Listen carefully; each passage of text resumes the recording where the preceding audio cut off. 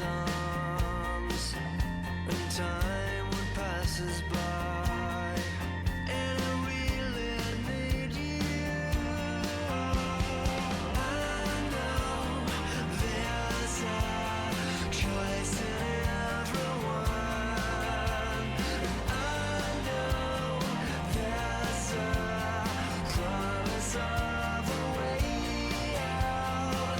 It's not just anyone, it's us so clear it out. It was you made it happen, you made it alright. I know you gave me the reason I'm alive. I was alone, and for the very first time in life, I needed someone to comfort and hold, comfort and hold me. I was afraid of the future without you here. I always hoped you'd be there. I always thought you'd be there. And I really need you. And I really need you. I know there's a choice in everyone, and I know there's a promise of a way out. It's not just anyone, it's us so clear it out. It was you made it happen, you made it alright. I know you gave me the reason I'm alive. I know there's a choice in everyone, and I know there's a promise of a way out. It's not just anyone, it's us so clear it out. It was you made it happen, you made it alright. I know you gave me the reason I'm alive.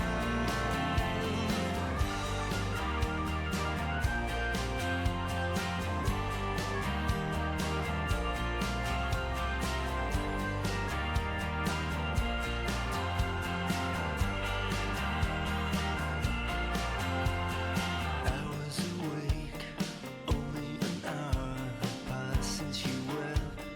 I hadn't noticed the note on the door. I was expecting to see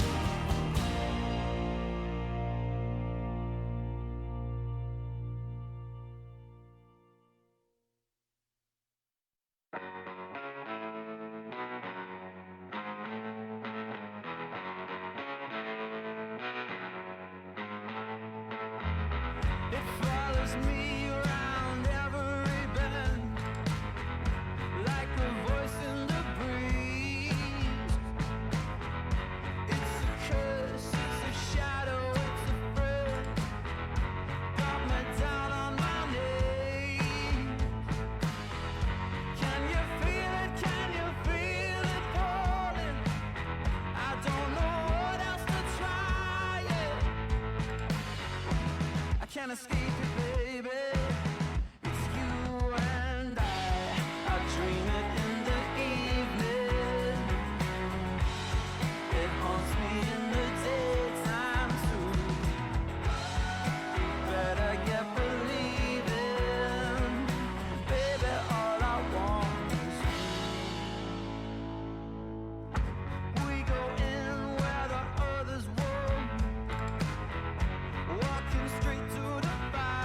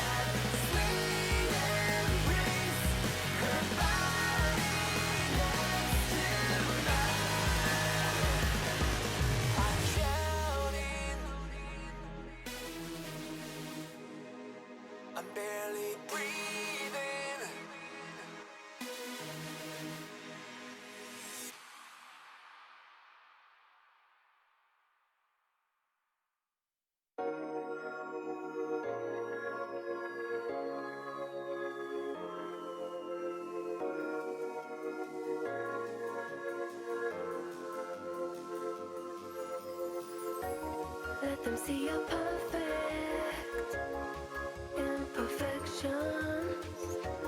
Don't hide from bad feeling, 'cause they just want your words. I won't let them take me. No, I won't let them break me. No one on this earth can bring me down. Now I'm standing tall. I won't ever fall. Concentrate on the tightrope. The hope that you make it through to the other side. Be who you want to be. Who do you want to be? Oh, oh, oh, oh. Be who you want to be. Who do you want to be? Oh, oh, oh, oh. Be who you want to be. Who do you want to be? Oh, oh, oh, oh. Be who you want to be. Who do you want to be? Oh, oh, oh. Let them see your perfect imperfections. Don't hide from bad feeling, 'cause they just want your words, words, words, words, words.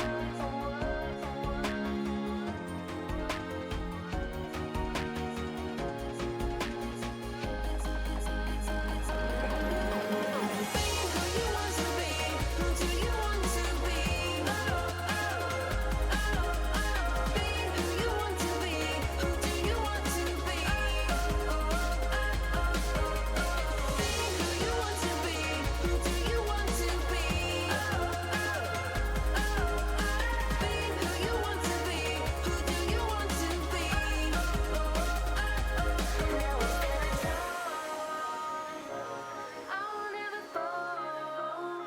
Concentrate on the tightrope. The hope that you'll make it through to the other side. Be who you want to be. Who do you want to be? Be who you want to be. Who do you want to be? Be who you want to be. Who do you want to be? Oh, oh, oh, oh. Be who you want to be. Who do you want to be? Oh, oh, oh, oh. Be who you want to be. Who do you want to be? Oh, oh, oh, oh. Be who you want to be. Who do you want to be? Oh, oh, oh, oh.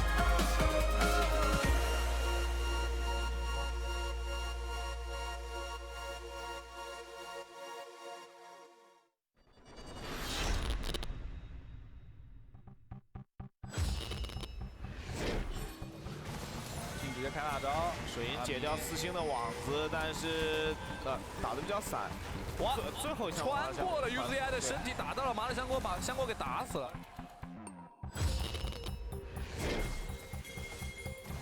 哎，这一波有 TP，这局想打闪现，想挡箭没挡住啊！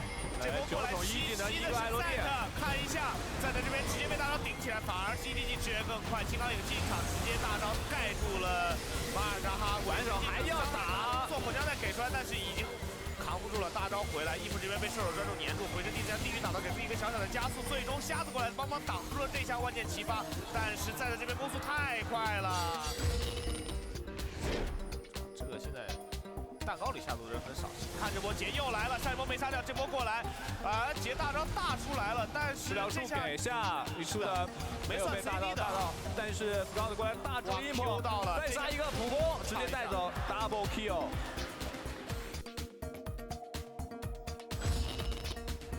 这波两个人感觉把目标选择错了，而且下路也同时开打，皮眼雷这边差一滴血，开启一个大招套了一下，这边贝特还有一发子弹打出来，一个 W 没有定到音波，但音波这边1v2有点难受，一个爆头再跟上来，一枪是点死了对方的辅助，一个 Q 技能加一个雪崩，雪崩。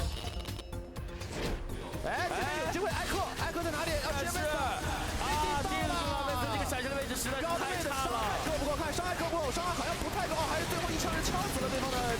完了，这一波有点下去，他们那个还有个中亚没有点出来，这边闪现上去，金钩也是被控到，哇，这波老爹找到了一个千载难逢的机会。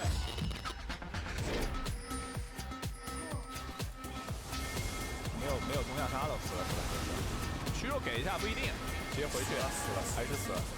还是死了，闪现给个标被速，艾罗丽大树闪现过来了，哇，这个时候大树进场，硬普已经死了，大树再走过来还要捆后面的Fanny，我先捆一下，然后螳螂跳上来打一套吧，一出那个闪现打出来，有没有伤害？上艾罗丽有机会，被逃死烧死了，了。艾罗丽这波有点冲动了，其实。但大树应该能完成接下来的收割。哎，这一波大招杀掉2个，这一波Fanny用中二杀了，还活了下来，3杀。又开车了，开车没有传送。这波 GT 是想抓硬普，硬普这边招了一个治疗。对，听说你是老人间的核心，而且后面还有克烈。哦 ，Q 没 Q 到，而且克烈这波是没大的，挺可惜的。闪现过来还要追，伤害是很高啊，杀了1个，这边做7没有了。感觉老坑哥这一波有点溃败了，你说在这边解一下控制，远帕路的还要追，下一发定，闪能定到过来谁？法王过来跳过来选择反打，哇，这个闪现给的好，直接躲掉了顺的一个嘲讽。这边高德伟是被拉完了，这波老人爹感觉要黑啊！要狂打要狂打，要哇0换5。GT依然是比较难打，这边维鲁斯 poke 依然开车开这边9总直接过来，一个人炸到4个人，哇！发梁博就被秒了，没有丢出技能，这怎么办？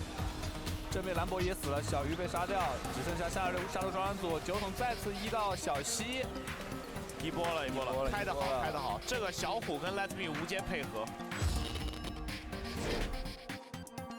现在的话，小狗这边是跟进出了一个水银刀，但你觉得小狗这一把有什么太好的突破环境吗？大哥回来，卡米尔有没有大招把卡米尔推出去的？这个虚弱没有伤害，直接被小狗给 A 退了。哇，小狗这边在疯狂的 A 人，这个狮子狗全部残血，大招炸一下，炸到2个卡片子上，妹狗这边可能要被完了，这边感觉小狗要跳起来了，又在第3跳，好久没有看到小胖这样的一个操作了。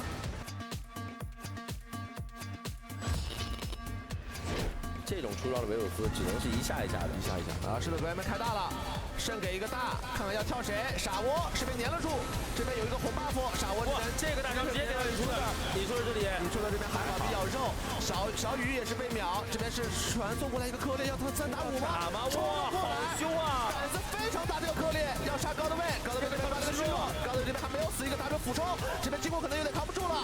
这一波的话，自己的选择会不会有点太冲动了？金库的克烈坐骑没有打出来，直接被秒掉，瑞帕鲁又被变羊，这边一个小雪人没有定，没有定，这边跑速很快，反手是第一出的，这边不敢追了，这个瑞兹好可怕，手又是一把技能回家，传送过来，感觉这个瑞兹要收割了，哇，这边是 boss 的一个哇，3杀4杀的瑞兹配合女警是完成了收割。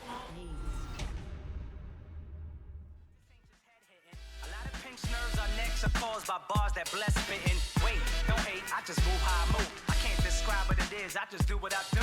I am better than any rapper from here to wherever, and my legacy will harass my offsprings forever. I flow it right better than any, I'm the hottest, and trust me, that's not being conceited, that's being modest. I'm being honest, pop up my collar, school of hard knocks, I graduated with honors. I just do what I do. You see me? I just do what I do. I just do what I do. I don't know about you. I just do what I do. Check. I just do what I do. See me? I just do what I do. Feel me? I just do what I do. I don't know about you. I just do what I do. I just do what I do. You see me? I just do what I do. I just do what I do. I don't know about you. I just do what I do. Check. I just do what I do. See me? I just do what I do. Feel me? I just do what I do. I don't know about you. I just do what I do.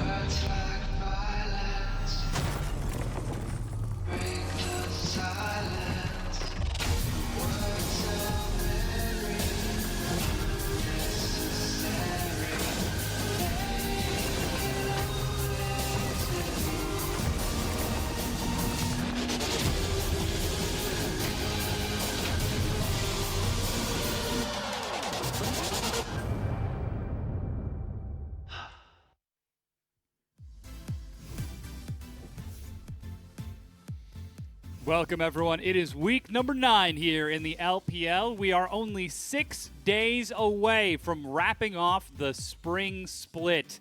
And with this many games still left up for grabs, those final playoff spots are becoming more and more valuable as time goes on. You can see ChiaoGu probably feeling pretty good after their win just 2 days ago, locking in their own playoff spot. Their opponents, on the other hand, of course, looking to claim a final chance to try to race back into playoffs. You can see the whole team is ready for that game as they get prepared. Of course, Game Talents will be taking them on later, but my name is Dom Romer. Joining me on the analyst desk today is going to be Barento Raz Mohammed and Indiana Frost Kieran Black. Hello? Took a second. It took me a second, yeah. Hello? I flashed back to 2015 when it was different nomenclature that we were using, but we're here, we're now, and we're ready to finish off the 2017 spring split.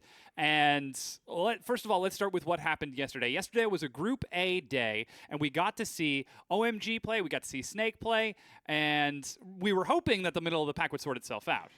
Yeah, so it was really defining about the middle as well as the bottom tier pack. So unfortunately for Snake and IMA fans, your teams didn't do too well. You got 2-0, just a complete shellacking as far as Snake goes. They just got raffle stomped by RNG. OMG IMA was a bit closer for parts of the game. OMG still looking great with a 2-0 victory, and it's time to move OMG out of the underdog box. They are no longer like a promotion-bound relegation team. They're no longer bottom of the barrel. They are a dark horse in the LPL, and they're looking really good heading into playoffs. It wasn't so long last split where it looked very dicey for them that they were about to get relegated. But now it looks like, of course, taking the win up against IMA, a new team and with new aspirations going into playoffs, hopefully. Yeah, well, first of all, they have to make it, Yeah. and still Group A is quite volatile as it is. Let's go ahead and take a look at the standings and see where the teams are after yesterday's games so that we can also set up for today's as well. With OMG's win, they're at 7-6. IMA hot on their heels at 6-8, and of course, Snake still in contention at 5-8 as well. And that's the important part with IMA losing that one up against OMG is that they are in firing range from Snake. Snake is just one win away from looking to kind of make it a tie for them. So that's going to be a little bit of a worry where IMA was looking pretty hot not so long ago, but now could very easily just not make playoffs. And again, surprise, surprise, no one really ever expected OMG to creep so high up the standings. They're now tied virtually for second place with Invictus Gaming. How often do you get to say that? Yeah. And I attribute a lot of that to the fact that they now have kind of 3 really strong carries. SMLZ putting up huge numbers has now broken the record of damage done for teams for 80 carries, 48% damage done on his Kog'Maw. That's absurd. And then you have World 6, the hot fire jungler, young kid coming in at week 2 and changing the trajectory. And then Icon is also kind of smoothing out his own career trajectory. Yeah, it is good to see the growth out of that team. Of course, we're still looking for some growth from some other teams. Now, if we were to take a snapshot of where the standings currently were and were to put them into a playoff bracket, here's how things would look. Of course, your eyes are drawn to the teams that are highlighted.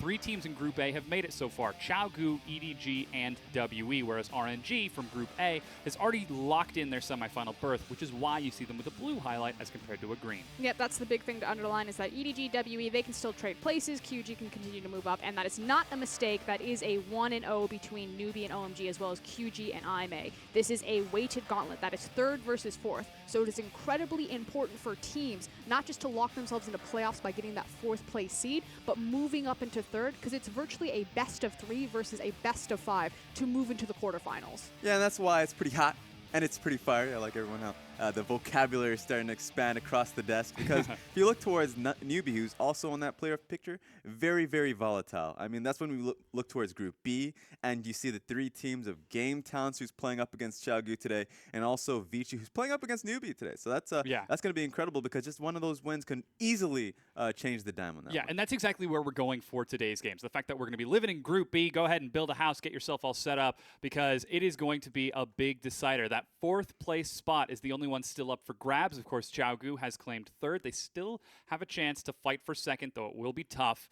And with that 4th place spot up, you have 3 teams fighting for it: Newbie, Vici, and Game Talents. Yeah, and that's even before we get to our match of the week. Like today is just Oh. absolutely loaded across the board Yeah. here. And I know where my horses are bet. It's on Newbie, but I know Raz, you're a bit more on the Game Talents dream still being alive. No, I'm a devil's advocate. That's what I am. So like He's like, not kill the dream. people are like, the dream is dead for this team. I'm like, it's very much alive. But when they push me, I was like, but Newbie will win it. Newbie Yeah, number yeah. 4. But the dream is still it's there. The light is very dim, but it's in the distance. Yeah, it certainly is going to be a tough journey. But if the bandwagon salesman himself is saying you need to get off the bandwagon, take his advice. I'm just saying, get a smaller bandwagon. That's all I'm saying. It just has to be a smart purchase. $5 perhaps.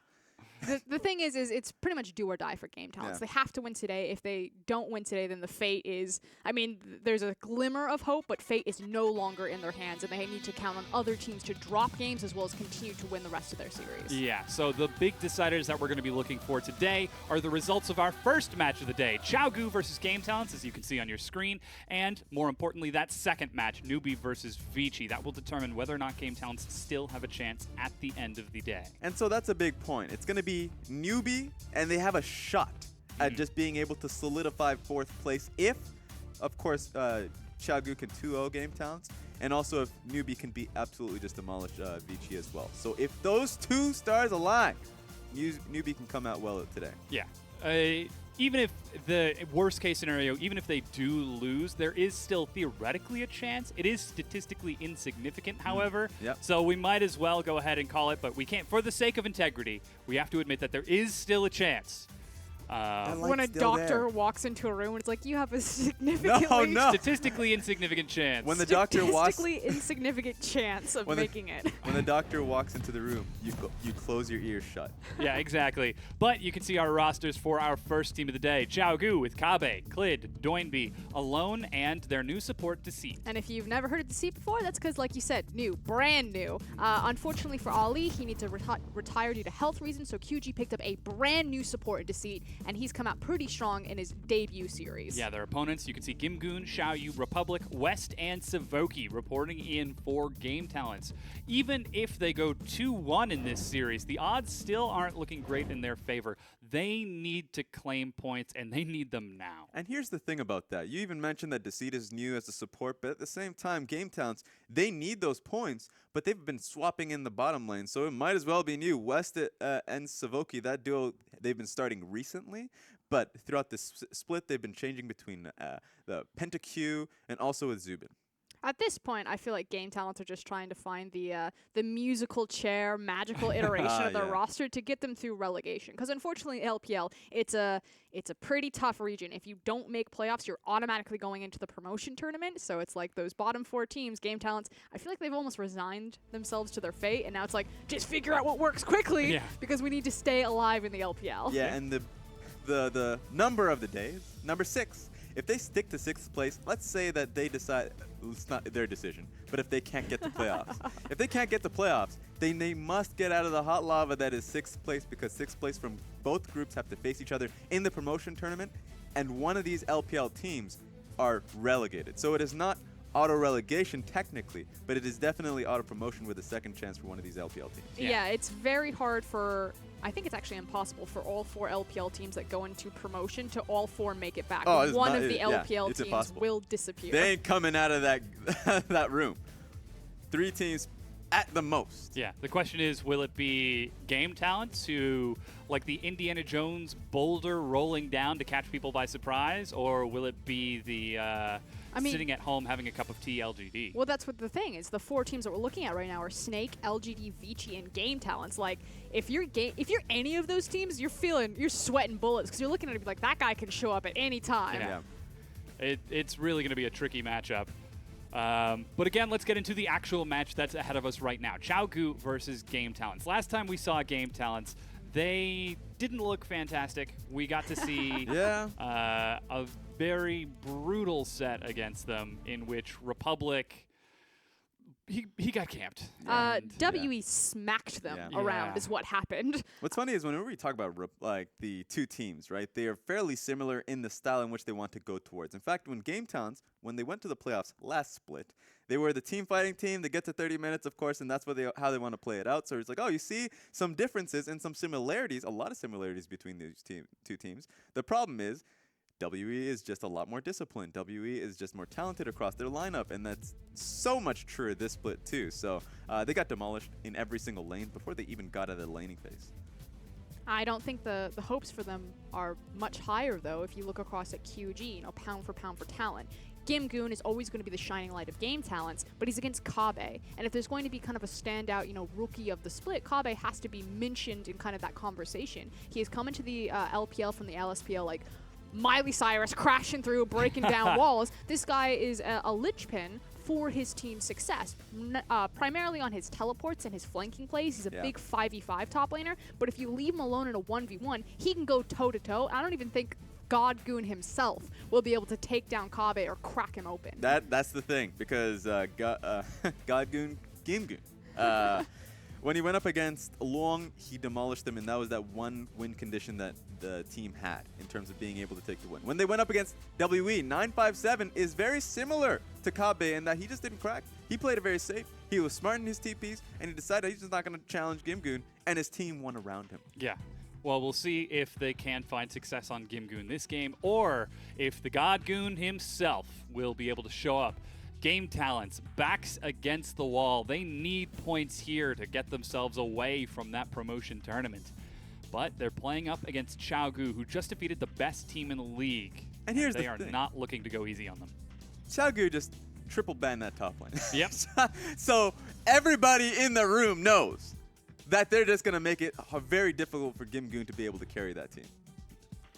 Yeah, you saw him going for the quick cover on the Shen, like, yeah, I know what you're doing. Fine, if you're going to limit my pool, I might as well try to take away from your top laner. But even then, Kabe has just got so many tanks that he can go to. And that is just so hard for this team, because a lot of teams, there's so much priority towards Shen. Shen is the #1 tank top laner, of course, with Nautilus being fairly close, because how Shen can really utilize towards the bottom side of the map, and how he can trade fairly well against most top laners, even carries. And so, yeah, Shen, not a possibility for Game Talents, because their win condition is towards that top side of the map. They want to give him a proper carry champion.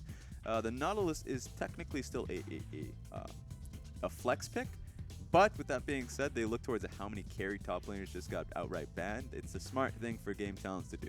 Yeah, a very intelligent pivot. We'll see if they can round out the rest of their composition, as Clid has prioritized the Elise very early on. We know how much Xiaogu love ganking top in the first 20 minutes of the game.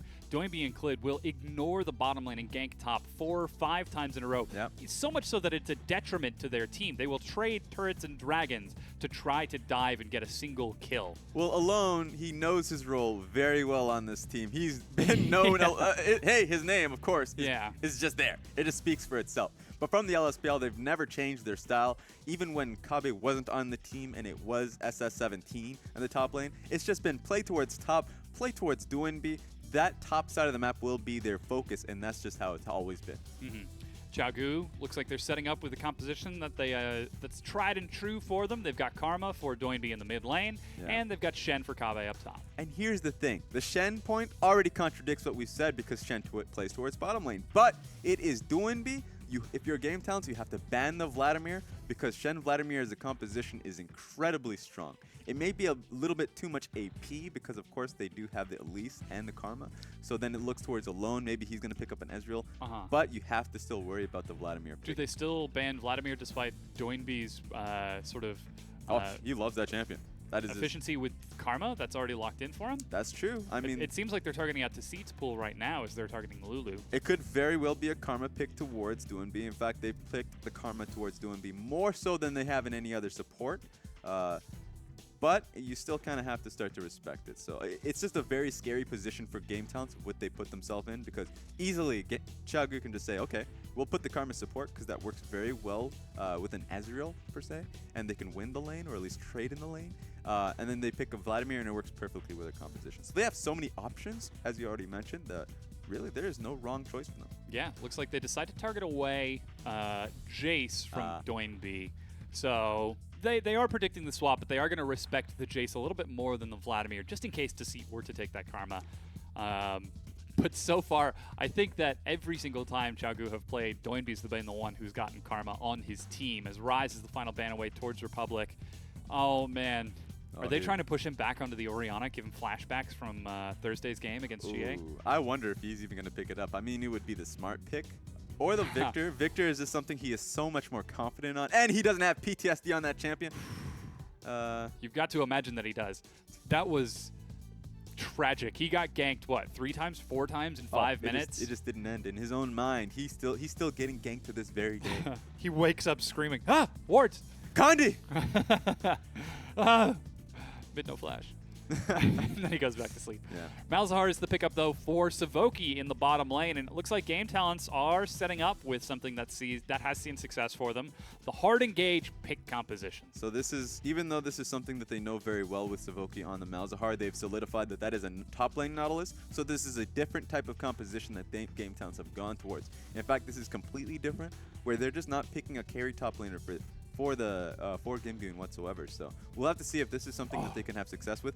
In the past, before this, they have gone towards Gimgoon being on the Maokais, on the major tanks, but with their recent success, it's been off of his carry top laners. It certainly has. We'll see if he can find this success on a tank this time, as Talon is now locked in for Xiaogu. So I just checked the stats. Turns out I was correct. This will be the first time that Karma is picked for Xiaogu, and it's not Doinb playing it. Yeah, it's one of those things where it's always been technically a flex pick, but it's like, I know exactly what you're doing. It's Doinb, yeah. Yeah, you can't do this to me. You can't act like this is a flex when I've never seen this man play the Karma support. But yeah, it is going to be a Karma support this time around. So I like the fact that they've played around with that a lot. Their first phase was incredibly strong. I'm surprised they didn't pick up the Vladimir for themselves, that it's going to be the Talon early on. So it's not too bad. I think it definitely hits the point where they were afraid of it being too heavily AP in their composition. But Vladimir just has so many rotations in his spells that it's something that even if you're worrying about as the game goes on, it's not too much of a problem. But the Talon is definitely one of those early game scares. Oh yeah, especially when it's Doinb. I'm excited to see if he's actually going to head towards the bottom lane, because now it's against he's got Ezreal Karma down there, who can put out some serious harass and sort of prep the bottom lane for Talon to just hop over the wall, pick up a kill, and then get right out. Oh yeah, there's a target on Game Talent's bottom lane, 100%. It's the Ezreal Karma, you look at that lane, it's like, oh, that's not incredibly aggressive. Maybe the lockdown from Karma, but it's more so the fact that they can set it up so well with the Elise and of course the Shen ulti on top of the Talon. If that comes to fruition, if they get away in the bottom lane, then it's just an easy tower. So that's just a situation where West and Savoki are going to have to look at that and say, yeah, we're going to have to play through this one pretty passively. Yeah, and they are up against the new support for Xiaogu. He's only been with the team for a little bit under a week. And this is his second day of professional play, his second best of 3, his 3rd game overall. And so far, he seems to be meshing rather well. You can see him there on your screen right now with a pretty big smile on his face. Yeah, and to one point, you're right. Being able to be on that big stage is very, I guess, it's scary for a lot of these players. Because, of course, that kind of pressure is far too much. With that being said, Xiaogu has a lot of, they're backing this player all in. Because even in their mention, when they, at least in their statement, when they made mention of that he's a very tenacious individual. Yeah, that and they really liked his vision control instruments. Yeah, that's something that's super helpful for a team like Xiaogu when they've got such mobility, such setup. I mean, they've got Talon to hop over walls, Shen who can hop over walls, teleport flank, and stand united. You've got Elise who's very mobile as well. So all in all, Xiaogu, they've got a very strong composition in this. The question is, can they break apart Game Talents and send them packing towards that promotion tournament? Again, if Game Talents lose this set 2-0, there is statistically insignificant chance that they have an opportunity to claim that final 4th place spot. Yeah, it's more realistic for them to really worry about the promotion tournament at this point forward. Focus on the seeding. Yeah, this is going to be a big one for them. Both of these teams, funny enough, recent performances were based around Vici. For instance, Xiaogu did face Vici last time around. Even though they defeated them, I believe, 2-0. It was pretty a massive defeat for them. as we go into a pause. One big point that Xiaogu could take away from that was their early game was fairly poor. With the same composition too, mostly in the Talon pick, Doinb did focus towards making plays so aggressively that they just lost towers passively. Usually if you're on the Talon, especially with this composition, you can 1-3-1 it, but their 1-3-1s are just non-existent. They do like to group and try to make as many plays as possible, and with teams like Game Towns wait it out. They could be able to just kind of crack bases, be able to flank properly, and play the wave a lot better. They have the Nautilus too, and this is a chance. Yeah. That's sort of assuming, though, that Game Talents will be patient enough to wait for Xiaogu to attempt a 1-3-1 and make a mistake, as they have in the past. I mean, Vici Gaming had, what was it, a 5,000, 6,000 gold lead before Xiaogu took a fight and won the game. Yep. But it sets a good precedent. It's a different composition this time around, so they're actually looking for fights rather than, or at least I'm talking specifically about Game Towns. They have a team fight composition rather than 1-3-1. Okay. But if they focus on their side lanes, then they can punish Xiaogu fairly aggressively here, because just based off past experiences, Xiaogu hasn't really been thinking about their side lanes. In fact, they've had band-aid solutions with their Banner of Commands, which is pretty important that Nautilus got taken away because that's just been a major pick by Kabe. If Game Towns can play this smarter, which hasn't happened before, then they can take a win here. But of course, they're facing an equally aggressive team in Xiaogu. Yeah. And their team fight execution has just been on point. Xiaogu is not the team to sit and wait. Oh no, we're in a deficit. Let's sit back and let the gold, lead sort of balance itself back out. Xiaogu's the kind of team that's like, oh no, we're at a deficit. Fight now! Fight now! Baron, fight! Upset the deficit. I mean, we'll see if they prioritize Bubbles the Baron. Baron again! Oh, it's not up yet. It's 19 minutes. I mean, it's a minute 45 right now. Yeah, get in there. They are playing towards the top side of the map very early on. Blue start from Clid. Looks like Xiaoyu is going for a Raptors red start. We'll keep an eye on the jungler paths as Republic now trades out with Doinb. And already you can see Doinb is just trying to be a bully in this lane. Come on, man. Yeah, this is a very hard lane for Republic. I mean, Victor has a lot of hard lanes, and it's not simply because, of course, matchups can be difficult, but also the fact that he has to stick into the lane for like 1,200 gold, where he can go back and get his first upgradable. Oh, he missed the auto attack. But he also just got hit by that tower. Yeah. I mean, he did the level 2 all-in, which I love. The damage is just absolutely crazy early on. Yeah, Talon damages early. The base stats that he was able to get off that rework was a little bit absurd. So it's actually not his base stats, it's just the stacking scaling for the abilities to ensure that he can actually assassinate, because the whole kit is based around getting 1 to 2 bleed procs on your target. Yeah, I like just off the passive alone, but the rake base damage did increase massively. And that really helps out in just making the small trades that he's making, but also just consistently shoving out the lane. Yeah, and I think that's the big thing that we want to keep an eye on for Doinb, as Xiaoyu actually invades. Does he see anything in this brush over here? Oh, he knows that. Like, just by recognizing that the camp icon in the minimap didn't just disappear, but that, yeah, the camp has just disappeared. He's like, all right, that's in the bush. 100%. Unless if the game is lying to me.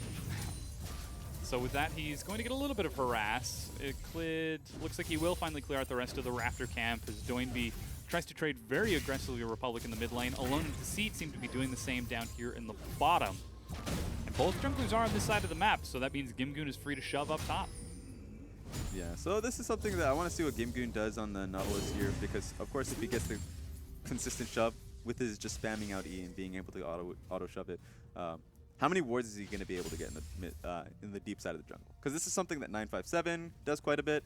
This is something that Kabe does a little bit, is that if he has his shove, that he doesn't stick into the lane as Nautilus is doing currently, but he does look to roam out just to see, A, if the Scuttle Crab is still up and available, if it's being done. That being said... Clid is ganking bottom right now. That's Flash! He follows up with a Flash Cocoon of his own despite exhaust. It's first blood from Clid. All right, there we go. They've set that one up pretty perfectly.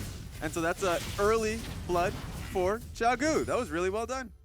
Yeah, very fast first blood. They're even going to push in over here.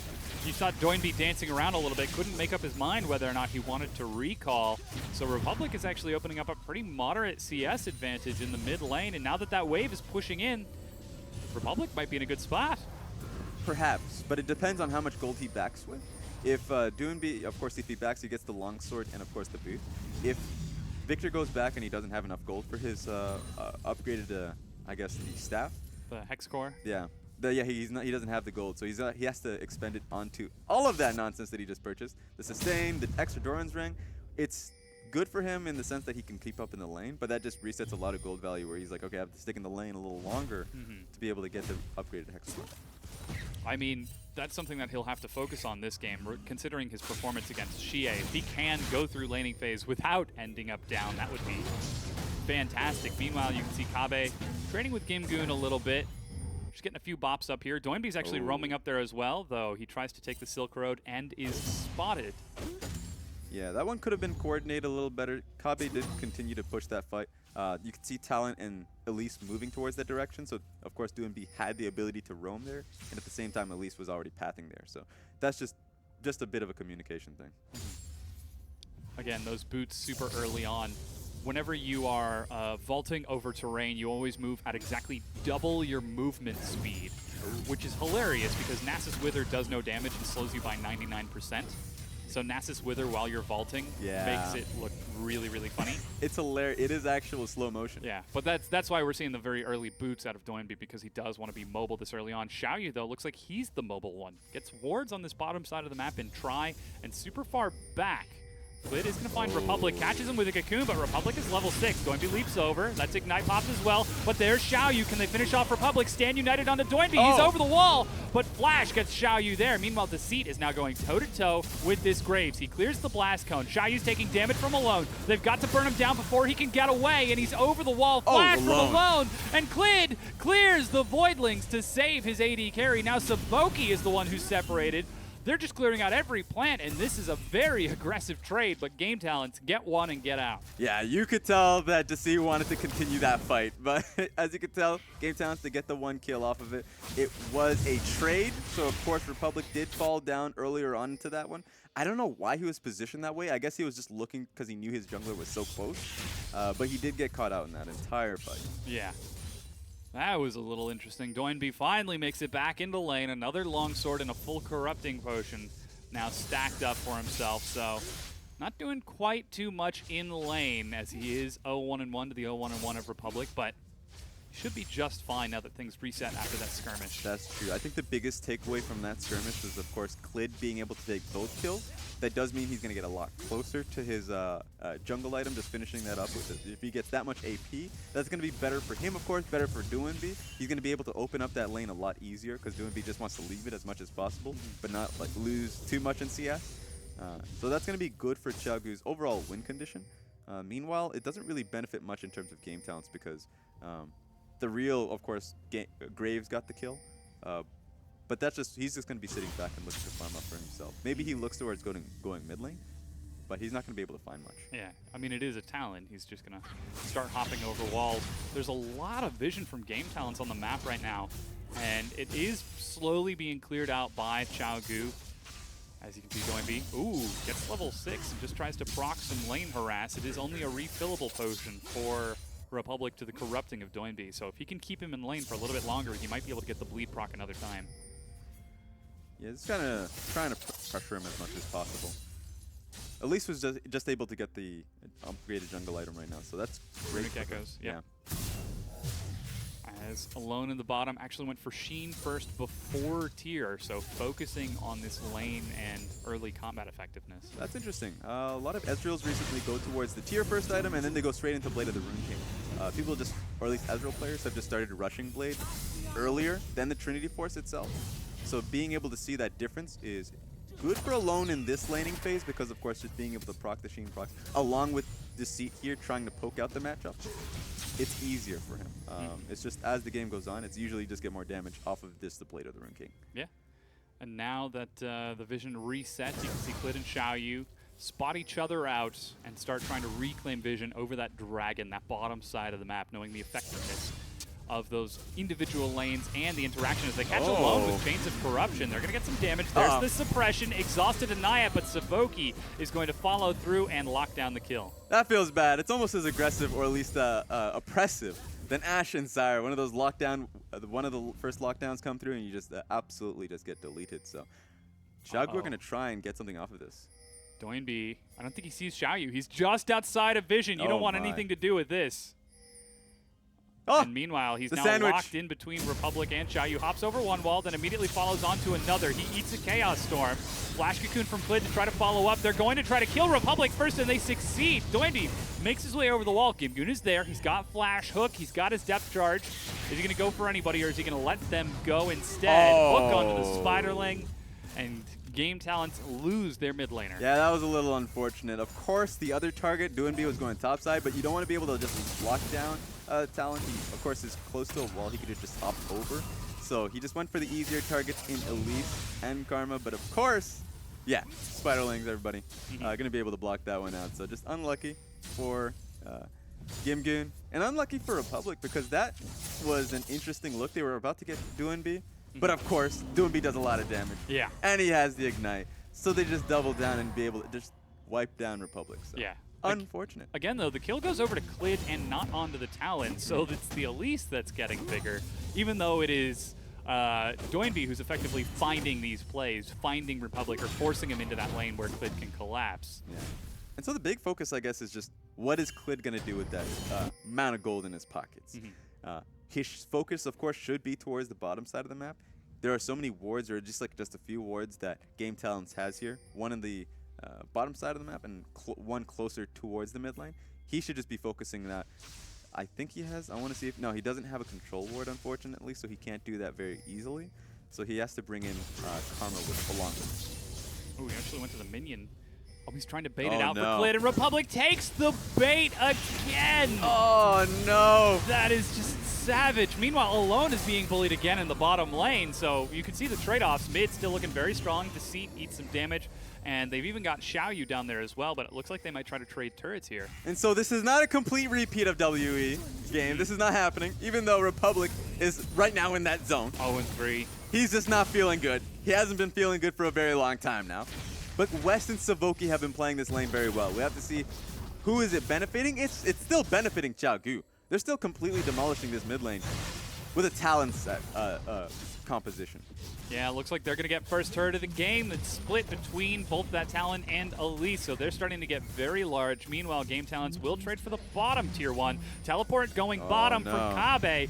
He doesn't have Stand United, but he's got more than enough time to try to catch up from someone as he's sped up by Deceit, slowed by the rest of Game Talents. Uh-oh. Is he going to go for the dive here? He misses the Shadow Dash and gets burst and denied. Meanwhile, they managed to get an assassination onto West before retreating away. There's no teleport from Gimgoon, so they trade it 1-for-1, but Game Talents. Oh boy, that was reckless. All right, so that was Kabe. He was trying to predict a flash, all right? He went right in between both of them, but he was definitely trying to predict a flash. Didn't come out, obviously, so he looks like a fool. So it turns out to be that 1-for-1 trade. They're trying to get anything off of it, Game Talents, because they were over-aggressing for that one tower in the bottom side of the map. They get it, and they're able to trade it, so that's still a win for Game Talents. That's still okay for them. For now, though, we're starting to see a gold lead open up for Xiaogu as Doinby makes his way back into the mid lane. Youmu's finished, and he's starting to get some magic resist, too, so he is getting slowly but surely larger and larger. Gimgoon, unable to teleport in the previous fight, has taken advantage of this by shoving up top. Clid is up there along with Kabe, and we've got boots completed along with Haunting, guys. If Clid can find him with a Cocoon, if he can find him with the Neurotoxin. Yeah, he's pretty confident that there is no ward here, so there you go. He's going to pop out. Yeah, a little bit of miscommunication. The Cocoon finds him, but Gimgoon is able to buffer a hook and gets to safety. Yeah, and usually when you see Clid or at least Elise players have this much of a massive lead, of course they get the AP jungle item, but they also get a boots and mobility on top of that. But he's just going straight into the Sorc boots. He's probably just going to be, he's going straight towards Leandri's as well. So he's like, all right, I'm doing the damage. I'm doing all of the damage. I am AP carry this game, which makes sense because they've got a Talon, they've got an Ezreal who's going to take a while to get online with magic damage, and then a Shen. Exactly. So that's going to work out in terms of the damage, or at least what Gimgoon has to itemize towards. He's going to have to look towards this, really respect the AP coming out of Clid.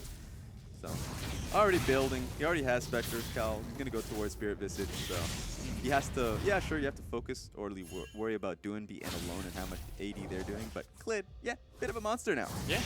We're seeing Xiaogu now follow up with a quick lane swap. They've sent Alone and Deceit into the mid lane, which means Doinby is all by his lonesome down here. His only friend is the 0-3 Victor, who went for Boots of Lucidity first. So one single upgrade on this Hex Core means he can clear this minion wave from a relatively safe distance. But if Doinby gets a hankering for a kill, Yep. Republic is at ready. And all it takes is Clid walking over with Doinby, and that's just going to be an assured kill. And so this is the worst position for Game Talents to be in. I'm surprised they actually decided to put Republic in that side lane. There is no realistic possibility for him to survive if Xiaogu makes the right decision and look to dive him. So it's still good for Xiaogu though. This is a criticism that I made before this game, is that having that talent, the last time they faced Vici with this composition, they didn't 1-3-1. Is that they just actually looked to make too many plays, and they lost very hard early on in the game to Vici just because the plays weren't turning into anything. You can see Doinby is feigning a dive right there. He did have Clid briefly in that bottom lane, but Republic has learned his lesson. He's very far back, so will keep himself alive and that turret standing. But the trade is for top tier 1 for this Cloud Dragon. Looks like Gimgoon and Xiaoyu will continue to push forward. So that's an interesting decision from Xiaogu here. Republic, of course, he's not going to get much CS at all. A, because he just left the wave entirely under the tower. Because he respected that Clid could be there because his jungler, or at least Xiaoyu, was not bot. He was in the top side of the map. So Game Talents is saying, we're just going to push it top side of the map. We're going to be able to open the tower. That works very well for us in freeing Gimgoon. And it looks like they're taking Herald as well as Xiaogu. They made an investment with that Cloud Dragon. Cloud Dragon means nothing at this point in the game. And they're hoping for something else in the next dragon. But it's going to be an Ocean Dragon. Yeah. So their luck isn't too They do hot have right a now. super high mobility composition, like the Elise, the Karma, once she gets the Mantra speed up. That's true. And if it was a stacking Cloud Dragon, I think stacking Cloud Dragons are actually fine. Like a second or a third one. Clid finds Xiaoyu and does so much. What the? Oh, all right. Solo kills him as he's sped up by Deceit. Now True Shot Barrage down the mid lane. That's a Graves. Yeah. And that is a 5-kill Elise now. That spider is pretty big. And this is something that we've talked about with Xiaogu in the past. They look the best when Doinby is enabling the rest of the team to find success. Sure, Doinby's still a huge carry in himself, but when he's playing for himself, Xiaogu looked problematic. But this time, we're seeing the rest of Xiaogu come alive. We've already seen how aggressive Alone has been in the bottom lane. Now Clid is popping off, and we know Kabe will get to that late game tank stage. Yeah, exactly. And it's just because you mentioned Doinby looking to, make plays for his team, or at least just like help the team and help them make plays. He's setting up the alley-oop. Exactly. And look at him. He's out of the bottom side of the map. He's already forcing Victor. Victor will never be a part of any of these plays. It's not going to happen because he has to worry about the wave constantly at his tower. So then that's forcing Xiaoyu. Oh, there he no. goes. Gets one. Doesn't proc the auto attack for a bleed, though, and he decides to hold on to Ignite. That's still a very favorable trade for him, and he keeps Republic pushed in. Yeah, so he's just going to sit there. That's just going to be his lifestyle.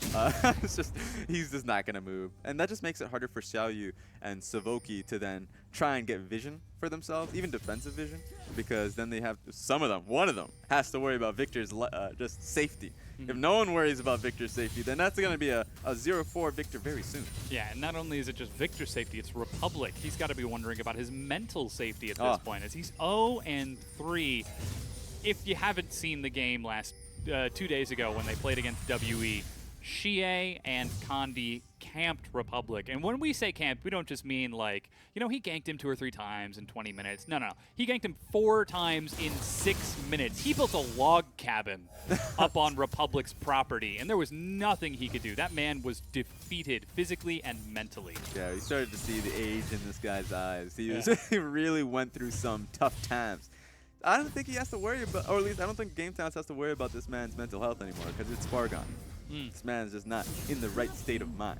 And I think that's why we see him on wave clear duty. Sit back, take exhaust, build tanky later on so that you don't die. But right now, he's just staying so far away. And we can see Xiaogu making huge advantage of this. There's no pressure from the Victor. Gimgoon, every time he tries to make pressure, Xiaogu react and trade something for it.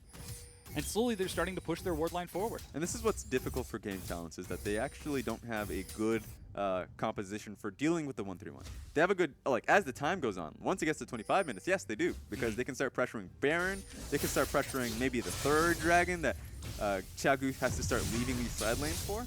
But early on in this game, they have to really worry about Talon constantly knocking in that door. And he has a QSS as well, so Victor laying down just a W. Not going to mean too much at all. Yeah. He's even starting to harass the blue buff. Republic will get it as it takes 4 members of Game Talents to secure blue buff for themselves against 2 members of Xiaogu. Clid and Doinby just harassing. And so the map is honestly, all theirs. Here's the thing. That's actually just a mistake from Xiaogu. If they had timed it better, they would have just been able to force at least a smite out of Xiaoyu. And then suddenly Victor just doesn't have blue buff whatsoever. Yeah. So that was just poor planning. But either way, they're still far ahead. They're not going to worry too much, I guess. Yeah. So it's still the 1-3-1 out of Xiaogu, though we're seeing Clid faint towards top. Not entirely certain whether or not he wants to go in. Gimgoon staying very close to his turret. He's got tons of magic resist, so he is itemizing against the gold of Xiaogu. But Ezreal getting closer and closer towards his Trinity Force. He's already got that Sheen and Manamune stacking up. So the clock is ticking, and Xiaogu are just playing the map until then. Yeah, and so you mentioned Gimgoon. He's just kind of sticking to that top side. He's itemizing towards it. And he knows he's a marked man right now. He's sitting on the only outer tower that is up and available. Xiaogu wants that tower. Yeah. They want to be able to dethrone that man, but of course he's... Whoa, oh, no! Doinby, 1, 2, 3, sidesteps, ignite, auto attack. He's shielded, and he gets the kill with some help from Kabe. Gimgoon teleports to find that top laner, but it is too little too late. Republic is in the graveyard. All right, Republic is down, but that's even worse because Gimgoon decided to TP on that. If they can't get this kill on Kabe... Yeah, this is a very desperate play. Xiaoyu is there. He flashes over the wall to safety as Doinby completes recall. Top tier 1 goes down. It's a disaster for game Talents. They lose not only Victor, they didn't get a kill in the bottom side of the map, and now because Gimgoon went towards that bottom side, they lose the top lane tower. Yeah, looks like they're trying to trade for the mid tier 1 though. Runan's Blade of the Rune King finished for West means he can do some work. Kabe fully healed up. Shows up in time with a fresh Tiamat buy, and he is able to clear out that mid wave. So manages to keep it standing. Looks like now Game Talents are taking the next best thing, that Ocean Drake. Yeah, Game Talents, I think the better decision was to go topside and try to cut Ezreal off. No way. Oh, they're right on top Nah. of a ward. The sweeper actually just missed it. Oh. See, that would just be crazy. No, I refuse to believe that They're they doing will. it. They're starting doing it. Don't do it. Oh, Why are Xiaogu! you doing it? They are obsessed with Bubbles the Baron. Clid shows up. This is going to take a long time. Doinby, he's looking for a quick assassination. He's going to hop over the wall. He's found no. West. 1, 2, 3. He Quicksilver sashes the stair, and then he is able to distract the rest of Game Talents, trades his life. Meanwhile, the rest of Game Talents did peel off of the Baron. Oh, man. Yeah, Doinby, you crazy. They're all crazy. Why are you doing Baron 21 minutes into the game? I guess they thought, of course, because they sweeped it. They're like, all right, it's just not, there's no vision here. Yeah. It's completely safe. But So- even still, they don't have the damage. They have the tankiness. But of course, they're hoping on the Liandry's from Clid to be able to just burn it through. It will take a very long time for them to burn on that Baron 20 minutes into the game, and Game Talents would have just expected it. Yeah. After a certain time, it was like, this room is empty. There's nobody here. This is a little awkward. There's Sweeper supposed to be didn't see anything. There's supposed to be a party here, but absolutely no one showed up. Yeah.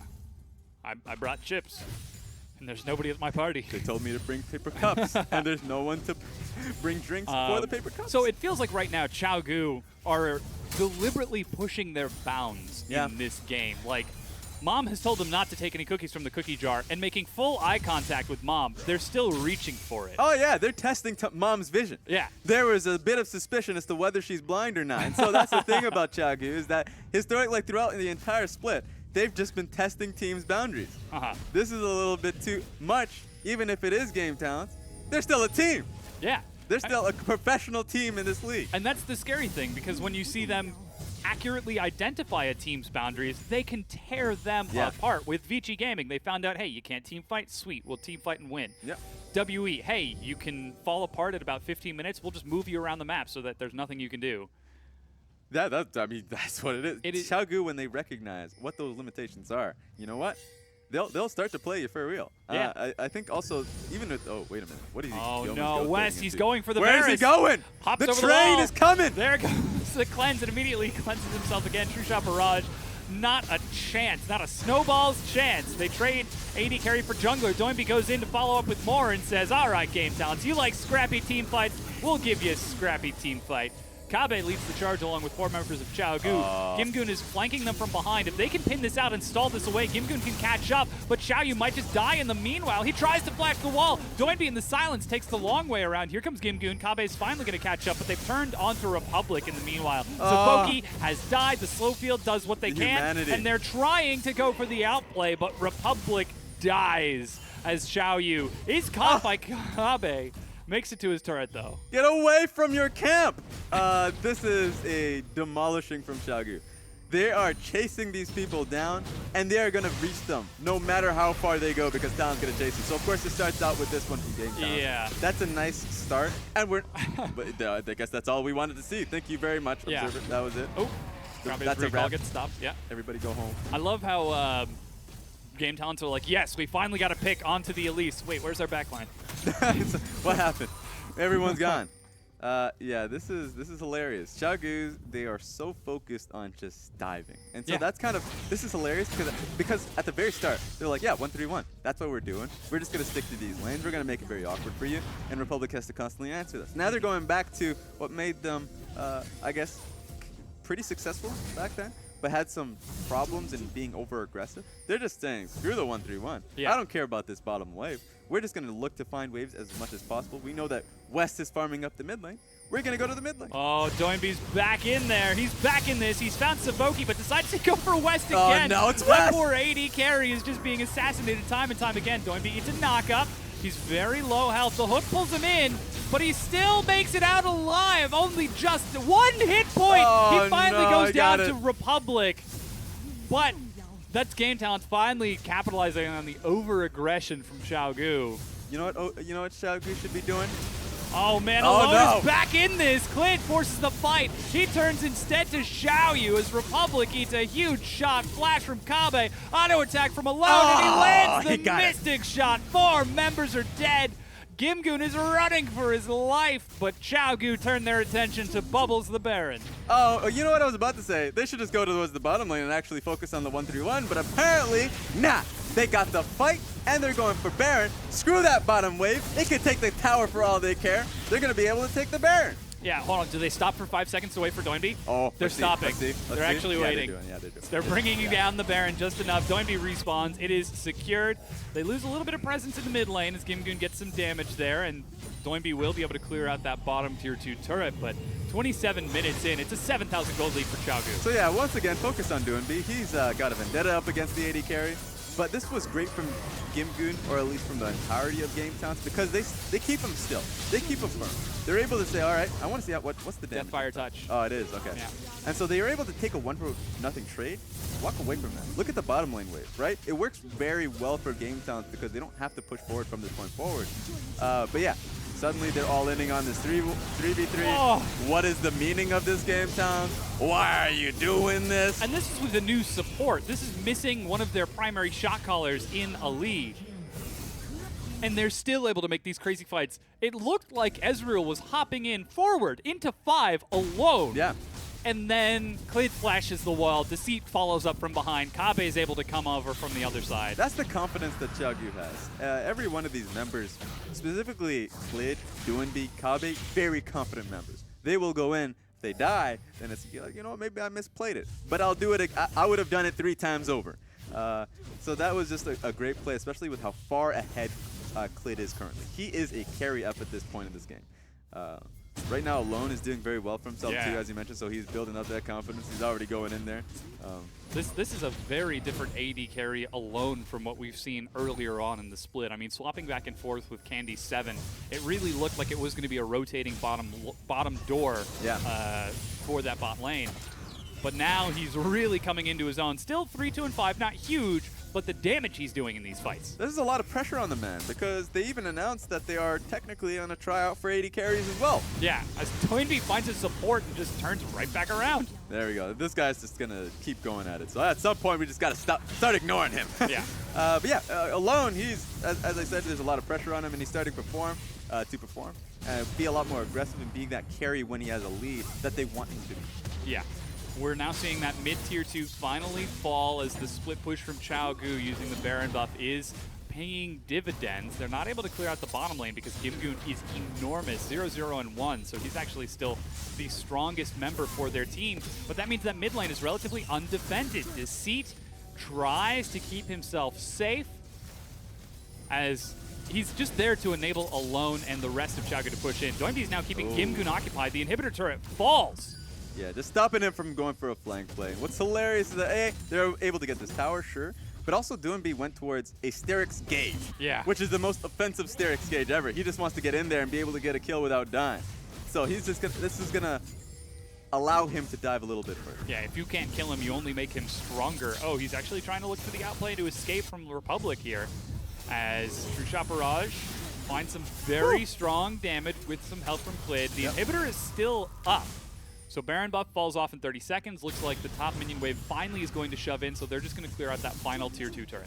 Yeah, they don't want to back at any point until they can completely shove this out, because they have just a little bit of the Baron's HP, lifespan left. They can get this tower, and that's good enough. They've already accrued a lot of gold. So just being able to back now and start to spend that money, I think alone has enough for his Blade of the Rune King. Game Talents are chasing, and Gimgoon has teleport. There's a flank ward in this bush, but Xiaogu, they're not taking any chances. Alone? Okay, he sees what are it you and he's doing? like, no, I don't even want to take the time to clear it. And of course he starts backing now, which means he has to wait a little longer. Yeah. Baron is finally off. So even the chance for a reckless team fight from Xiaogu, sort of the chasing, split up Xiaogu, they don't find it. And Game Talents, they're at a complete loss in this. 11,000 gold down. Yeah, and here's the thing about it. You want to see a comeback potential coming out of Game Talents, especially now that Baron is off. You look to the composition, it's still a team fighting composition. It's still something that they can still outplay and win in the team fights if the 5v5 does happen. They're just getting outplayed in these 5v5 positions, and at the same time, their items are just a little bit farther back. Right now, Victor, he has a Lich Bane and Rylai's Crystal Scepter. That's a lot of utility, and based off the fact that AP that he just doesn't have, I would have much rather seen him build a lot more AP so he can wave clear a little more efficiently. But he's all in on the team fight, and Yeah. hopefully Game Talents, they're thinking about it. If they can get a good flank off with the Nautilus, then it's just fine for them. I mean, we're seeing Xiaogu with the 1-3-1 right now, so the rare opportunities for a flank, they've got a ward at red buff, they've got a couple of wards topside, but Xiaogu looks like they're ready to split if a fight were to break out as Alone starts working on the inhib. And Kabe has the IQ to recognize... Doinb, you can't just do that, He man. ignited him. Republic has fans. He has people who like him. You can't just do that over and over. Alone eats the depth charge as Gimgoon in the front takes a Cocoon. He's so tanky, but 5 members of Xiaogu wailing on him are finally enough to bring him to half health. He decides to turn it back around onto Doinb again. You mentioned that Sterix. He's not going to proc as he flashes over the wall. He turns instead onto the inhibitor. Xiaoyu is the target. He dies as Doinb trades his life to catch West and forcibly pop that Guardian Angel. Xiaogu are an unstoppable force, as that's yet another kill. Oh, they're going to keep going. That should be it for them. Ooh, Alone takes a turret hit. They managed to get the execution, though. So a very reckless fight from Xiaogu, but they still get away with murder. These are long death timers, and even though they don't have their major carries, I think they can still look to end the game. There we go. That's a TP coming in from Kabe. Yeah, they're looking for the Nexus turrets. It's still 40 seconds for Republic, 20 for Xiaoyu, 10 for Gimgoon. Does he have enough time? The Spiderlings are doing so much. 7 seconds for Gimgoon. The first Nexus turret goes down. Yeah, I don't think so. It's asking for too much. The moment they lost Alone, it was about it for them. So losing both of their carries just meant that they're going to go for that top spot, for the inner, for the Nexus tower. I think the better play would have been to be able to get the bot lane inhib tower, because the wave was there, it was coming. So they would have been able to get 2 inhibs. That's a stronger position for them. But with the TP, they probably were debating whether or not they could end the game. Mm-hmm. They certainly were thinking about it, but Game Talents get a brief lease on life. But the debt collector is coming to town. Oh, no. Thy name is Xiaogu, and your time is running out. Xiaogu Limited, definitely on your doorstep. Get away from that door. Yeah. Don't open it. Don't even look outside the window. Oh, the hook looks for Doinb. And despite the enlarged hitbox from Elixir of Iron on Talon, he's still just fine. Forcibly engages into 5 and is just fine with it. As Sterix pops, that's increased damage, that's increased true damage now. Kabe's in the front, looking for Gimgoon. Redemption to top them off. They've caught him just a bit, and they're slowly chasing him down. He's caught in midair, flipping over the turret, and he gets stunned. Meanwhile, Baron has spawned, and with all this pressure onto Game Talents, they're going to turn for that next objective. The one real hope from Game Talents is to try and get Oh, Doinb. it's a trap! It was all a trap! They look for Republic. He's destroyed as the Chaos Storm falls down. Teleport from Gimgoon is canceled. Meanwhile, Doinb finds Xiaoyu. trying to proc the bleed. Will get it, and that is a very dead Graves. Savoki dies as well. Again, Doinb now turns onto Gimgoon at full health. True damage is going to take a long time to bring him down, but Gimgoon, the sole survivor for his team. He ain't gonna die. He's content to stand there and try to hold their attention, but it won't be enough to stop Xiaogu from turning onto the Nexus turrets and taking game number 1 over Game Talents. There we go. That's about it. That was very, very destructive from Xiaogu to be able to take this one game. And I would like to say that there was strategy involved, but that was just bloodshed. That was absolute chaos. And to be completely honest, I am so excited to see Xiaogu in best of 5s. This is a team that will spend the first 20 minutes of every game just trying things to see what they can get away with, the tiny advantages. They will start the first 2 games with some crazy things. They are definitely a team that'll say, oh, we have a buffer game? Let's try out some Akali. Let's try out some Teemo. Oh, let's keep trying new things. Oh, it matters. All right, let's play and then they turn on the heat, and that frying pan is hot. They definitely hot are. Please. They definitely adapt well. Somebody who else is hot fire is Froskuren. Welcome back. Someone who is not hot fire, though, despite the damage graph, was QG alone. Now, he came back in the end game and was doing some pretty impressive things on Ezreal, but the start of that game was not a good time for him. He was so aggressive in the laning phase. He was getting ulted by Malzahar every single time I saw him. 28.4k. Made up for it. Just gets instantly popped every time in the laning phase. 28.4k. That's his instant defense. If he ever to come to court, he's like, it seems like you just got demolished every single time Varus had ulti. 28.4k, sir. That's what I'd like to plead 28.4k. Yep. Hashtag just Ezreal things. Now, so let's kind of break into this game and really snowball what happened. I'm sure that Clid's going to get the MVP, but we got to set him up appropriately. Okay. So first and foremost, great first blood from Clid. It was very interesting how it happened because a ward was placed on the Raptor camp from Xiaoyu, and the thing is that revealed Graves. So Clid knew exactly how many camps he had taken because he can see the enemy CS as well as the double. So he knew that he still had to go to Krug. So he knew that Graves would be pathing after he contested the Raptor camp towards the top side of the map. Clid slides down and he gets the first blood on bot lane. He's like, Graves isn't going to be here. This is going to be free. You're like, oh, this is amazing. Ezreal then immediately goes into Sheen. He foregoes the tier, and he's like, I'm going to go all in on my trading potential with this Varus. I'm not going to go for the power trough of the tier build with Ezreal. We've got a Shin. We need to be playing through the bottom lane anyway. And then he proceeds to get caught, which is where the first replay starts. So I don't want to see this. the idea is that QG wants to be playing through the bottom lane. Although at this one it looks like Republic's actually just going to get blown up. Yeah, he's going to get him Here we go. So Alone gets annihilated, and this is bad because look at his itemization. So he's already gone back and bought his tier, but he went Sheen first because this is the second time that he's actually been blown up, and this just delays so much of the momentum and the tempo that QG needed, and so they kind of forego playing through bottom, and they're just like, okay, just all in, take the mid lane tower, then we'll teleport down and try to make the play anyway.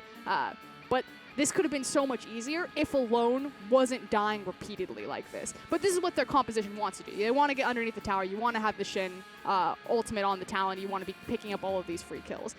And then it gets worse. So we break into the mid game where Game Talents finally start climbing back a little bit. They're trading objectives. He's like, QG, you're totally in control right now. But Alone, he's like, I can't face Varus. No, I only have a ribbon and a Sheen and a tier. Like my KFC variety bucket doesn't do any damage. So he's bouncing around all these lanes, and you're like, okay, this is your time, Game Talents. This is when you can break into the game now in QG. This is when you actually have to show that you understand what you're doing. What do they understand that they're doing? We have a Shin, and we have a Talon, and we can dive whoever we want, and it's going to be Victor on the poor little bottom lane. But why this is the 1-2 good night is that not only do they dive Victor, but then Godgoon, what are you doing? He completes his teleport, and now they leave the top tower. You can see Karma and Ezreal on the top side of that minimap like, get to that tower because Nautilus isn't there. We can do it. We can save the day. It's this moment where QG went from a good team to a great team for me on that single play. Like understanding, okay, things slowed down. We didn't win the bottom lane as heavily as we wanted to. Our Ezreal kind of got canned. What do we do about it? Correct lane assignments, pulling the trigger on the Shin Talon dive, and then making sure that Karma Ezreal are in position to capitalize on it. Yeah, and a lot of teams, when they see that play, especially when you see Xiaogu just leaving Ezreal alone in that one, he will take a few more waves to be able to take that tower, and they went towards the mid lane to try and get the tower. It just felt like Game Towns, when they get faced with these plays, they are actively deciding at that point, what should we be doing? They don't have an answer immediately. A lot of these times it was like, okay, TP is here. Guess we go towards the bottom side. A lot of teams will actually just go top side, either try and catch out Ezreal and stop him from taking the tower, or if he commits to take the tower, then you are able to kill Ezreal. Oh, it's not Clid. Yeah, Oh. the MVP is going to be the Boeing himself, 7-4-7 from Doinby, You know what that as he does? was all over the map. You know what that does? He's #1 in MVPs now. Yeah, first Yeah. place, this guy. Confetti everywhere. Yeah. That's actually very impressive because Clid was really leading the charge. Again, Ezreal fell down in his lane, and so it was up to the Huntsman Spider to really pick up the pace for setting up Doinby. And yeah, it then carried over. Like, if you think about a relay race, Elise has it for the early game, throws it to Talon in the mid game. Doinby's going crazy. And then at the very end game, he's like 28.4K. Here you go, Ezreal. Yeah, and just chucks it back over to Alone. I mean, the fact that we're seeing Doinby on Talon build Sterix into Black Cleaver after Yomu's, and then go Elixir of Iron, because he knows, I'm going to dive into 5 people, Yep. and I am going to kill somebody. And if I don't, well, then we're just going to take a fight. Yep, and I'm just going to sit here, and I always have an exit strategy. Yeah, I'm just 'cause not you're going to be Talon. losing 50% of my HP. He also gets to do that because he had a super fed Elise and an Ezreal that was online. So even if Yeah. he went down, you still have 2 other carries right behind him. Yep. Yeah, absolutely huge performance from Xiaogu in game #1. We'll see if they can do it again in game #2. We're going to take a break. Don't go anywhere.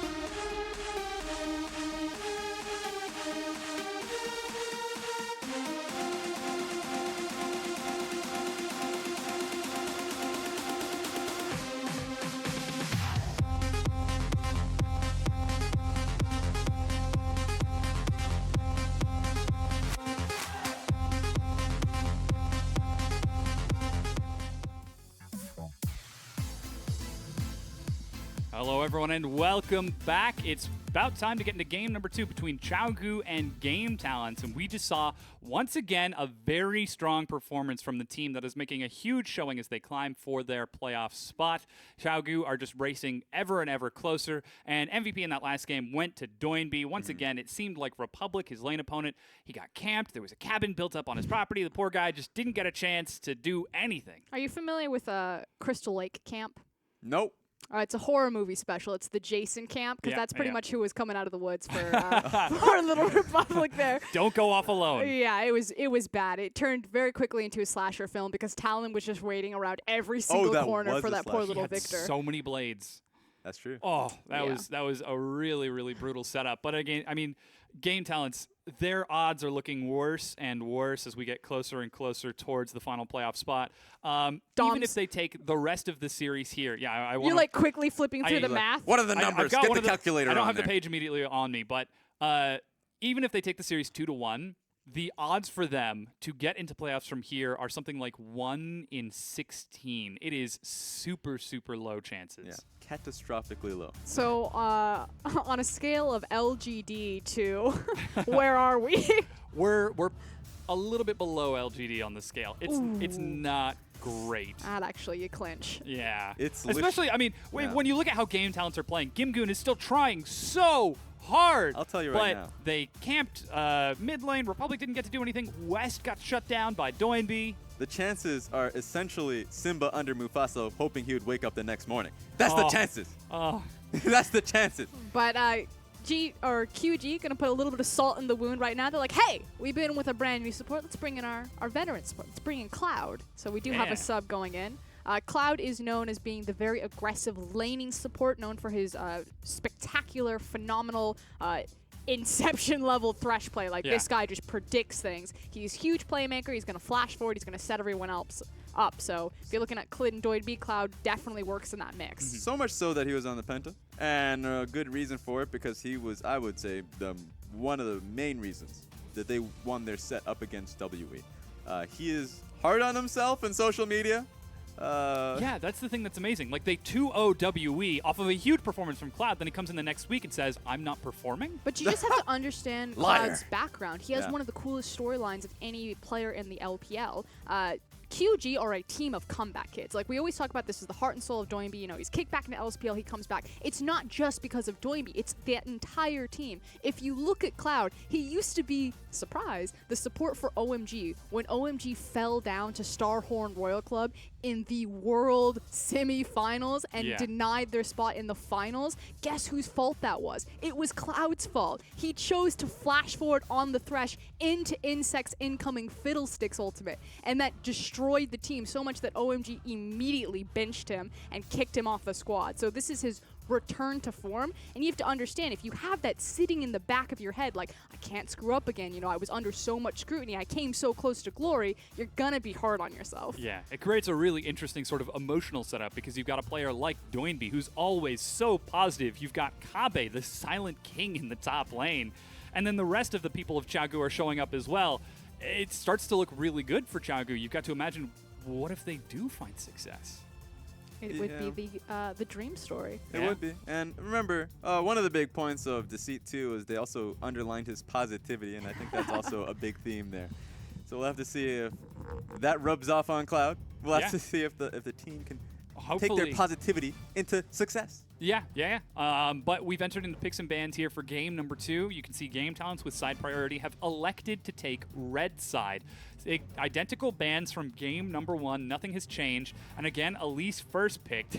And there's the Aatrox hover. Alrighty, Gimgoo, what are you thinking? Yeah, this is a big question because if Game Talents are putting themselves in the same position, and remember, the last time they first picked, or at least first rotation, the Nautilus, they're doing that once again. So this looks like Game Talents are saying we'll go back potentially to the same composition, potentially to the same comp of Chiagu as well, and maybe find different success. That being said, Yeah. Xiaoyu finds himself a new jungler. That's an Ivern for Xiaoyu. I believe he gave it a hover a few days ago. Oh, he picked it too. And yeah, it was in game number 1. He gave it a hover against WE, and it was banned away against him. Then in game number 2, it was picked second rotation. Yeah. So He's just trying to flex and showcase that he has a new champion in his house. Only problem is, of course, he has that one loss on it. But it was interesting to see him go towards it because he is a jungler that wants to set up his lanes to succeed. Gimgoon, of course, set him up to succeed. He's on the Nautilus this time, potentially wondering if that's a flex once again. Yeah. Or even just setting up Republic to succeed. Because Republic, even though he's been playing poorly recently, he's had some very shining bits of success in the split. He's got to play up against Doinby's Jace, and Oh. We talked about how we keep making references to people camping his lane so hard they set up a cabin. The person who did that was Xie on Jace. Yep. And now we're seeing Clid play Elise, which Very I'm pretty same. sure Yep. Condi was playing Yep. as well. It's So he's the got to go up exact against same. the exact same duo. He's on Ryze this time instead of Orianna. So Ryze has a little bit more mobility. If he can set up the runes, he can set up snares to keep that Jace away. Perhaps we'll see him take Courage of the Colossus for sustain. Perhaps he might do it. He's already hovering the exhaust, so he's just going to keep himself, or at least try to keep himself very safe in this lane. Yeah. Ryze did receive nerfs. The biggest one being, of course, his snare. He needs to get it. The empowered yeah, duration. He needs to keep the empowered duration because if it's not, it's fairly small. On top of that, he also just hits to his wave clear with his E getting nerfs as well in the cooldown. So people kind of look away towards it, but when Republic has had his success, it's been with that Ryze pick. Yeah. So he really is holding it close, and hopefully to him, of course, he shows up and showcases that it is something that teams want to ban against him, but that's just not the case currently. Yeah. Currently, his highest win rate champion is, in fact, Corki at 100% win rate out of 2 games. Then next to that is, it looks like Echo with 2 out of 3 wins, and finally Ryze is his most played. He's actually only won 2 out of 8 games on Ryze, but Yeah. that is his third highest win rate. To be fair, yeah, exactly.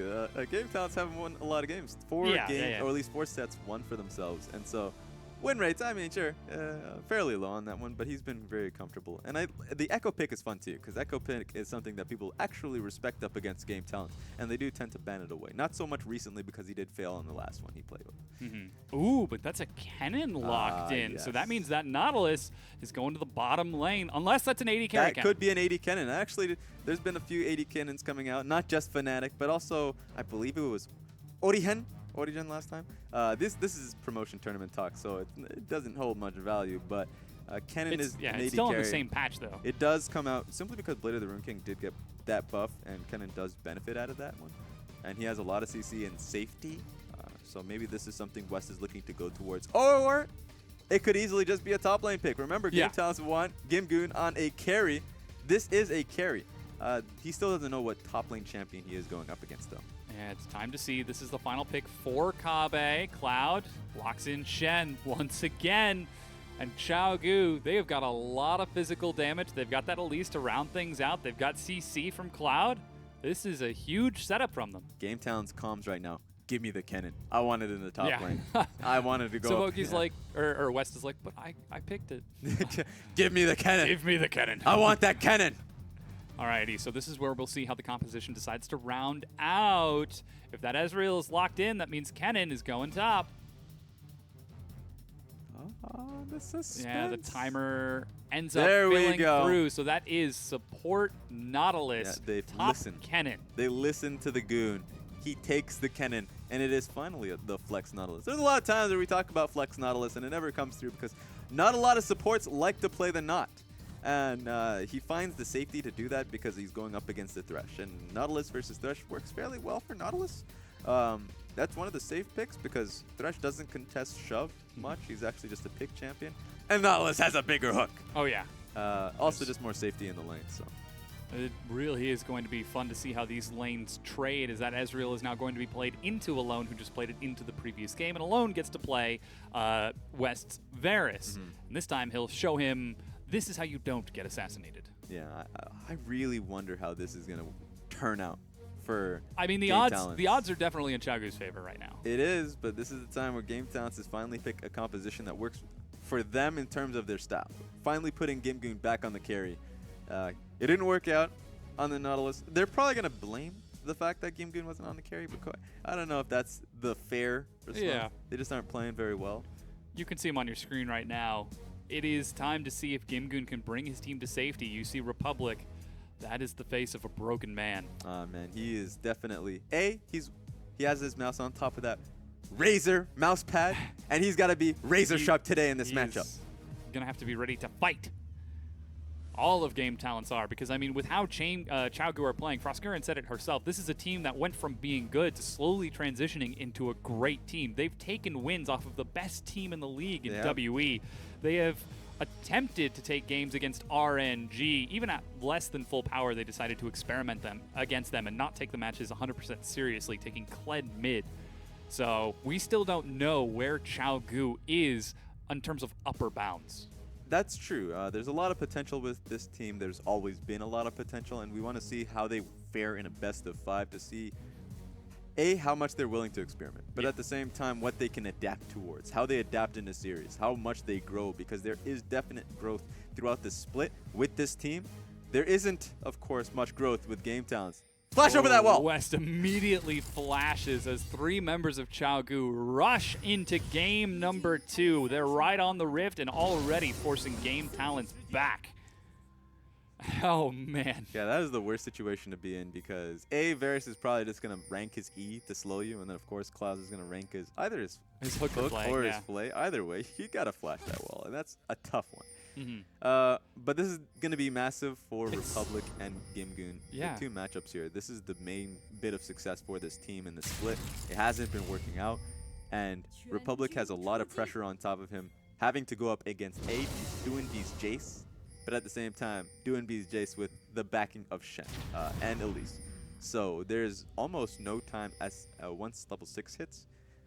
Doinb's going to be feeling safe, but at the same time, safe to just jump in and look for a trade. Yeah, so we often talk about the creative pathing of Ivern's very early on because of the speed of his clear. You can see ChiaoGu are actually invading the blue buff of Game Talents, whereas you're getting a very late ward placed by Kabe on the blue buff of Klid, so they could be looking for a 3-buff start, even using Smite this early on, as Alone and Cloud are now spotted making their way. They will actually see that ward away, and we're even getting a Gromp cleared by Klid. Yeah, what this does do, and of course, as you mentioned, we do see a lot of creativity when it comes to Ivern's. Ivern's, if he does hold his Smite, usually does, he just goes to the enemy jungle, he can try and 3-buff you. You can cheese you quite easily. This time around, because of how they chose, which buff they chose to take, Klid looking to take blue buff, that makes it very easy to find out where Xiaoyu is going to be pathing, because he suddenly can't go towards your red buff. That would be a long bit of traveling for himself. Not going to be sneaky at all if he decides to go through mid lane. So that is now in the entirety of ChiaoGu knows that Xiaoyu is going to be on the top side.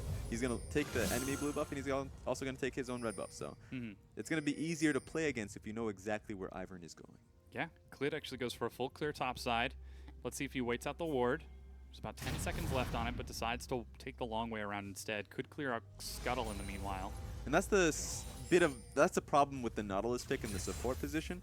Even if you get the proper matchup, issue is that you do passively shove the lane, and there is no safety in comparison to Thresh, who has his Lantern that he can save as the Varus pick, or he can just kind of, he can kind of just walk out and blow his own flash, but then Savoki can hook out, but he can't save West.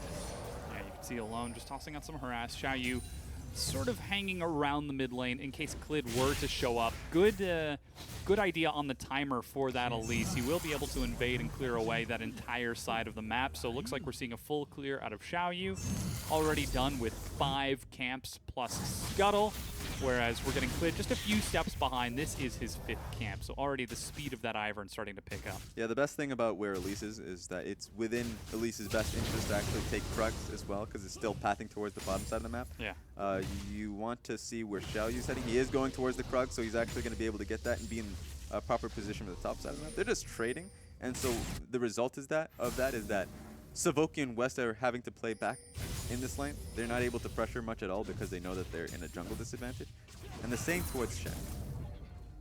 Yeah. Things are looking very good for ChiaoGu as that puts Klid on even footing with an Ivern this early on. Not a single jungle camp on the map, but for Krugs, for Xiaoyu. So actually slight advantage. Klid doesn't even recall. He's very high health, very high mana. Now heads down towards the bottom lane. You can see Cloud baiting it out by stepping into the river. Ivern's on this side of the map. And he's spotted out by a ward. There goes the play onto West. The hook catches him. They manage to pull him back. He's still got flash, but gets bursted down again. First blood, Klid. Beautiful hook coming out of Cloud, and of course Cloud, when he gets his Thresh, teams actually just ban it away from the man because of how proficient he is on the champion. Great hook, and there was no opportunity for Xiaoyu to come and impact that at all. Just better timing out of Klid. Looks like he's proving to be the superior jungler in this matchup. And again, the bottom lane sees a huge advantage. A lot of these minions are being missed by West. It's a level up for Alone. He's already 12 CS up. Doinby starting to fire shots across at Republic. Poor guy has got to be so afraid. Yeah, Doinby's going to feel a lot more comfortable because he knows where Xiaoyu is currently. He knew that Xiaoyu picked up the bottom lane wave. So he's like, yeah, okay, I'm just going to fire shots, leaning towards top side. Yeah, Klid's already on that top side of the map. Lightning Surge gets Gimgoon to safety. That was so unexpected. Recall, Boots, Ranger, Tracker's Knife, and Amplifying Tone gets him on the other side so quick. However, Gimgoon will spot him out with a ward and immediately moves right back up into that lane. So they will see Klid in the river as he starts looking for some vision to try to track Xiaoyu. Yeah, so I want Xiaoyu to actually start to reclaim vision back in the top side of the map. There is a control ward. Kennen is clearing that out. Needs to help him out because if... Oh no, his Brushmaker blocked vision between the ward. Oh. He couldn't clear it out because he placed the bush. He's going to have to give that one a bit of time. So yeah, that ward's actually going to heal back up now and he'll be able to loop around. You can see Republic's making his way over there as the brush dies. That's hilarious. But yeah, he needs to reclaim topside vision, so Kennen feels a lot more safer pushing in. Oh. All right, he's not going to... Yeah. I respect it. I respect it. I see it. I see it. I mean, he read the Arcane Shift and Flash, but it was just an Arcane Shift from West. Yeah, it would be kind of crazy if the Flash did come through. I'm sure West doesn't know exactly where Elise is. It was certainly scary indeed, but 6.5 minutes in, we're already seeing Xiaogu with a slight advantage.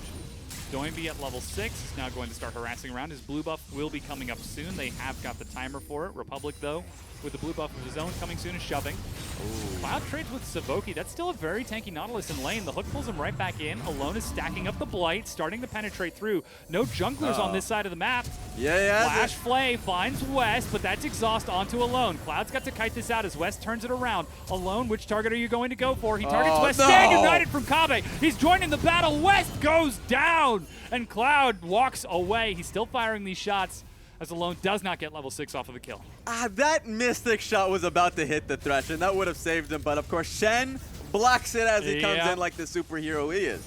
Oh, and now he's teleporting top. Klid is up there as well. Oh no, they just don't stop. Oh boy, level 5. Let's see if Klid can land the cocoon. He's gonna flash. Can he predict the one, flash? 2.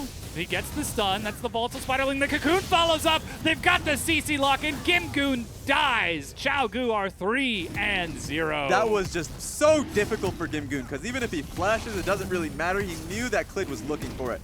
So you have to flash at some point and then dodge. Oh, you just could dodge it no. out. Forget neutral objectives. We'll take kills. Republic trying to kill Doinby here, but he's out of mana. Flashes the wall. Doinby follows up. Klid is there. He's so low health, and he still gets the kill. Meanwhile, Game Talents are trading it for the first dragon of the game. Xiaoyu, finish it off. Get it. There he goes. Alrighty, so 3 kills for a dragon. Is that worth, Rez? That is definitely not worth. What is happening? Xiaogu has 4 kills on Game Talents right now in this point in the time. And yeah, Republic has to deal with this massive wave getting shoved into him, so he's going to miss a lot of minions under this tower. Oh man, Klid even gets blue buff. They're not going to hand that over to Doinby. I think he actually got the blue buff from killing Republic. Yeah, so this is incredible. Klid made a bit of a risky decision being topside to begin with because of how Alone and Cloud were winning out the matchup, especially with the early gank that he got. But he played towards topside to really stop Gimgoon pressure. Ooh. There we go. The hook from the black. So he stopped Gimgoon pressure, sure. Of course, the Shen TP, or at least the Shen ulti came in to save out the bottom lane in a position that Klid probably could have been there. But he wins out even more because not only did that Shen was able to save Cloud, get the kill on West, but also come top and get the kill on You Gimgoon. can't just do this, Klid. He follows up again onto Savoki. That's another kill to Xiaogu as they stagger their CC perfectly. This is savage. And when a Nautilus support is behind, it starts to get a little bit sad. Yeah. He starts to build a few more tears. It's not going to be in his back pocket, though. It's going to be all over Oh, his no, face. Klid, you can't. Oh, you can, and he is. He's got red buff. Okay, that was a little optimistic. Just zones him away from the turret, but it looks like Xiaogu are trying to take this first turret of the game. The minions finally get there. Arcane shift forward, but there comes the shock blast. Doinby has joined the battle. He gets slammed, dunked. That's Daisy as Doinby turns onto Republic. The evil cause as he joins the fight, but a lantern gets him to safety. Xiaogu casually set up the dive and outplay the heck out of Game Talent. Very casually, and Shen ulti is available now.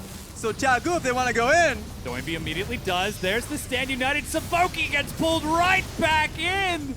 Oh man, using their aggression against them. This is flawless. this is flawless communication because they're going for the towers. Like, okay, let's play safely. But Kabe knew when his ulti was going to be up, and Kabe knew what that ulti was going to be for. Oh, he's actually recalling. I wonder if they see him. Oh, yeah, they see him. do. They drop the lantern snare. He's trying to kite it out. No! Oh, no. What have you done? Kabe flashes the wall, Okay. dodges the auto attack, and walks away with his life. Top tier 1 will go down, though. Yeah, that's the only saving grace here for Game Talents is that they could get that top lane tower. That's the only thing they have. Oh. They may have lost everything, their marriage, their economy, but they still have. Car broke down. Yeah. While they were waiting for the bus, a truck ran by and splashed a puddle in their face. Even worse, But they found a penny. ran over their foot. So Oh, maybe, God. maybe that penny can work for their medical insurance. Oh, maybe God. Maybe that's what they've got now. This is not looking good for Game Talents. This is a bad day. Oh, absolutely terrible for them. Doinby's pressuring up in the mid lane as Republic completes his recall. Klid now is invading into the jungle as he sees Xiaoyu mid and gets vision onto Savoki. This is a massive advantage. 3,000 gold this early on. They're already starting to swap as they're now putting Cloud in the mid lane. Looks like they're sending Alone up top. West is already sent up there to answer, but this is Xiaogu dismantling Game Talents. So with how bad it is, this is when you start to question what chances do Game Talents have to come back into this game. Whew. Oh, Close one. okay. Cloud still wanted to get in there. Okay, well, their chances are fairly, it's fairly small because their mid-game bridge was going to be in that Kennen pick. The Kennen was going to impact this top lane Shen matchup. He's going to be able to shove him in. Oh man, they're looking to dive. They're even bringing teleport from Kabe because he doesn't have Stand United. They force the flash out of Oh, Xiaoyu. no. Turn onto West. They manage to get a lot of damage. And they finally get the kill. Kabe will get pulled away from the turret as Republic gets pulled in. Kabe's so low. This time he will be left for dead as Doinby chases too far forward. Gimgoon has joined the fight. He turns around to Xiaoyu. The greed of Xiaogu bites them, but they still turn it into another successful kill. And it's chaos over here. They're doing so much damage, but they have no health. Repel up. He's going to have to come down. Tries to go for the outplay, but doesn't have enough. Triple kill for Xiaoyu, as that is 4 for 3. Yeah, that was a nice thought experiment there, Xiaogu. They tried to go into the dive, thought they could be able to get a lot out of it, but it's a lot of tower shots. And so Xiaoyu comes out with a triple kill. That is massive for Game Talents. They probably would have wanted it on the Kennen or on the Rise. Or on the Ezreal. Or on the Ezreal, who's 0 and 4. So the question is, what does it mean for him? He's probably going to just be able to get his Redemption outright or his Chalice. I want to see which one he goes towards, actually. Yeah, Redemption. All right, that's just the first purchase, Redemption for himself. So that is not that helpful. Even in the team fights, if the team fights keep happening like that, if they can continuously play defensively and bring in the numbers for those towers, and if they're confident behind it, the Redemption does mean a lot. But if Xiaogu play a little slower and just pick them off with the composition that they have, which is at least the poke with Jace. I know what you're about to say. But if they can do that, then the Redemption does not mean much. Xiaogu plays slow? What are you talking about? It's possible. They have to learn. No, they don't. They don't have to learn. They really don't need to. Yeah, Blue buff now being picked up by Xiaoyu. I mean, yes, you would like to see smart, intelligent, a perfect League of Legends out of them. But right now, they seem content just...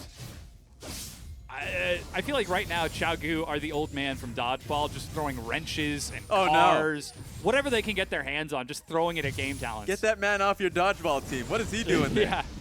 You have regulation balls for that. There are rules for this, Xiaogu.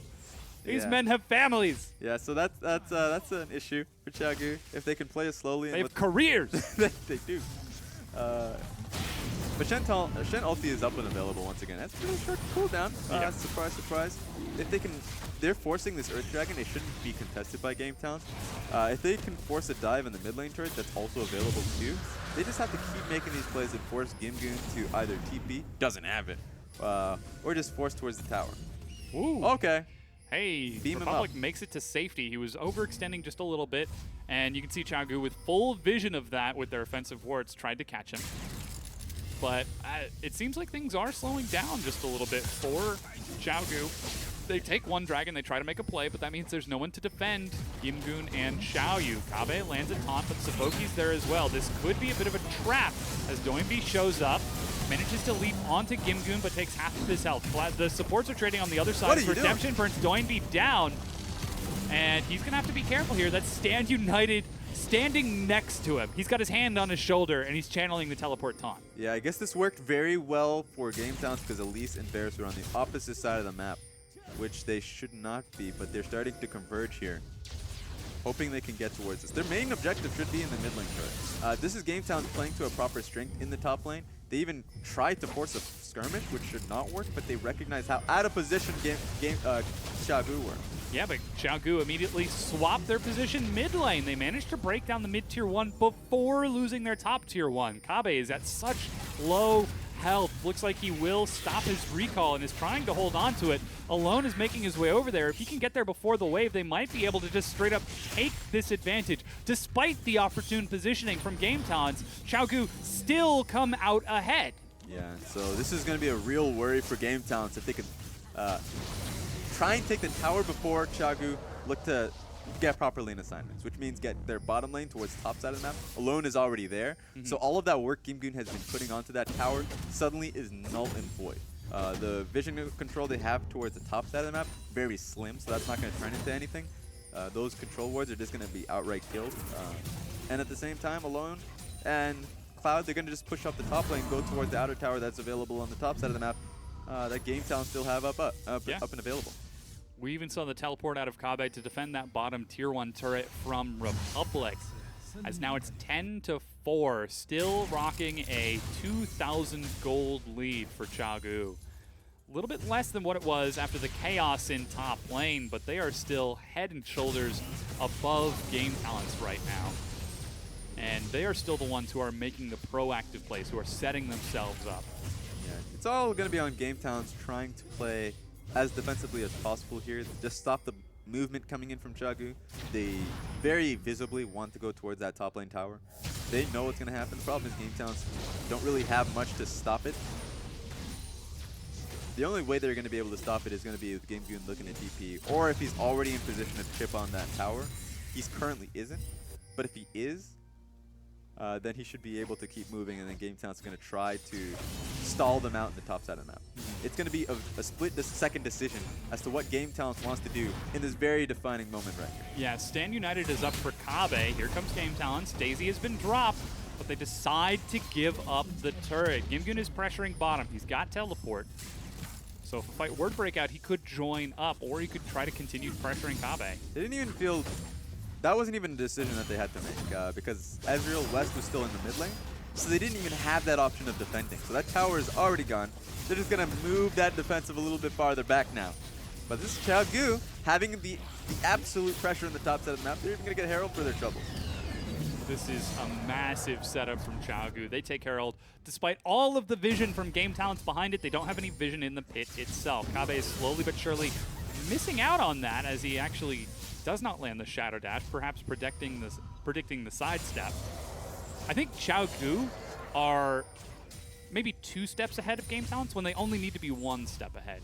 So we're seeing them try to look for these plays every once in a while. They're still able to trade turrets effectively and out-macro Game Talents. But in the individual sidesteps, they're predicting better play from Game Talents. They are. They are definitely predicting a lot. Like they're predicting flashes, for instance. Yeah. They're predicting, for instance, Gimgoon to be on the top side, or at least Ezreal to be on the top side of the map in certain cases. So they're playing slower and smarter. That's just fine. It's just that Game Towns are not playing up to the potential, unfortunately, that they saw them. Yeah. Oh, wow. Doinby's looking for the solo. Just kidding. He's got Stand United. It's never one-on-one when you're playing against Xiaogu. Root Collar stops him from chasing any further. Uses the acceleration gate to get him to safety, and Gimgoon walks away with his life. But that's Flash and Slicing Maelstrom. But that was very risky coming out of Xiaogu to make that play. That means they need to force something. They either need to force a mid lane dive, which they're doing right now. They've caught West. The hook pulls him back in. That's the box as well. Doesn't proc it, though. Flash over Wolf, and Kid executes him. Doinby follows up for some damage onto Saboki. to scare him away. But this is the conversion you were talking about, Raz. ChiaoGu are just so far ahead of Game Talent. And that was just great execution. They knew that they needed to do it, and the reason for it was the Shen TP, the Shen ulti. It didn't turn into anything initially, so Republic just had free reign on that top side to be able to take down the turret, continue on. It was just very good for ChiaoGu to be able to take advantage of the positioning West had. He shouldn't have been so far up. He should have allowed that whole 50-50 of, oh, you know, ChiaoGu are trying to siege up this turret or try to dive, but they can't dive us, and they will take a very long to siege up. So then we have a lot of time for the Republic to either take down the turret or to flank mid.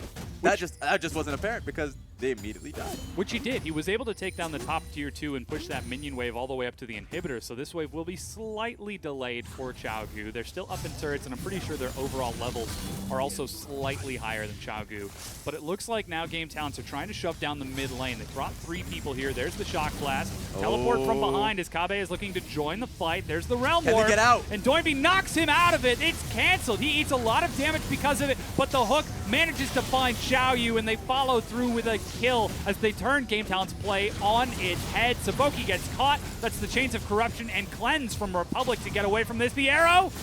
Ooh, just misses. He's allowed to walk away, but only just. Bottom tier 1 looks to be the focus from Gimgoon, but Bubbles the Baron is the name of the game from ChiaoGu. Yeah, they still weren't going to be able to kill the Ezreal, even if that, I mean the Ryze, even if that Q hits, but doesn't matter. They have the kills that they needed. The jungler is down. Saboki's down. That's going to be a free Baron. True shot barrage. Oh, it was close. It was within 2,000, I think. Gimgoon is actually shoving bottom here, trying to get some damage onto the turret. He's got that Jarm's Fist and Blade of the Ruined King, so he can do some damage to the turret, but an empowered recall from Baron gets Cloud there, along with Kabe, Doinby, and Alone. They're bringing the whole squad. Yeah, they already... Here's the thing about this. A, yeah, they push out the cannon. B, they were already coming towards this side of the map anyways. That is a drag. No way. How does he see him? How do you see that? That's just not okay.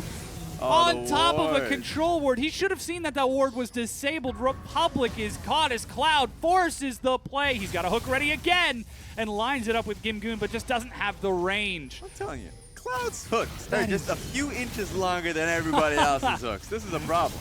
This guy knows Thresh like nobody else ever does. Meanwhile, they're even pushing onto the tier 2 turret before they've got the minion wave.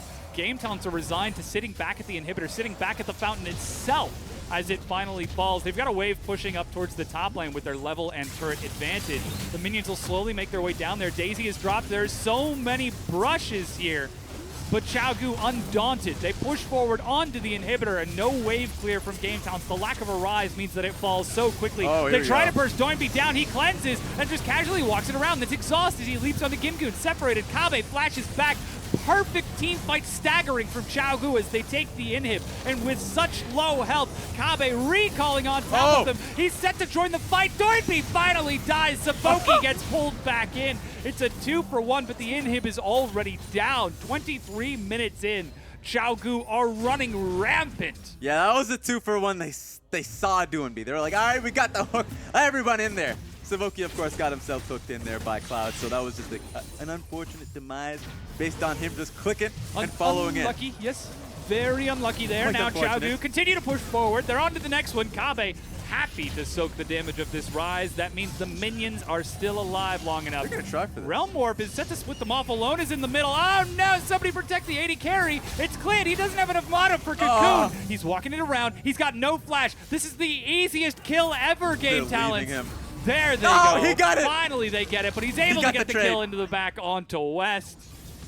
He ain't going down alone. That's the problem. And I'm going to keep making that pun till the end of time.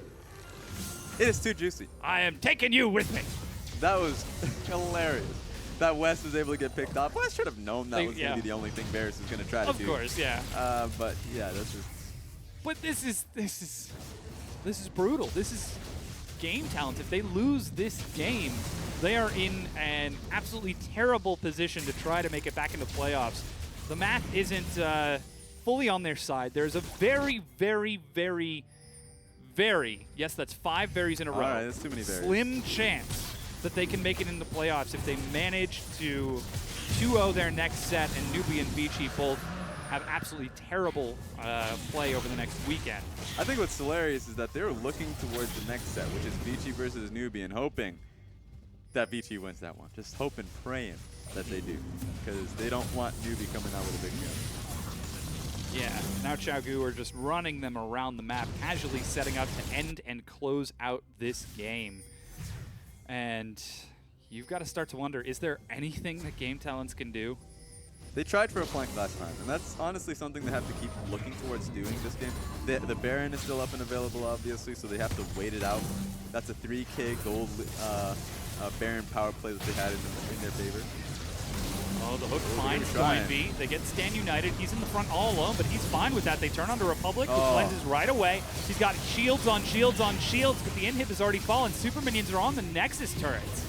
Xiaogu are just casually playing around this, taking their time, firing shot after shot as they continue to press forward. An undaunted unit, the boulder rolling to crush over them. West eats a shock blast as the minions now turn onto the final Nexus turret. It's now or never, Game Talents. Your final chance. They turn onto Clid. He's able to flash away. They kill Gimgoon. Cloud is the one who gets that one. Doinby separates West from the fight and gives him the hammer to the face. Xiaoyu is smacked up as well. A triple kill for Doinby as Republic denies the Quadra. But the Nexus itself falls. And Xiaogu 2-0 victory with an ace to top things off. The cherry on the cake. And Xiaogu take the set. What a fantastic play from Xiaogu. 2-0, and it was just a demolishing factor in each game. Yeah, WE was right when they said that this is a team you have to be afraid of when they're going into the playoffs. You can see them going through and shaking hands right now. Some very somber faces from Game Talents. This puts them at minus 14 points in the standings. Even if they manage to 2-0 their next set against Newbie, the best they can do is minus 11, which means, long story short, which means they're not making it into the playoffs. It is, quote-unquote, statistically insignificant. Yeah, and if Newbie takes the set in the next one, which will be something we're going to have to focus in on, then it is just Newbie saying, hey, we're a playoff team now, ma. Yeah, if Newbie actually win this set at all, then they're out. Vici have to 2-1, and then both of the teams have to go 0-2 over their next few sets of games. So things are not looking great. But somebody who is looking great, who can help us break down this game, is Frost Garen. What is there to break down? Game Talents got smacked in half. Just straight down the middle there. No, I came onto this desk, and I'm going to hype up one man, and it's going to be Cloud. And if Cloud doesn't get the MVP, I'm going to be furious. I'm sorry, Doinby. I know you're leading the board right now. I know you'd like to put some more space between you and Rookie. You had a very impressive game yourself. But Cloud is ridiculous. Those hooks. You just don't want a Frost when she's angry. Yeah, I think I mentioned it in the game. He was playing 2 steps ahead when he only needed to be playing 1 step ahead, and that was still more than enough. Literally, the math meme is, it's like, which ways he's going to flash? How do I calculate this? No. But we said it on the desk. You know, Cloud's Thresh is legendary. It is almost always permabanned away from him. He's taken it to international stages time and time again. So to see him go back onto this champion and just have a ball game was just I literally just set my notebook down. I think I wrote down one thing. I said 708, another outplay bot into TP top. This game is over. That's literally what my notebook says. Oh, it does. I mean, you said it says one thing, and I looked towards your notebook. That's a lot of things it's saying, but that small corner of the notebook definitely says that. Absolutely brutal performance from Xiaogu. This is a team moving into playoffs. With this win right here, it actually ties them in match points with EDG. That brings them to 9-6, whereas EDG are still at 9-4, and we'll get the chance to see them play later today. There is still a chance, slim though it may be, that Xiaogu could pass EDG and take the second place spot. EDG certainly have to tighten up if they want to stay away from Xiaogu. Like you said, they are serious contenders for a playoff threat right now. They look absolutely devastating. And I want to start it with hopefully the first replay in the bottom lane. So this is just the blue suede shoes. Let me sing the song of my people. It's all about Cloud. It's all about his Thresh. This is the big outplay. Now they will get some help here because the Shin ultimate will come in. Because West is going to see that Cloud's going to overreach slightly. You know, Burns is flash trying to find the double flay. And he's like, I'm going down, but you're coming down with me. Then here comes the Shin ultimate. Now it's just about how many times can he juke. The Mystic Shot gets caught by Shen's teeth. Yep. But it gets worse because then Shen teleports top lane where Clid is waiting for him. The 1-2 combo, the communication across map. And what's What is the devastating is that after this is done, check out Shen's items. He's only got a Ninja Tabi. After this is done, he's immediately going to pick up a Chain Vest. And Kennen, of any hope that he had in that lane until he gets his Blade of the Ruined King, is gone now. Yeah. He's done. That's the thing with the auto-attacking top laners a lot of the times. Like the Jaces, the Kennens, that sure Kennen is really good in certain matchups. That one kill, especially if it's like up against a Shen, that will slow your roll for a very long time. And your team is trying to scale up. It's like, can you hold us a little bit down? Dude? We're trying to hold these people down. It's going to take a few more shurikens. I'm going to have to keep throwing them. Yeah, he's probably got like a sack of shurikens in the back. That sack was running low by the time he could get through that Shen's health. And he was the only hope for Game Talents. And you saw that once he did get the Blade of the Ruined King, it started to sway a little bit back into their favor. You know, there were some plays. Gimgoot could try to abuse the side lane assignments there, 1v1 the Shen, but ultimately it wasn't enough because by that time the rest of QG no! Why? As the producer says stand by for MVP, I'm just like, all right, are we going to get There a it angry goes. Frost?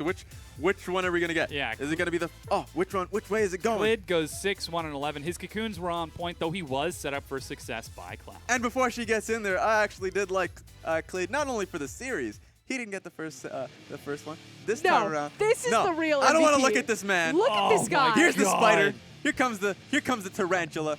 Oh. Look how easy. It was just the moment the spider saw here him. comes the airplane, just spoon-fed right into Clid's mouth. Nah, it was the No. moment the spider Here's saw. what you have to take a look at. Yeah. You saw that he had 82 kill participation on that MVP chart, Clid. Cloud had 95 kill participation The only as a kill fresh. was that Kennen, which was Clid. That and was the Kave. only kill I would he just have didn't to say- participate in that entire game. I will just have to say, the fact that the first play we saw, literally the first play to prove to us that this man deserved MVP was it was Thresh coming over and it's hooking him in. And I'm like, oh, so that is, who got the MVP on that one? Oh, okay, thank you. Thank you We for all that. know the real Oh, MVP in man. our hearts was Cloud. And again, I have to just echo this story. It's such a cool story for this player. QG, they're such an easy team to be a fan of because how many times, like so many teams try to brand themselves as like, we're the comeback team. You know, we're all these washed up pros that got back on a team and you should be a fan of us because now it's our time to shine. QG actually did that, but they didn't just get relegated again. They've actually come back in and they're looking like dark horses for a deep playoff run. Like, they're not just a washed up team, they're a good washed up team. They're bringing in a rookie in the top lane. This isn't like a Team Kave. Liquid situation. Yeah. This is like we're going the distance. They've got Doinby, Yeah, who I was a said it. huge performance Wow. for old school Chao Gu, then sort of going through those difficulties with the transition into newbie, splitting with Swift, building his own team from the ground up, bringing in Cloud. The story for this team is absolutely phenomenal. Unknown top laner on Kave. They took a chance on him. I mean, you could have reached into any sort of, where are we going to get our next Korean import? Is it going to be Flame? Is it going to be Mar and Duke? Like, what world champion can we lure to this team? They choose to go on an untested, unknown from LSPL. He comes out and he's rocking the show right now as a rookie. They pick up their Korean import in the jungle, Clid. He's not tested. He's supposed to kind of be the next up-and-coming Swift. And he's gone toe-to-toe with Swift. Yeah. Fell down, but still looking good. Doinby, his recovery story. Then you have two different AD carries, Alone and Candy 7. They've both flunked out on multiple big organizations, OMG and Team WE, finally starting to find their footing on QG. And then Cloud and now Deceit. Like, that whole collection of crew, they're all, this is like the Mighty Ducks. Like, Yeah. we're digging them out of the garbage can. It doesn't get more motley than when looking at Chao Gu. I mean, absolutely phenomenal. And I think a big point that we have to talk about with this is the communication of Chao Gu. The fact that you've got these two Koreans along with 3 Chinese members that are just working on such a phenomenal level. And it comes down to the focus as well, because remember that bottom lane play that we were looking at that turned into a dive that was just off of cooldown of Shen's ulti. There is a lot of strong communication in it, and it's really getting focused in on what they want to do. And a lot of times they do want to continue to dive. They do want to continue to fight. And if they know their cooldowns a lot, like just cross map. When is it coming up? What do we want to do with it? It is flowing through the rest of the team, and it's looking beautiful. But what's crazy about that play, the bottom play that you're talking about in particular, is that Doinby wasn't involved in that. He was stuck in the mid lane. And we know that Doinby's going to be the bridge of communication. He's the Korean player that can also speak Mandarin Chinese. Like, low-key, he's probably the most fluent of any of the Korean members that have come over next to Rookie. He streams all in Mandarin Chinese. But that was Kobbe communicating with Clid. You know, Kobbe makes the play. He's Chinese. He's working with a Chinese bottom lane. You expect that to work. And then he teleports top lane to his waiting Korean jungler and executes perfectly on it. Yeah, and this really is the story of Xiaogu beginning to execute closer and closer to perfection. With this 2-0, that puts them that much closer towards the semifinals and claiming that third place spot. Don't go anywhere, though. We've got our next match coming up between Newbie and Vici in just a few.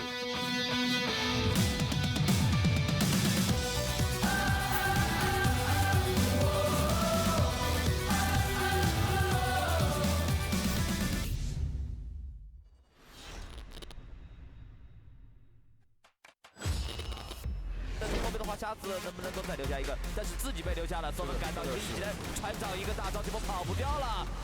那人头是给到了辅助，但是松本这边也被打残，极限吊起来，能不能赶到了？也这脚点了一枪伤害还是不够，进球，很尴闪现 AA 不出来 ，Q 被躲掉了。哦，这个小走位，松本还在网子还是被躲掉了。卡都没了，哎呀，这波是先开北神，北神这边被定到，好的，北神秒杀了，代表凯出来了，但是伊普被打残，伊普这边交了一个闪现，还在输出，哎呀，马上再一伤，一脚踢过来了，对不对？这样的话，老哥队的双这边直接阵亡，而且毛森现在还有个春哥再度复活，艾米血加一下，哎呦，直接被蓝波烤死，这个大招放的。杜宾有先抓到位置，让队友调整一下，勾到西叶了，勾到西叶，直接被勾到了锤神大招上面被秒杀。哇，正面的团战有点难打，但是这边也中招，两个勾剁下这一波太强了，957这边感觉是走不掉了。赶紧用大招掩护一下队友，这边想要反打，还没一见识到的是杜宾币，这边勾到了西叶，有金身了，如果大招也套下去了，救赎照下来以后，957这边绑上杜宾币，杜宾币有双对，这边落下是砍不住，大舅子的一个伤害，由康帝这边正面已经把卡比给打残，但是可以的忽然一脚把西叶给踢回去，踢到正中央，这时候要看一下大舅子的输出，大舅子反向闪现以后，现在还有闪现，这波就看小虎能不能秀起来了，秀得好。这个5杀的局，这个就可有意的技能情况下，他还是不好秀的啊！在兰博这边要直接交了过来，脚闪现要来追一个夹子，雷米进来的位置很不错，把对方给烤残。雷米已经是倒下了，小虎往前，一个 Q 技能透底神风穿掉2个人，威武是拿下双杀，最后是把九董给杀掉。另外一边麻辣香锅在追，血量不是很健康的一个 Lucky， 一个 Q1连续。这一波是被辛德拉截在外面，被推到了，然后一个大招是不是换下去？哦，这边是叶灵吐出来要惩戒，拿到了，这是什么样的鬼战法？是塔姆带着打野过去抢掉这个大楼，这边兰博到达一个战场。马乌的凯其实在前期的压力都非常大哦，这边直接是1到2个人配上一个大招，我的天，这一波瞬间爆炸！辛德拉是配合瞎子一人一个人头。哎，这边的话，先手打到军手了，就不够。这边是一个闪现过来，已经被秒了。这一波一个嘲讽，嘲讽到了2个人、3个人，全部被留下。哇，西游就拿到双杀之后，吉布狗开了一个大招跑了。Kid 的位置并不远，看一下能不能成功的夹到手。2辆车一起开，2辆车同时来，这时候就是强抓 Duke 开启大招，大树够不够弱？用 W 为了一小段绑到的是小虎，最后雷米是扛着塔的伤害，终于是落地。Kid 这波上来的一个大招伤害还不错，麻辣香锅来200滴血差，最后一枪，但 Q 技能缓速带球，雷米粘上来，3下最后一下补 A 能不能砍出来？砍出来，打出怒气上车，这时候再往一个 Q 技能一个 Q 技能打到，最后被石化，小虎夹闪现过来，最后是雷米一下普攻。哎，这一波一对后的位置，哎，还可以直接一个一闪，但是这一波一闪的话，想要贴女警，女警的话也是被嘲讽到了，一炮双杀。那这样的话，击不够，往后想交出一个大招，被闪现直接挡住了，3个人全部倒地。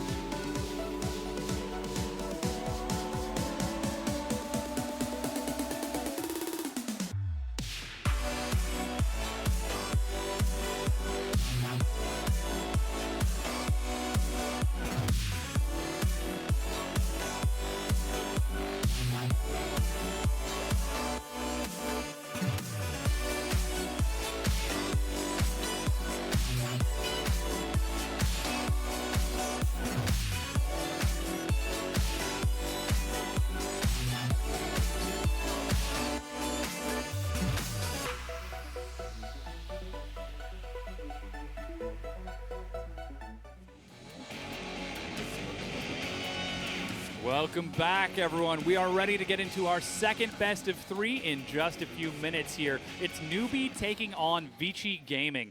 And right now, both of these teams are starting to make a bit of a late season surge to try to fight for that 4th playoff spot. Now, with the defeat of Game Talents at 0-2, it is very, very unlikely. If either of these teams 2-0 here, Game Talents are out. So things are not looking great for them. But, of course, the teams that are playing in this next set, they still have a lot of chances to fight for it. And even if one of the teams 2-0, there's still opportunity for them to trade because they both have 2 more games to play next weekend. But the easiest way to say this is that newbies still have the head start on Vici here because they have more points. Technically, both of them are in the negative, so naturally, Vici would have to win here to kind of even things up in a 2-0. So right now, hands down, it's still newbie that are the front runners. Yes. And remember, Vici still have to face both WE and EDG. So they should have had a head start in terms of facing all the theoretically weaker teams in their group. Now going up against EDG and WE, and if they have to 2-0 them, this is just going to be too much of a hard ask for them.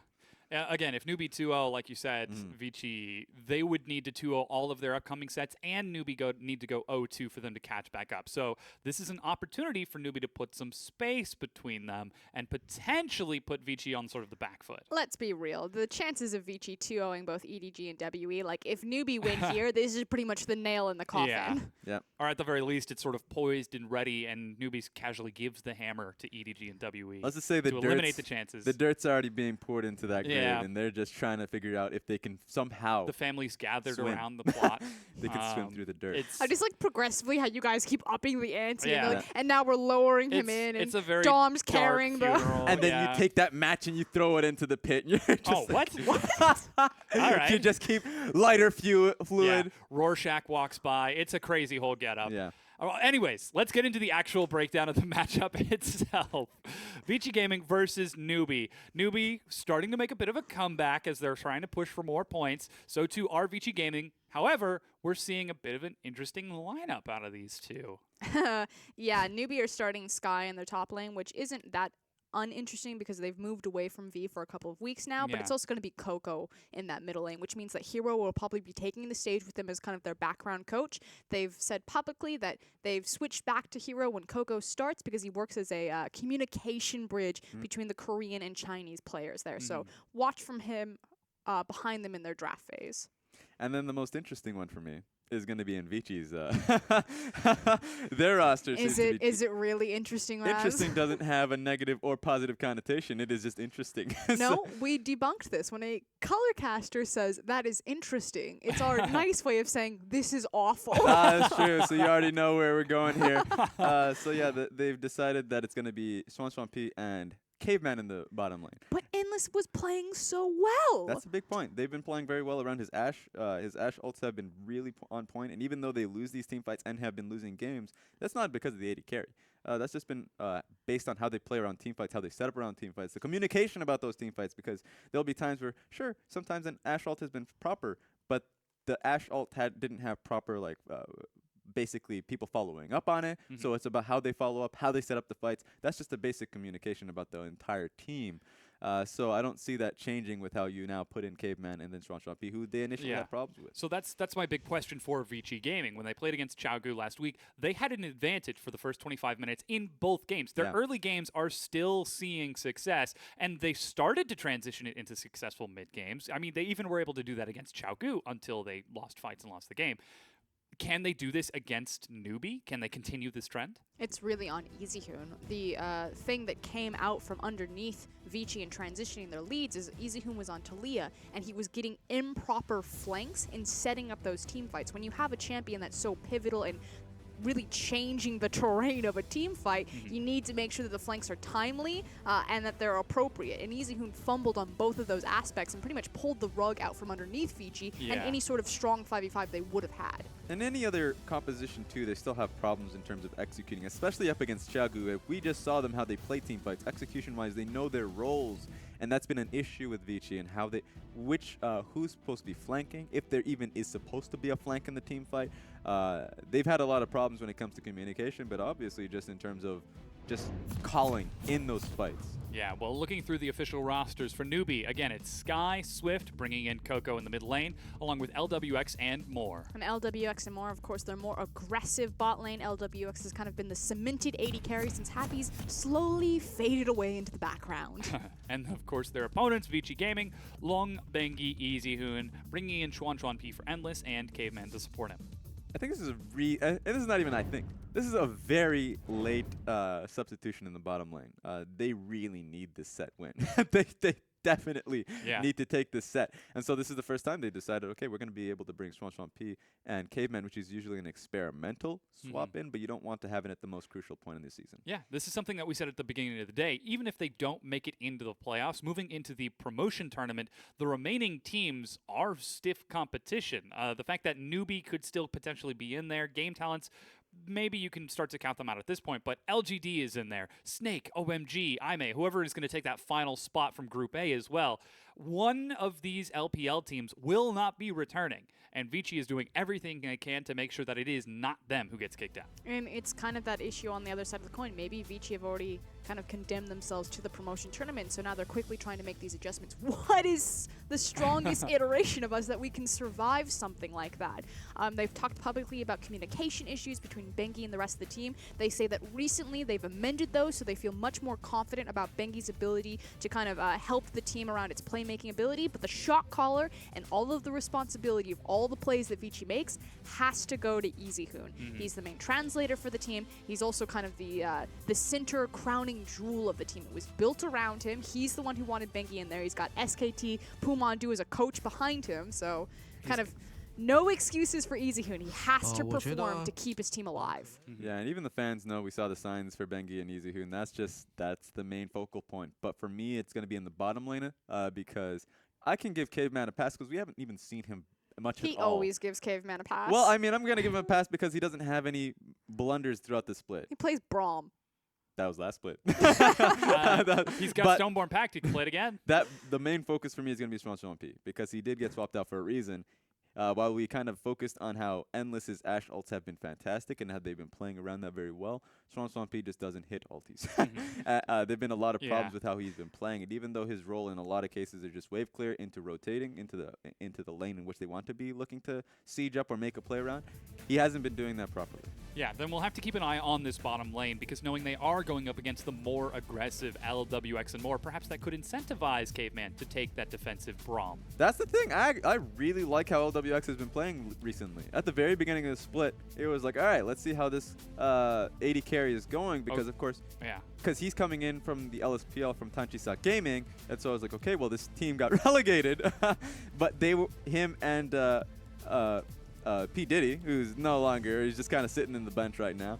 They were the stars so much for the team. Highest kills in the LSPL. The diamond in the rough, if you will. Exactly. So they get brought onto the team. They're seen as incredibly aggressive lane kind of focused players. And LWX we finally started to see that. He's finally become that much more aggressive player in the mid game, in the late game portion of for Newbie. And that's a bit of a breath of fresh air to see. Perhaps we could be looking into Newbie sort of taking this set with this more aggressive style. You can see the coaches on your screen right now as we get ready for Champ Select. And there is Hero. So as we said, standing behind them when Coco is on the roster, Hero comes with them on draft to help facilitate communication between the Chinese and the Korean aspects. Yeah. And with that, we will say thank you to Raz. Your analysis is much appreciated. He'll be joining us afterwards to break down the game. But it's Frosco and I taking to the cast for game number 1 between Newbie and Vici. Already, you can see 2 top lanes targeted out towards Long, along with a Syndra ban from EasyHoon. There goes Rengar and Nautilus for Swift and Sky. Shinban is quite interesting to me. It makes sense against Long. It's one of his higher priority champions alongside Rumble, so I like the fact that they're taking it away from him. It would tell me that maybe they might blind pick the Rumble and early rotate it for Long just to get him on one of those comfort picks since the Shin is already off the board. Yeah. Well, with this, Newbie now get the opportunity to look at their first pick. Perhaps they could try to set Coco up for success very early on. We know he is the slightly stronger laning mid laner for Newbie compared to Cool. perhaps that could be the reason they're trying to bring him in, knowing that he is up against EasyHoon, the core of Vici Gaming. When you look number by number between Coco and Cool, they've actually played close to the exact same number of games. So Newbie have split about 50-50 between their two mid laners. Coco is pretty much synonymous with Jace, however, and these Jace compositions. He's incredibly punishing on the champion. Cool more so kind of that burst assassins type of play. So Coco tends to slow the pace of the game down a bit for Newbie. And like you said, he's a bit stronger in the 1v1. Him and Swift seem to have a bit more synergy. So it changes the dynamic about where Newbie are putting their resources into which bucket. You know, are we going to the mid lane, the top lane, versus when Cool is on the field? Yeah. Vici Gaming, though, they still seem to be struggling to convert those resources that they find early on into more concrete advantages. They do have some pretty strong pick, as it is Elise and Lulu now locked in for them. Ivern is going to be the answer for Swift, and Caitlyn for LWX. It's a siege composition. Yeah. First 3 picks, you got the Ivern, you have the Caitlyn. We already know how the brushes work with Caitlyn's headshot there, as well as the ability to approach a tower, lay down some brush, get Jason Caitlyn, and just start firing crazy at it. Though, we're already seeing some pretty good wave clear, as that's Varus now locked in for Xuan P, and we still haven't even seen what EasyHoon wants to take. He has that Vladimir still open, could look for the very strong Vlad flanks. And these are the defining differences between Endless and Xuan P. Endless is your Ashe player, Xuan P is going to be your Varus player. It's primarily mostly the Jhin, but since the changes to Jhin between 7.4 to 7.5, we are now on 7.6, pretty much done and dusted. Like with Deathfire Grasp, lethality changes, the champion just is no longer seen playing the LPL, so it makes sense that Xuan P updating his playstyle, moving more towards that of Varus. Already we've got Karma now banned away from Newbie to pair with that Caitlyn, so the super strong bottom lane of Karma Caitlyn is gone. Victor being taken away from EasyHoon. He's still got plenty of wave clear, as he's got a huge champion pool to pull from. We'll see what they decide to continue focusing, though, because we're looking for Sky's pick, and we're looking for Moore's pick. There's still so many support options available for Moore, though, but not a lot of them that fit really well with him. We talked about how Caveman's a Braum player. Moore is also a big Braum player, especially now that the Malzahar's been pinched. I would suspect, and I would prefer that a Nami be picked up in tandem with the Caitlyn.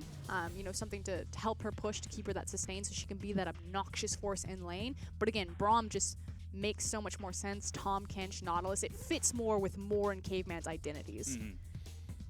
Though it looks like the top lane is now the priority from Vici Gaming. Oh, swapping it over at the last second to Leah. Now back for EasyHoon, as that Vladimir was banned away. So Newbie are respecting the presence of EasyHoon's Vladimir, but oh, no way. No way. Okay, no. He hasn't seen the top lane yet. You already know that Jace is probably going mid for Coco. Ooh. Okay. I was really excited for a second. Yeah. It's also Coco. That would be Coco's Yasuo, all the way back from his OGN days. Like, how exciting would that be? One of the matchups that we haven't touched on is this is EasyHoon versus Coco. These mid laners are very familiar with each other. Hey, look! Nami now locked in. So it is Caitlyn Nami in the bottom lane. We get to see the top lane final pick for Long coming up next, and we'll see if that Jace goes to Sky or Coco. Here's the thing. Now, I said that I would prefer to see the Nami out of Moore because it makes more sense with the Caitlyn. I think she fits better in the current ecosystem of the meta, but Nami is not a Moore champion. He's kind of a put your face in it, kind of suss things out with your teeth, start the playoff. He's not really like a disengage, like help your team kind of support player. See how this one goes. Perhaps he can see success on it. It's much easier to hit Tidal Wave when you're in melee range. So we'll see how that works out for him. Rumble's the final pickup for Sky, so that means Jace is going to Coco in mid. And with that Rumble now picked up top, Long gets the opportunity to look for another pick of his own.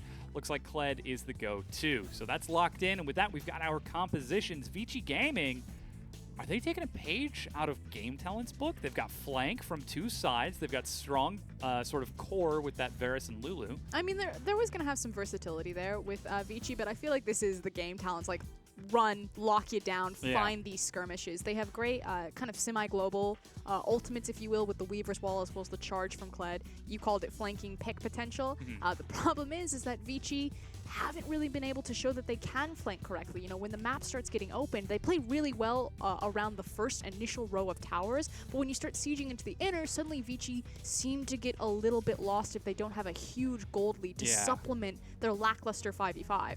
On the other side, Newbie are all about the siege, and they really double down on it. So anytime they approach a tower, Ivern, Jace, Caitlyn are going to be your core. But then you have the beautiful disengage from Nami if things start getting hairy. You know, one of those flanks from the Taliyah or the Kled start coming in. And then you have the Rumble.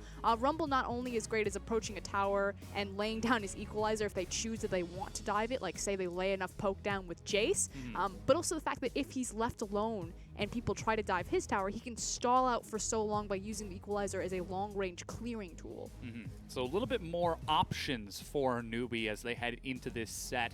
Currently coming in with a point advantage at -3 points. Their opponent's Vici Gaming at -7. A 2-0 here from Vici Gaming would put them at -4. Still behind Newbie, but in a much better position moving forward. So a very important game as these two teams are currently fighting for that 4th and final playoff spot. It is so close, and of course the outcome of this match will determine Game Talent's fate as well. So there is a lot riding on this here in the LPL, and a lot of people are going to be watching who is going to be the final team to make it into the playoffs from Group B, and who's going to be going home to the promotion tournament. And it's still an uphill battle. Even if Newbie claimed their spot, they would be going in as the 4th place seed, which means that they're on a disadvantage on the first round in Gauntlet. It's a weighted gauntlet. If you're 4th place, you're across from 3rd, and they get a 1-point advantage to start the series. The difference between playing a best of 3 versus a best of 5 to make it into quarterfinals. It is really going to be tough, but with our compositions locked in, it appears that we have loaded onto the Rift for game number 1, and immediately Vici Gaming are rushing out of the gates. They make their way straight over to the red buff of Newbie and start setting up some very aggressive vision, even using spells early on to see if there's anybody there, but Newbie playing it safe. They're sitting in Tribush. And they're taking a page out of QG's book. So you talked about it earlier, you know, Ivern fundamentally changes the jungle pathing when he's in a game. So immediately Vici respond to that. They see the Ivern on the enemy team, they're like, we have to invade, we have to get deep vision, figure out where this guy is starting, so that way our jungler isn't caught off guard and we get easily 3-buffed. Yeah, and we saw how creative Xiaogu were able to use Clid on that Elise, the exact same champion, to keep pace with that super fast Ivern clear and actually come out even, if not ahead, because he was able to get that first gank across. This time, though, looks like Bengi is starting on his own side of the jungle. You can see so many pings on the blue buff saying drop a late ward as late as possible to see if there's going to be any invade, because they currently don't have vision of Ivern, who's solo starting on that Direwolf camp. Exactly, and there's the late ward that you were talking about, dropped by Schwantron P and Caveman on the blue buff, so just trying to secure Bengi's jungle, make sure that at worst we just trade 2 for 2. Yeah. Does mean that they're going to be a little bit late to this lane, however. That said, you're still competing against the wave or line wave clear and AoE wave clear of Varus. Caitlyn will be okay for at least the first level because she can compete with the range as well as her Q, but as Varus gets level 3, he's going to take advantage of the wave clear as well as the trade potential. Yeah, and you're already seeing Schwantron P attempt to use this matchup aggressively. The hail of arrows to slow, weave in a few auto attacks to try to answer back. As a result, Moore has started with the ebb and flow for sustain over there. And Bengi, very fast clear. He's actually saving a smite just in case he comes across Swift looking for that blue. But the question will always be, what does Ivern do with this space in between his clear? So yes, he has the fastest clear of any jungler if he's set up correctly, but then you have all of this time. You know, where do you go? Ignite? That's Ignite. Heal is used, and Moore is at such low health. So too is Caveman, but there are no wards in the brush. Swift looks like he's going to be ganking mid lane. Root Collar forces the flash out of Easyhoon. And there's the answer to our question, where does Swift go with all of that time? He decides to go mid and at least burn the flash off of Taliyah, which means she needs to be that much more conscious about standing next to the rock walls, making sure that she can get her passive up if she needs it to get out of a sticky situation. Yeah, Swift immediately returns to his own jungle. Currently the fan favorite is voting for Newbie, as about 2 out of 3 people are voting for them. Bengi is now spotted. He got a full clear. He got his own side of the jungle. He's just a little... Actually, he's even right now. as he did take Scuttle Crab. Let's see if he decides to head for Krugs or if he ganks instead. But the Scuttle Crab is the big thing for me, especially because Caveman and Chuan P are still vastly overextended down here. Now they both have their flashes, but they knew that Ivern was in the area for a little bit. Bengi's doing a wonderful job making sure that he's keeping tabs on where Swift is to allow his bot lane to continue to play aggressive again. Varus has ticked over to that level 3. He's going to start really abusing the Caitlyn, not only in beating her in trade priority, but in push priority. Ooh, Bengi pings towards top, but already Newbie are prepared. They've got a Warden River. They managed to secure Scuttle Crab in the brief scuffle that we saw a few seconds earlier. They're going to invade and catch Bengi. Oh, I think the Flame Splitter actually spotted that out. Did he get that big one? It looked like Bengi got it. Okay. So Bengi was able to take that big one, but here comes Swift and Sky now taking the Silk Road down towards mid lane. Easy Hoon is playing towards the wall, as you predicted. Swift shows up. Flash. Root Collar misses from Swift. They managed to get the slow. Can they burn down the Taliyah? They can. First blood, Sky. And set up by Swift, the fact that he made an early gank into the lane, burned the flash off of the Taliyah. You saw that Easy Hoon, he was trying to play to his strong side of the map, knew that Rumble and Ivern were topside coming down towards him, but just didn't respect it. Missed the skill shot. A little bit of punishment there, and now Easy Hoon is making his way back towards mid lane. I do have a beef to grind with you. To me? Yes. Sure. Silk Road is only applicable to behind Dragon Pit. Behind Baron Pit is the Great Wall of China. Okay, well, it's a Great Wall then that they walk across as bottom lane. Oh, managing to get the silence off mid auto attack, so LWX just misses the animation. Still gets a good proc onto that as he is empowered by Nami. And suddenly LWX and more with their own levels are able to push back against Chuan P and Caveman. And it's the sustain that has won out for them. Obviously, between Nami and Lulu, one of them is going to be able to continuously heal up Caitlyn, and without anyone else impacting that lane, eventually the health bars just traded back and forth. Yeah. Bengi trying to even that out now. He's looping around, but Swift is already there. There's a lot of health that they need to burn through. Cocoon and Exhaust. He looks for LWX, who flashes back. Bengi follows up. He's going so deep for the kill, and he will get it. But they manage to get a dive from Sky, who teleports in, killing Caveman. And now they might try to catch Bengi more. He's almost got enough for the bubble.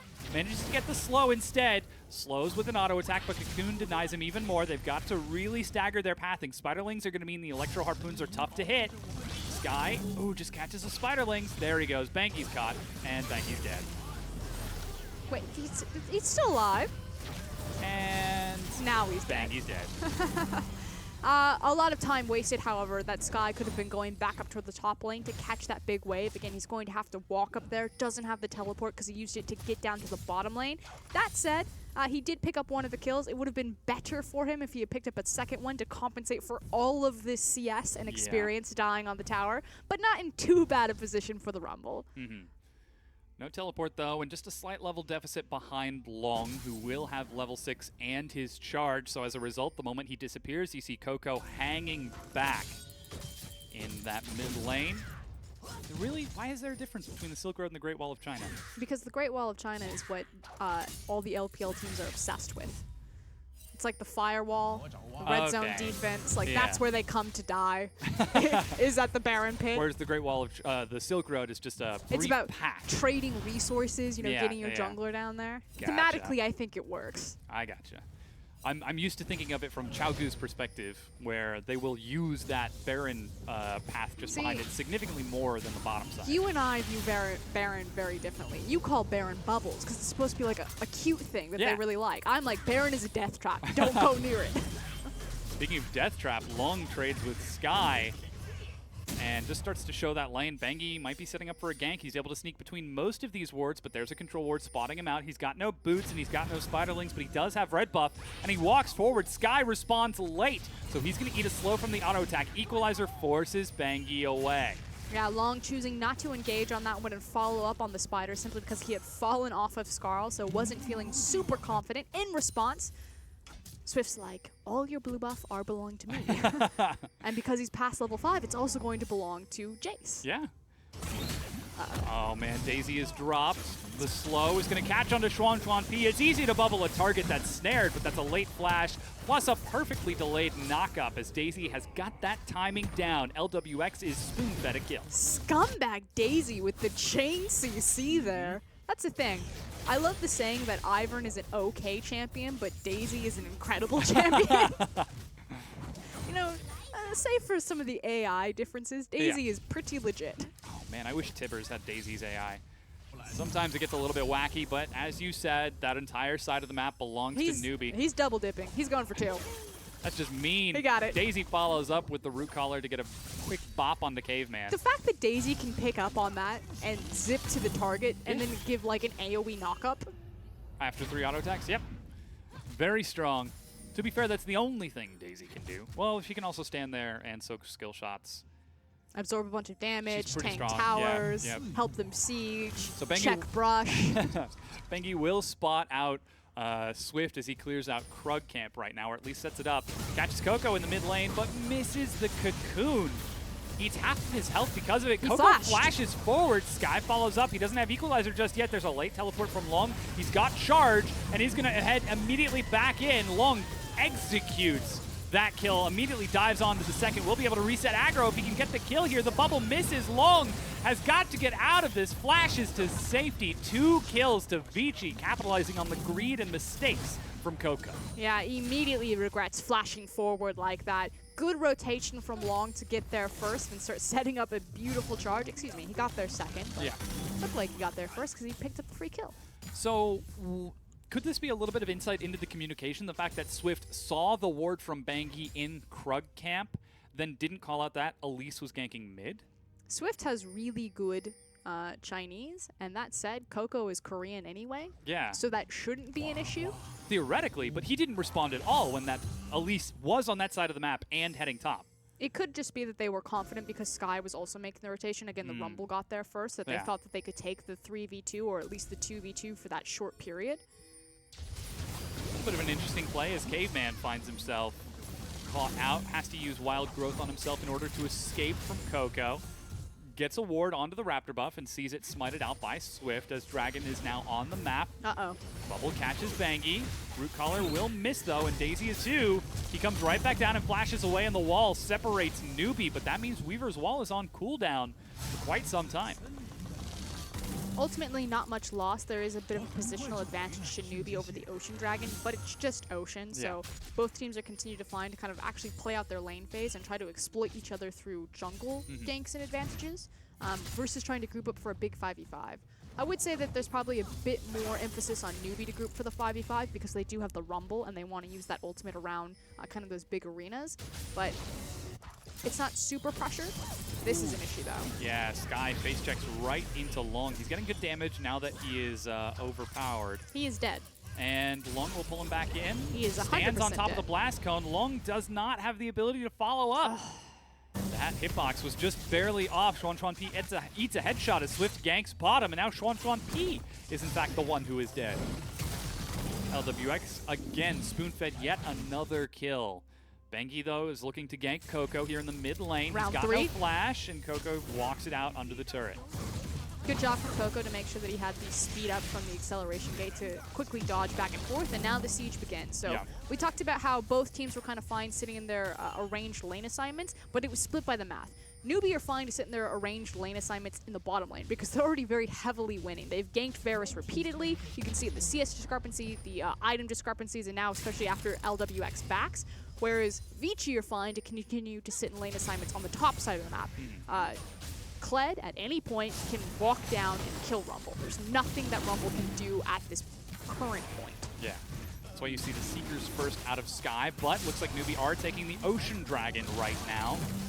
Continuing to snowball this early game that they've got for themselves, and for the first time in a long time, we can finally say that Vici seem to be behind in this early game laning phase. Bengi has had relatively minimal impact this time, and the lanes from Newbie, specifically the ganking from Swift Bottom, is doing wonders for them. But the next dragon is going to be the Mountain. That's going to hit around 18 minutes, and then you have to look at kind of the itemization of where these champions will break at 18 minutes, because that's the big one that we want to fight over. It's Caitlyn versus Varus. So even though LWX is ahead right now, and he's going to kind of get the first foot up on getting the Blade of the Rune King now that he's bought, Varus will have his by 18 minutes, and it's going to be a bigger power spike for Varus by how it works with his kit versus Caitlyn, who's still going to be waiting on other key items items to come in. So as long as Vici can kind of staunch the bleeding, which they're doing a good job right now by picking up kind of these free objectives, making good lane assignments off the tempo advantage because Newbie went for the dragon instead of the turrets, they'll be fine. Come 18 minutes, let's 5v5, we win there, we're back into the game. The question is then, can Newbie look for more advantages in the meanwhile? They're only about 500 gold ahead off of that 2-kill lead that they've got. And it's still relatively close in CS aside from that, excluding the top lane. Sky and Long is just not fun for that Rumble. He's a full level down. He's nearly 30 CS behind Long. And he's got his equalizer. But it's the different win conditions then. So if Sky wants to be up with his team because he wants to actually be a valuable member of society in Rumble, participating in 5v5, he can't be in that 1v1, that's fine for Long as well. You know, Vici have the option where we can continue to 4-1, abuse the Kled versus Rumble, or, okay, you want a 5v5? We have a Lulu Kled composition. Long is virtually unkillable because once he falls off of Skarl, he'll just get wild growth back onto Skarl and continue to charge forward. Their front line is massive at this point in the game. You even see Long is going for the Titanic Hydra first. So that is going to be a big Kled as time goes on. And now, with Scuttle Crab secured on that top side of the map, LWX has been swapped up there along with Moore, and Swift continues to follow the duo around. He's left Coco relatively on an island, and they are right on top of a ward, so they will be able to clear out this vision. You see the recall, or excuse me, the backup from ShwanShwanP and Caveman. They're sending Bengi bottom, and they've got Weaver's Wall for Easyhoon if they manage to catch Sky, but he just backs away. Looks like they're going to try to trade tier 1 turrets here. Yeah, and this seems like good communication. So where it was lacking between Swift and Coco, it seems on point between Coco and Sky. The fact that Sky's like, okay, Talia's not in the lane, I'm probably going to get dove, just back up, let this one go. We don't see where Elise is. We don't have eyes on Talia. They might try to catch Coco. Oh, he doesn't make it over the wall. Forced to cleanse and flash to escape. But those are 2 summoners burned, and we are getting the top tier 1 going down. Now that they see there are 3 members mid, Long gets the chance to bully Sky further away. But this is actually a slight tempo advantage to Newbie in terms of how they're taking the structures and when they're getting their back timers. So huge advantage still to Long. That's level 11 to level 9. Kled is very scary, very terrifying. But there's these, 10-second window where you can see that Nami and Caitlyn are getting back to base first, whereas Lulu and Varus are still just starting their backs, where Newbie could catch Vici off guard for this mid tower. But they need to make it count, and they need to kill Easyhoon. Yeah, it certainly is going to be difficult. Going for the Seekers. Looks like he's opting to finish off the Morellos first, so he is taking the gold-efficient path towards sustain and survivability. But now LWX swapped onto the next Tier 1 turret for Vici Gaming. That means that ShwanShwanP, currently taking the time to catch the minions up top, leaves Easyhoon to defend this mid-Tier 1 turret. Luckily, he does have the Seismic Shove and Unraveled Earth, so he can very easily clear that wave. Yeah, and he's got the blue buff. So it's Easyhoon that's absorbing a lot of that tempo advantage that Newbie had, because again, they have to kill Talia, otherwise they won't siege the structure, but they don't have the Ashe, they don't have the Varus, they don't have the hard CC. So it looks like Newbie are just going to double down, try to play patiently and continue the siege. But this does open them up for flanks, so now all eyes have to be on Elise and Kled. How will they respond to this? Because the longer that Newbie are just sitting here continuously pushing in, the easier it is for Kled to get behind them. Or if Long wants to continue pushing, start threatening inner tower too. Yeah, and that's exactly what we see right now. Both of the top laners shove in the Long lane before going for a delayed recall. Looks like Long is actually still playing towards that side of the map, so he might be feigning a flank.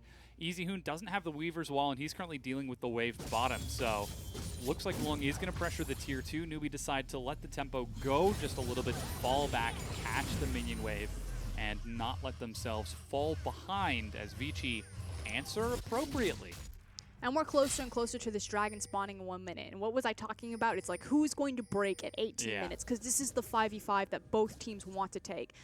Unfortunately for Newbie, even though it still feels like they're kind of in the driver's seat and controlling tempo of the game, they don't feel very strong right now. They don't really have a big front line. That Rumble is very fragile, whereas the front line for Vici is much stronger between just how far Long is ahead of his opponent, as well as the fact that they have the Lulu. So Vici could very theoretically compete for this if they choose to.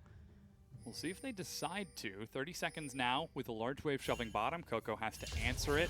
There's a lot of gold available on the map, and both of these teams aren't being being given the opportunity to translate that gold into stats, as nobody wants to recall this close to the Dragon. There's also not a lot of vision from it outside of Newbie, so they shove in mid. You've got recall out of Caveman now, and EasyHoon will be able to translate into going for the Zanyas. Yeah, big pickup right before a Mountain Dragon. Having that Zanyas available means that EasyHoon can that much easier set up team fights or flanks, because he now has the safety of the stasis to go into if he feels like he's out of position. Yeah, Swift even using Daisy to scout out the brush. Doesn't want to take any chances that he's going to face check into a Kled or an Elise. Check out Splinter Cell Bengi down I here. know.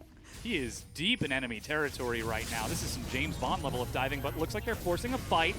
They're going to see Long getting pulled in. He's found more, tries to target onto LWX, but he's eating a lot of damage here. There's still no sign of Sky. He finally gets in, finally drops a great equalizer, and Vici Gaming are burning down. Long is separated, so Sky gets to do so much damage, and despite the zone control from EasyHoon, that is not an efficient trade. And that was the front line that Vici wanted, but they didn't have any follow-up on it. Long got in there, but Lulu walked onto a Caitlyn trap. She wasn't able to follow up, so he immediately burned his flash. Now EasyHoon is just trying to use the Weaver's Wall to save the tower and to let Vici catch their breath for round 2. The minions and Daisy are staggered back, so they get to wait for the cooldowns on their wave clear. Oh! This is big though. Kled has teleport, and he went back and he healed. So Vici are still in a position where they want to fight for this dragon. It's now, where will Long TP to? Yeah, Coco's holding mid. Looks like he's TPing behind the dragon in Tribush.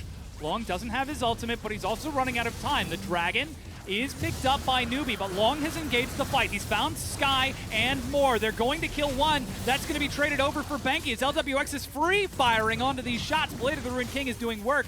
He's turning now onto Long, who hops over the wall. Moore gets a slow. Coco joins the fight too late. EasyHoon, Zanya stalls it out. Does he have enough? He finally will be able to kill Coco, but LWX is just firing shot after shot. Gets one, but will drop an answer. Vici trade 1 for 4. Excellently done by Vici Gaming. I'm so happy that they recognized that they were strong enough to take that fight, and it was really off the back of Long, but holistically also a great team experience there. Yeah, they're bringing the minion wave now into the bottom tier 2 lane. With Sky only just now recalling, they could get some big damage onto this if they manage to bring other folks down there as well, but they decide to play it safe and back away instead.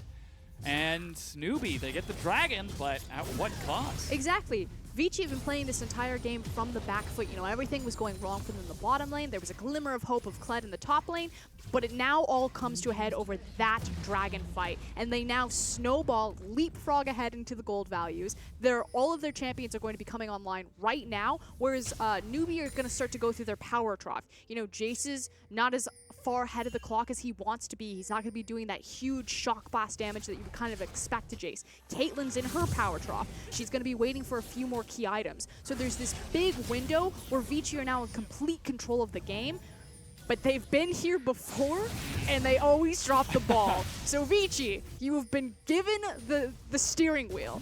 You have your foot on the gas. Just run Newbie over while there's still hope. Time to see if Vici Gaming have learned from their mistakes against ChowGu, against countless other teams in the LPL, or if they will fall prey to the same mistakes once again. Newbie have got some time to stall this out, as Baron has now spawned, but they've got plenty of vision on that side of the map. They've got the opportunity to stall things out and slow it down just a little bit as they try to work themselves out of this power trough. This would be the one thing that I don't want Vici to do. I don't want them to go near the Baron. Yeah. Use it as a source where you have a lot of pick potential because you have Talia, Varus, and Elise. So if you can get vision control and lure someone in for an easy kill, you know, that's always free. But continue to exploit the 1-3-1 or the 1-4 if you want to keep EasyHoon with the rest of the team. Long is going to continue to punch Sky repeatedly in the face. Yeah. That's level 13 to level 12. Poor little Rumble only has his Ninja Tabi. He doesn't have his Hourglass, only sitting on the laundries. He is like free food sitting down there. Yeah, and you can see Long is slowly starting to work on this turret as well. There's no response from Newbie. Swift seems to be prioritizing mid. Ooh, tries to find EasyHoon, but doesn't land the root collar as he gets too aggressive. But the bottom tier 2 goes down. They're able to utilize one advantage with that Kled. Can they do it again? They're trying to reset their top wave. So, like you said, one tower down. Now they can swap to the other side of the map. Meanwhile, Newbie now have this open window where they can rush towards the Baron, clear out the vision, try to see if they can get a foot back. Starting the Baron here would also be a terrible idea. Don't do that. That's silly. But now taking a look at things, Vici Gaming, once again, in the driver's seat. They've got the momentum, they've got the tempo. But do they have the drive to finish this game off? They've actually sent Long back towards the bottom lane. He'll have his teleport in about a minute. So that means that EasyHoon, with his Weaver's Wall at level 2, can make it towards mid rather quickly if a fight were to break out. Which means that Newbie can't afford to overextend, which is why you see how cautious they are, sitting very deep back in their own jungle. Even Coco, who doesn't need to be around for the red buff handoff, is just standing next to the dead tower like, okay, everyone, hold hands. Yeah. Buddy system. We're going to go farm this wave together now. Never 1v1.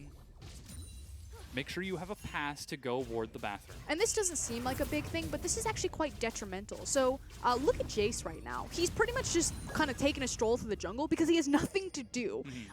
The wave in the mid lane was actually given to Caitlyn, and you don't want your AP carry and your AD carry to be sitting in the same lanes because then you're splitting gold resources between them. Like, no one is going to win there. So he gave away the camp. Coco is still on his great adventure. For the last 30 seconds, he hasn't taken in any gold. He's literally just popped his head into the river, maybe placed his trinket. He's like, is the wolf camp up yet? Can I have it? This is like Bill and Ted levels of a journey. Just showing up here, saying hello to people, and then splitting off into different directions. I get the ward? 30 gold? Finally, he gets that, but his gold income has not increased in quite some time. Meanwhile, EasyHoon has been slowly pushing in top. They've got Skye pushed in bottom, and now Teleport is back up for Long. You can see LWX is setting up vision now that they've sacrificed wards on that side of the map. It's a minute for Ocean Drake, and nothing big has happened yet. LWX has Zeal. He's starting to get out of this power trough, but Vici Gaming predicting it. They're setting up the pick, and Newbie see it coming. This is your moment, Vici. This is, if you win or lose, the replay, the coach will go back to this exact moment and be like, your choices here will define how game one goes. Are you going to continue to play the side lanes? Are you going to try to siege in for that inner turret on top lane? If you are, why is Talia up there? That should be the Kled. It's even more a question of, it's not going to define their fate in this game. It's going to define their fate in the LPL. Whether or not they take the win here will get them closer to Newbie and towards the final fourth spot, or in that promotion tournament. They need to be able to take the initiative when they're ahead, and that we're still seeing them sit back, wait for Newbie to make a mistake and find a pick. It doesn't bode well so far, but again, the game is young. It's only 25 minutes in. Ocean Drake has spawned. They've already got Chuan, P, Bengi, and Caveman on top of it. But the reason why I want Kled up top lane is because we were playing around the Dragon as the next spawning objective. But more important, it's easier for Kled to continue to pick up those towers in an isolated 1v1 because he has more kill pressure on an inner turret than he does on an inhibitor turret. Whereas Vici have kind of condemned themselves to playing around the Baron area and trying to make these big picks. But the thing is there's no pressure for Newbie to walk in there blind. They have so many tools, like Daisy, like Shock Blast, to check out that area that even if Vici get perfect vision control, sweep everything out of it, there's still so many options for Newbie to combat and to fight back on it. So I just think that it's the riskier play rather than abusing Kled right now. And the longer this game stalls out, the closer Caitlyn gets. As we check in on her itemization, she's now got the 2 attack speed items, you know, Hurricane's complete, still sitting on the Zeal, the Blade of the Rune King, and her armor penetration. Still not super powerful for Caitlyn, but she's online now. You know, you give her enough time, she will start to kill people. The big concern is, can she fight Long? So far, the answer is not yet, but soon that answer will be yes. Coco, in the meanwhile, he's gotten, I think that's about 22 CS in the past 4 minutes. So he has effectively sort of delayed his income to deal with EasyHoon. He's actually still showing up top right now, trying to play with the vision. And Swift is up there to support him. He spots out the wards from Vici Gaming. Coco should back away right now. Vici are making their way up there. But that's Newbie making a very concerted effort to say that all of our gold and our resources are going onto Caitlyn. The fact that Coco has only had 22 CS to his name in that, you know, past time, it's because he's been giving all of the resources to Caitlyn. So Newbie know what they're doing. Keep LWX alive. Ooh, they might be trying to catch EasyHoon here. Coco shows himself. Flash, Root Collar forces the flash out of EasyHoon. Tidal Wave is used as well, and LWX was there for moral support, so it's actually Newbie who tried to make a play despite Vici being in the driver's seat. And now Vici Gaming, without that flash on Talia, will have to be a little bit more conservative with their aggressive vision. Everything in the kitchen sink was thrown at him as Vici continue to throw themselves and their bodies at this Baron. Yeah. It'll work. Eventually we'll get the pick. Someday.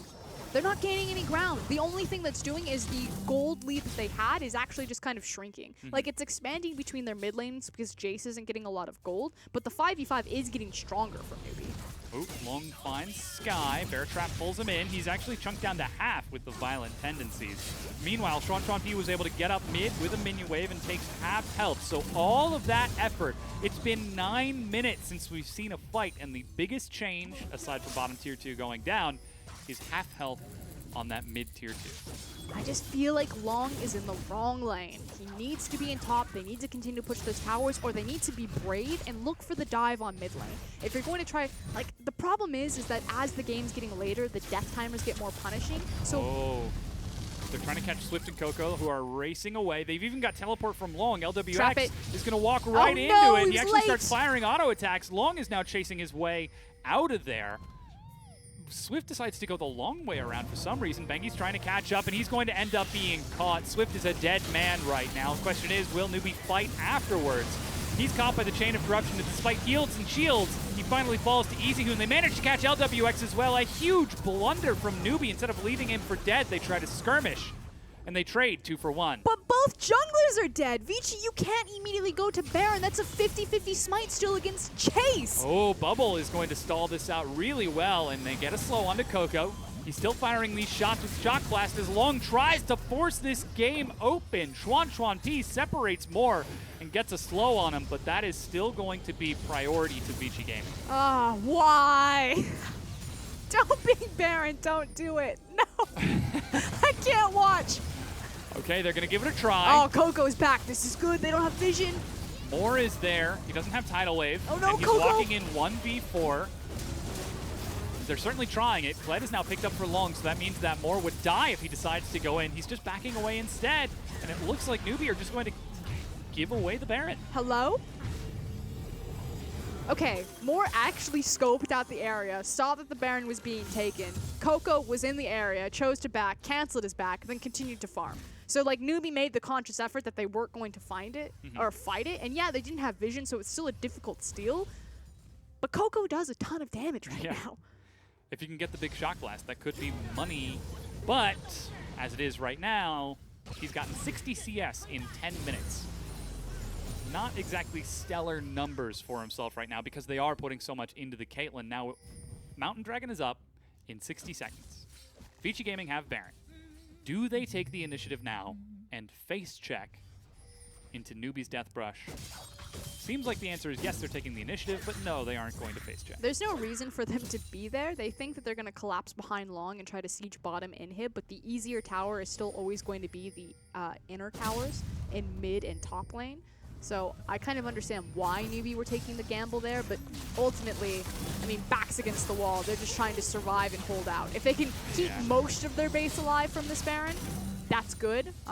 If not, game ends here. Yeah, we actually see Vici now setting up a 1-3-1. They've got EasyHoon keeping track of Coco while the 3 hold up in the mid lane. Daisy is pulled to clear out the next minion wave, but that was the first minion wave of this Baron buff coming in. It's still got a good 2.5 minutes of sieging, and it looks like the top tier 2 is set to fall. Long is still pushing bottom. Slowly but surely, Newbie are losing ground. Oh man, ShuanShuanP is shredding this turret. Somebody's got to answer him. LWX tries to get some shots across, manages to clear out the wave, but already half health on this inhibitor turret. Newbie, it seems like they're passively losing the game here against Vici Gaming. I feel like both teams are passively losing, just one team's doing it faster. I will say that Vici did take matters into their own hands when Long decided to catch out Swift. He's now going to look for the dive bottom. Ooh, they catch a bubble onto ShuanShuanP. That's shield. Redemption means that EasyHoon splits the fight. They're turning now onto Moore. That's the support. ShuanShuanP gets one and forces the rest of Newbie back. They turn onto the inhibitor turret to break it down, but that's without Long. They managed to do it. We did it, though. We broke the tower. We're in. It only took us 18 minutes longer than it should have. But we're in the base. Finally, the inhibitor falls. They've already got a minion wave prep down there as well. Long charges in to get Coco out. Dives in. They separate Swift. Meanwhile, they turn on to Sky. He's going to be able to kill Bengi as LWX is firing these shots across. That's a lot of damage the Phantom Dancer is doing. Long pulls him back in. Bear Trapper on a rope yanks him off the fountain, but he's able to heal up just enough. And LWX, the sole survivor, watches his base is crumbling to Vici. They're bringing in a minion wave here. Are they going to try to end the game? That's what I said. I said at best, their base would be destroyed. At worst, the game would end here just because of how devastating late it is and how easy it is for them to dive towers and to siege structures. Oh, man. Long is able to pop LWX. More dies as well. That is the ace as Vici Gaming turn onto the Nexus turrets and end the match. Game number 1, slow and steady, win the race, goes to Vici Gaming. And relatively quite quick at a 33-minute victory, but it felt slower simply because Vici kind of lost their way halfway through that game. They couldn't quite decide, where do we want the Kled and what lane assignment, how are we setting up the Baron. That said, eventually Swift made the mistake and Vici immediately pounced. And with that, Vici Gaming put themselves in a prime position to catch right back up. Even if they lose the next 2 games, they are feeling very good about themselves. Look at that, 18 minutes exactly, that dragon fight. It's almost like you called it, like some sort of analyst who studies this game. Keep track of what's going on. Weird. Yeah. Well, joining us now is someone else who studies the game. Raz, welcome back. No, I'm a slacker. Oh, okay. Hope you would have known. Yeah, this game was real fun. I think that... Was it, Raz? It was real fun. Because you see points where Vici, they are starting to learn in certain cases, but also frustrations that you mentioned because there are certain points of the game in which Vici was indeed slowing down. If it was another team, if it was a team, let's say, let's put it out, Xiaogu actually, they would have been a lot more aggressive with how they would push that lead forward. But it was nice to see Long really take advantage in this matchup, not only just the matchup, but actually be able to push his advantage forward. I did have some problems with Vici, though. I think it showcases in the first replay here where they should be pushing their advantage forward, as I say. You see where Kled is in the bottom side of the map. Right here, it's Vici looking to push Vision upwards, trying to make it easier for them to create a flank opportunity for themselves around Baron. That is their main focus here. But the problem is they are kind of doing it haphazardly. Long is looking to rotate, but he does it kind of early on, so Rumble is able to kind of catch him here. So just kind of taking just stepping back a little bit, Vici just needs to look to understand what their composition should look to do. Because setting up towards Baron, proper play. But it's not so much doing the Baron, it's looking for flank plays, because even before this, you mentioned when Vici got their massive lead, it was off of that TP flank play coming in from Long, where he's able to immediately get into the backline, immediately just burn them down. We want to see that happen more often, and it should be happening more often because Vici should be setting it up. But the setup isn't there, and at times it looks very, when it is, it's very, they make the wrong decision on how to use it. Yeah, it's always the correct idea, but just the missed execution from Vici. Like, that's always been the crux of all of their problems. Unfortunately, there's games where Long is on, and I think he was on this game. You know, he was on the right page. He was trying to do the right thing, but it looked kind of like miscommunication across map, that Long's not necessarily super synced up with EasyHoon, or maybe EasyHoon's not communicating to him. And I don't know if you bridge that communication, if that's what solves all of Vici's problems, because you have, shining lights, or if this is a consistency problem. Like, Long is consistently good, or sometimes good this game, but, next game, maybe the Kled gets banned, and somehow they don't have that weapon, and he has a limited effective champion pool. So it's really hard for me to pinpoint, is this communication problems with Vici, why they can't set up, or is this performance problems with Vici that they can't set up? I would like to say it is communication, or because of the issues that they have mentioned themselves. Sure, it's getting better, but it's not where they want it to be currently. But at times they want to be the smarter team, and you see a lot of cases they get the early game leads, and their problem has always been to shut it down. The issue with why it's so hard is because they want to be able to link the opposite map. If it's the TP in the top lane matchup, a lot of the times they fumble that. They don't know how to utilize it, or at least they do, but it's very hard, or it's very late. The late TPs come through, and at times utilizing their bottom lane doesn't come in through hell. Which is why I actually think it's funny that Shen's one of the champions that kind of stands out for us for Long, but I think it kind of band-aids fix that issue where you can't necessarily teleport as well. So he gets the MVP this time on Kled because he doesn't have to teleport. Yeah, when he did teleport, that was kind of the big swinging momentum for them to start snowballing the game, but they also just frankly won because he could just sit in the 1v1.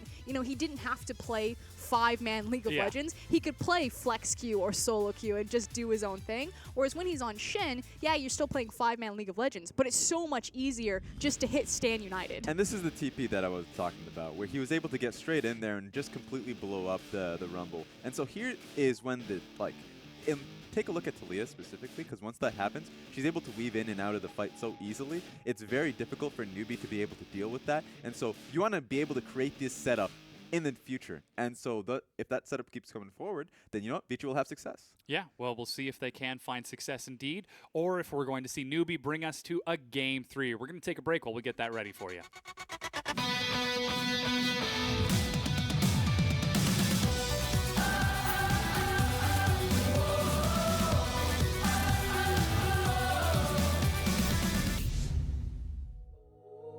Nothing else makes a difference.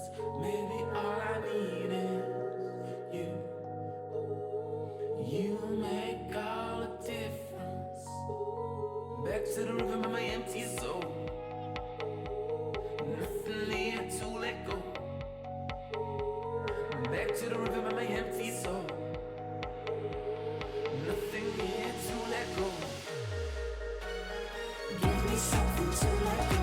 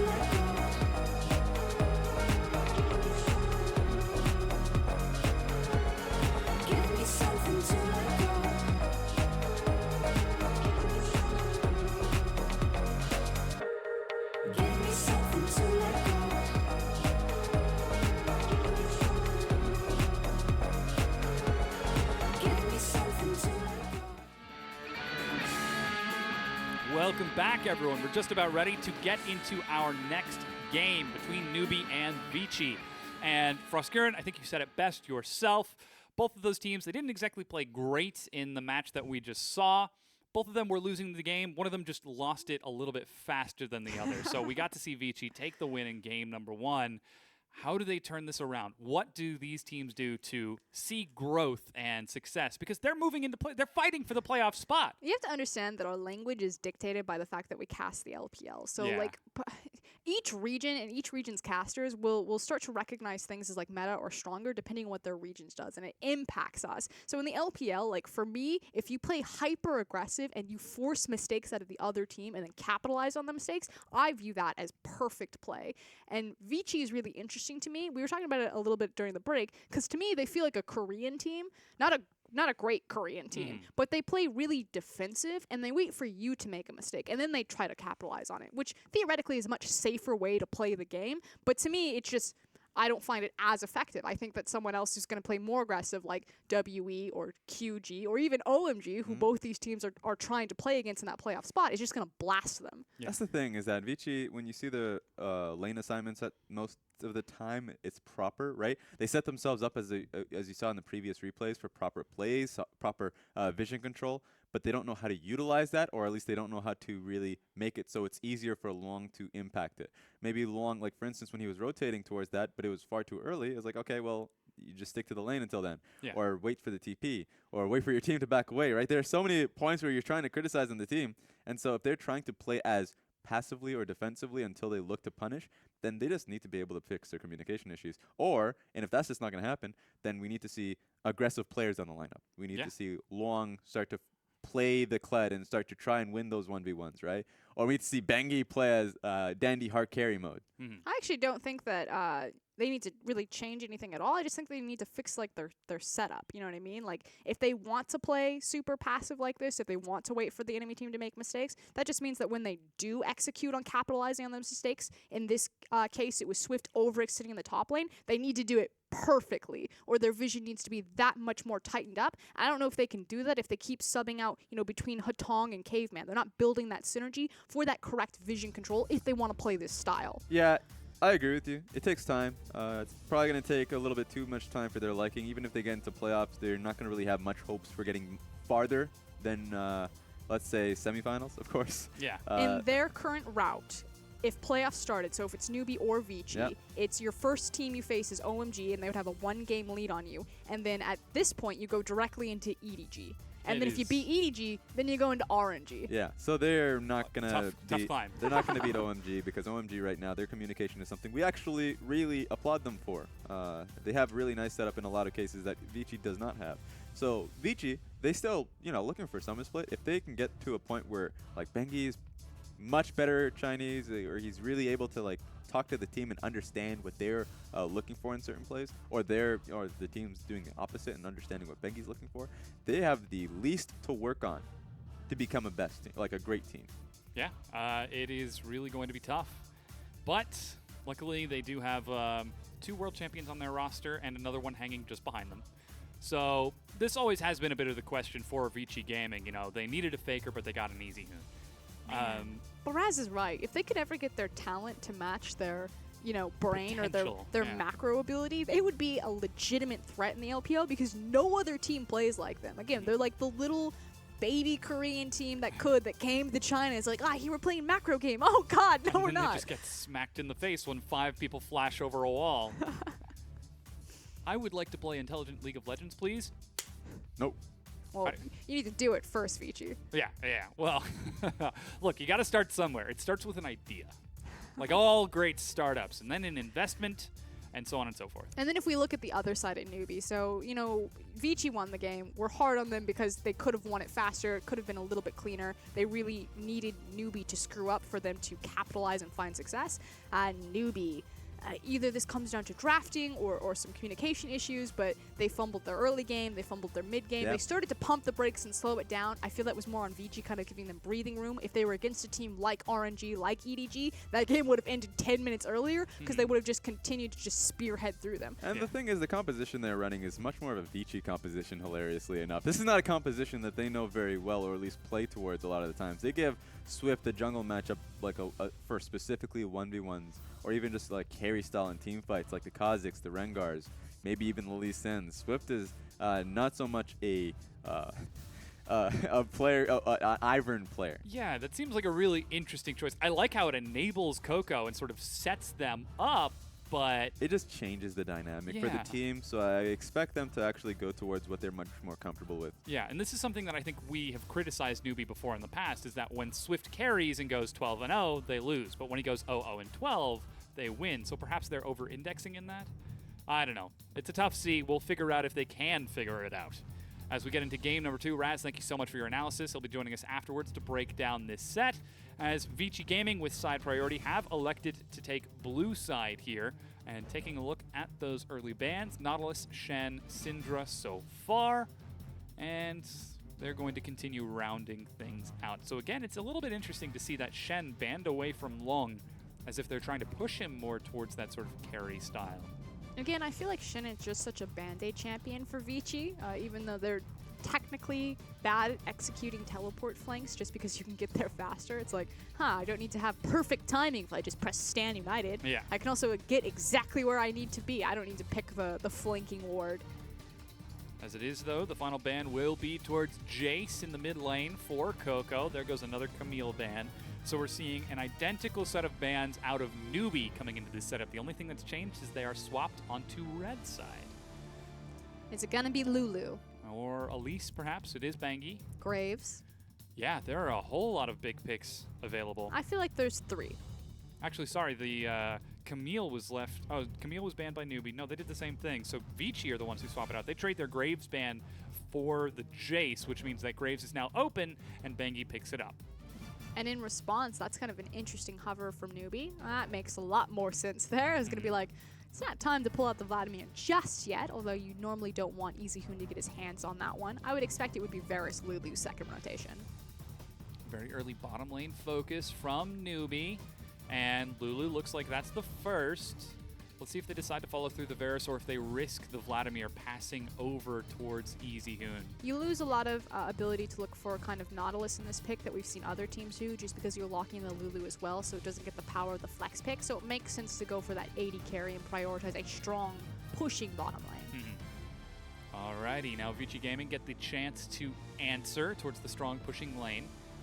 As Ashe is now locked in for Xuan P, we'll see if he can land as many arrows as Endless. So you have two different options here. You go for the 80 carry because you don't want that pool to be pinched, and you can go for the support, which is what they choose to do, or you could have gone for kind of a blind pick mid laner because you're on blue side anyway, and try to grab a valuable pick before it gets pinched away from EasyHoon. I would expect it would have been an Orianna or a Vladimir, but choosing to match push for push with Karma Ashe. Yeah, so they will be answering in the bottom lane. Meanwhile, Swift gets Elise in the jungle, much more carry potential compared to Ivern, and there goes the Vladimir ban. So Newbie still picking this rather well, answering Vici's priorities with some of their own. And it's prioritizing that Xuan P and Caveman get uncomfortable champions. We did say that Caveman and singled him out as kind of the Braum player alongside Moore. One of the other champions that he actually shined on was the Karma. So it is nice to see him kind of return back to those calling cards. Xuan P, he's not necessarily the Ashe player, but you can't really beat the push of Karma Ashe, even as Varus Lulu. So Volley and Ranger's Focus, and then you've got Soul Flare and Inner Flame. It automatically guarantees Vici at least one strong side of the map in push priority, which can unlock Bengi to get in Swift's face and start causing havoc. Yeah. Again, that Elise Graves is a very volatile jungle matchup. If the two meet, it really comes down to whether or not Coco can get the jump onto Bengi before he can respond. There's actually the Kled ban towards Long. So 3 top laners and 2 mid laners targeted towards Vici. And I feel like it's going to be a Rumble pickup outside of ban phase if they want to continue to put pressure on Long, just because that's kind of the last big champion that he has left in his arsenal, if you will. He was the big Rumble player before anything, so we'll see if they follow through on it.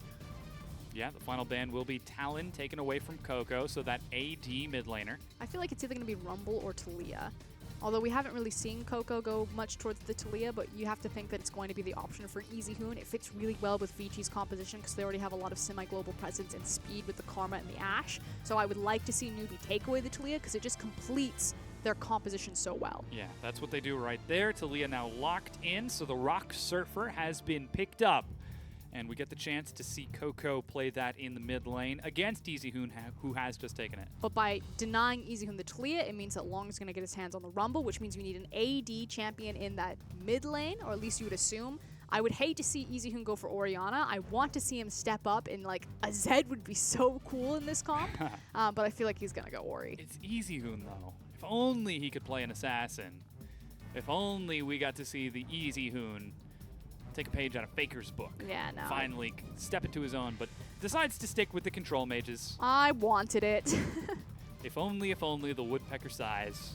Orianna now will be the final pickup for Vici Gaming. They've rounded out a very strong composition. Newbie actually saving counter pick for Skye. They could look to put him on a carry here. On hit Kennen. We've got a few seconds left to go with it. So just checking the stats right now, this is actually the first time we've seen Coco play Taliyah. He has never played it before. Yeah, so just the pressure of EasyHoon getting his hands on that champion again, Newbie wanting to take it away as it's a last-second swap. Yeah, Gragas filling in for the top lane, so a very self-sufficient top laner. Should be able to keep pace with that Rumble rather nicely. 2 champions that peak really well on kind of 2 items or earlier on into the game, so Newbie not going to fall into the same problem that they did last game where their top laner just couldn't compete or their front line couldn't compete with Vici's. This time around, coming into kind of these mid-game dragon fights, it's going to be much more equal footing between these 2 5v5s. Yeah. That is assuming that we will be seeing mid-game dragon fights and not the 2 of them setting up wards and just farming, waiting for the other team to make a mistake while they set up picks instead. The hope is that we see growth and change from the 2 changing from game number 1. And while Vici were able to take the first set, it's going to take a lot more than that slow, patient play to beat some of the higher teams in the league if they manage to 2-0 here and get closer to that playoff spot. They do have a very clear binary and blueprint plan of how they want to play out this game, particularly the early game. You have the Ashe in the bot lane. You got the big arrow. You have a Rumble in the top lane. You need to unlock Rumble, start using his equalizer around with the team fights. That's where he's strong. Throw an Orianna on top of that. Early game Dragons, between kind of early game and early mid game, are kind of where Vici want to be and where they want to peak very early. Newbie, on the other hand, they can try to match that, but it's more so still kind of siege and pick. Yeah, they can 5v5, but they want to use that Weaver's Wall to section off turrets or to section off vision control of brushes where they can follow it up with the Elise pick or the Chains of Corruption pick from Varus. The big concern is in order to execute on plays like that, where you've got the super strong Taliyah flanks and those Weaver's Walls, you need to have really crisp communication. I know I personally was a little bit critical of Coco in that last game, but we did see Newbie play as a collective unit as time went on, and they were able to sort of respond and defend in time. So the pressure is on. Let's see if they can bring Vici Gaming to a game number 3, or if Vici will take the series 2-0 and claim possession of the 4th place spot in the LPL. Gets them that much closer to standing across from what is currently OMG in that grueling playoff gauntlet, as I hope you got a first look at that dragon, because it's a mountain dragon. Yeah, this one actually is going to be very important for the two teams. Long is already starting to spit some fire towards Sky, who's playing nice and far back. You should see the particle effect coming out of the brush. And remember that Rumble is Long's OG, his OTP. His one true pairing up there is him and Rumble. So he's very competent on the champion. I want to see him unlocked from the lane. They need to start getting involved with early dragon fights, like make a play for that mountain dragon. Now, as I say that, because it is a mountain dragon, you actually don't have to 5v5 for it. Rusty likes to talk about this all the time. The mountain dragon's kind of that big, lumbering, gentle giant. Especially for Elise. He attacks so slow that Elise can solo the dragon if Swift gets vision control of it by having her spiderlings in front of her, because the dragon won't attack fast enough to clear it all out before she kills him. Takes a long time, but she can do it and stay healthy relatively early in the game. It creates a challenging dichotomy for Bengi. Does he prioritize Long on his one-trick pony Rumble in the top lane, or does he prioritize Vision to keep an eye on that bottom lane so that Swift doesn't steal it, or to focus Xuan P and Caveman, who do have that aggressive lane, and they managed to get the very early harass on the LWX? Well, we do have the junglers starting on opposite sides of the map, so there are going to be windows where either Bengi or Swift will have kind of gank priority without the answer of counter gank, at least for initial rotations. And like you said, if Bengi could prioritize Long, he's certainly geared up to do it because he's heading towards the top side. Certainly see as Swift is currently heading towards that bottom side. I just realized that when Graves does his end of line, Coco actually gets a very fast ward onto red buff. When Graves does the end of line, he pulls a grenade and chucks it like he does in the New Dawn cinematic, which was well before the Graves rework. That was just very old conversation, as Ignite is used onto Xuan P. He's still holding on to heal, though, so he doesn't take the healing debuff and will be able to trade back, but LWX and more, they've already got presence from Swift down here, too. This is why you don't trade in an incoming creep wave. A bit overzealous there, as both flashes are now down for the Ashe, and when Ashe doesn't have flash, she's typically dead. Yeah. So this is now a giant target painted on Vici's bottom lane, and unfortunately it's going to cost Xuan P a lot of TCS. He's going to lose the cannon right there, and that is going to be one of many because he doesn't know where Elise is. He cannot step forward. Swift invades right now. He's got a ward and keeps himself down there. That's actually recall out of Xuan P and Caveman, so Swift gets the opportunity to invade nice and safely. He's even bringing Coco down here as well, as they get a lot of vision. They're going to hop the wall. Oh, they're going to catch him as they come back into the lane. This is a huge... Oh, did they get spotted by the creeps? No, they didn't. They didn't duck out of brush. They will see more making his way around to Tribush, so now they're pinging in. Caveman sneaking forward, gets the control ward, spots out the rest of Newbie. So, okay, he makes it back in the lane. But as you said, huge, very early CS deficit for Xuan P and Caveman. Coco will miss a few CS in the mid lane, but he's happy to recall like this. Yeah, that was a big win for Newbie's bottom lane. That said, it does punish Swift and Coco because they're unable to translate that victory into any sort of snowball like a kill. Bingy ate up a lot of his jungle. Like you said, Coco was missing out on EXP as well as gold because he wasn't farming his wave, although he's got a big wave to return to. Yeah, that will be pushing in, so he should be able to catch this cannon. Meanwhile, Bengi did a full clear of that top side of the jungle for Newbie, catches the Raptors as they respawn, and with plenty of vision on that side of the map as well, is rather safe to go for a recall. Coco might try to catch him up here. Let's see if Bengi responds. He's just there to make sure that Swift is going to be okay. Yeah. So Newbie knew that something was up, that Bengi was going to move into his jungle, take everything. They suspect that it's probably warded, and they brought Coco for extra safety. So that is the trade-off for Vici Gaming. They get Bengi ahead as he's able to clear out and get significantly more experience than Swift. But the bottom lane of Xuan Xuan P and Caveman are very low on experience, so they're actually now even in CS. That wave will push in, and you're certain LWX and more are going to freeze it. But Bengi is continuing to abuse Swift. This is now level 5 to level 4 in the Elise Graves matchup, so already bad. It's going to get worse as that level 6 ticks over.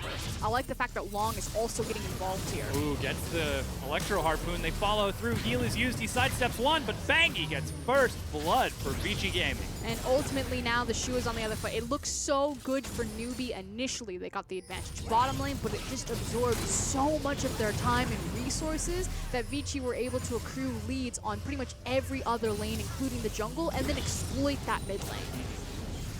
With that advantage, that gives them an 800 gold lead this early on. The one-trick pony of Long is now set up for success. And it's even worse because Bengi was the guy who got the first blood, so he's going to be even closer to that level 6 mark, which means he's going to immediately just rock into Swift's jungle, and there's nothing Elise can do about it.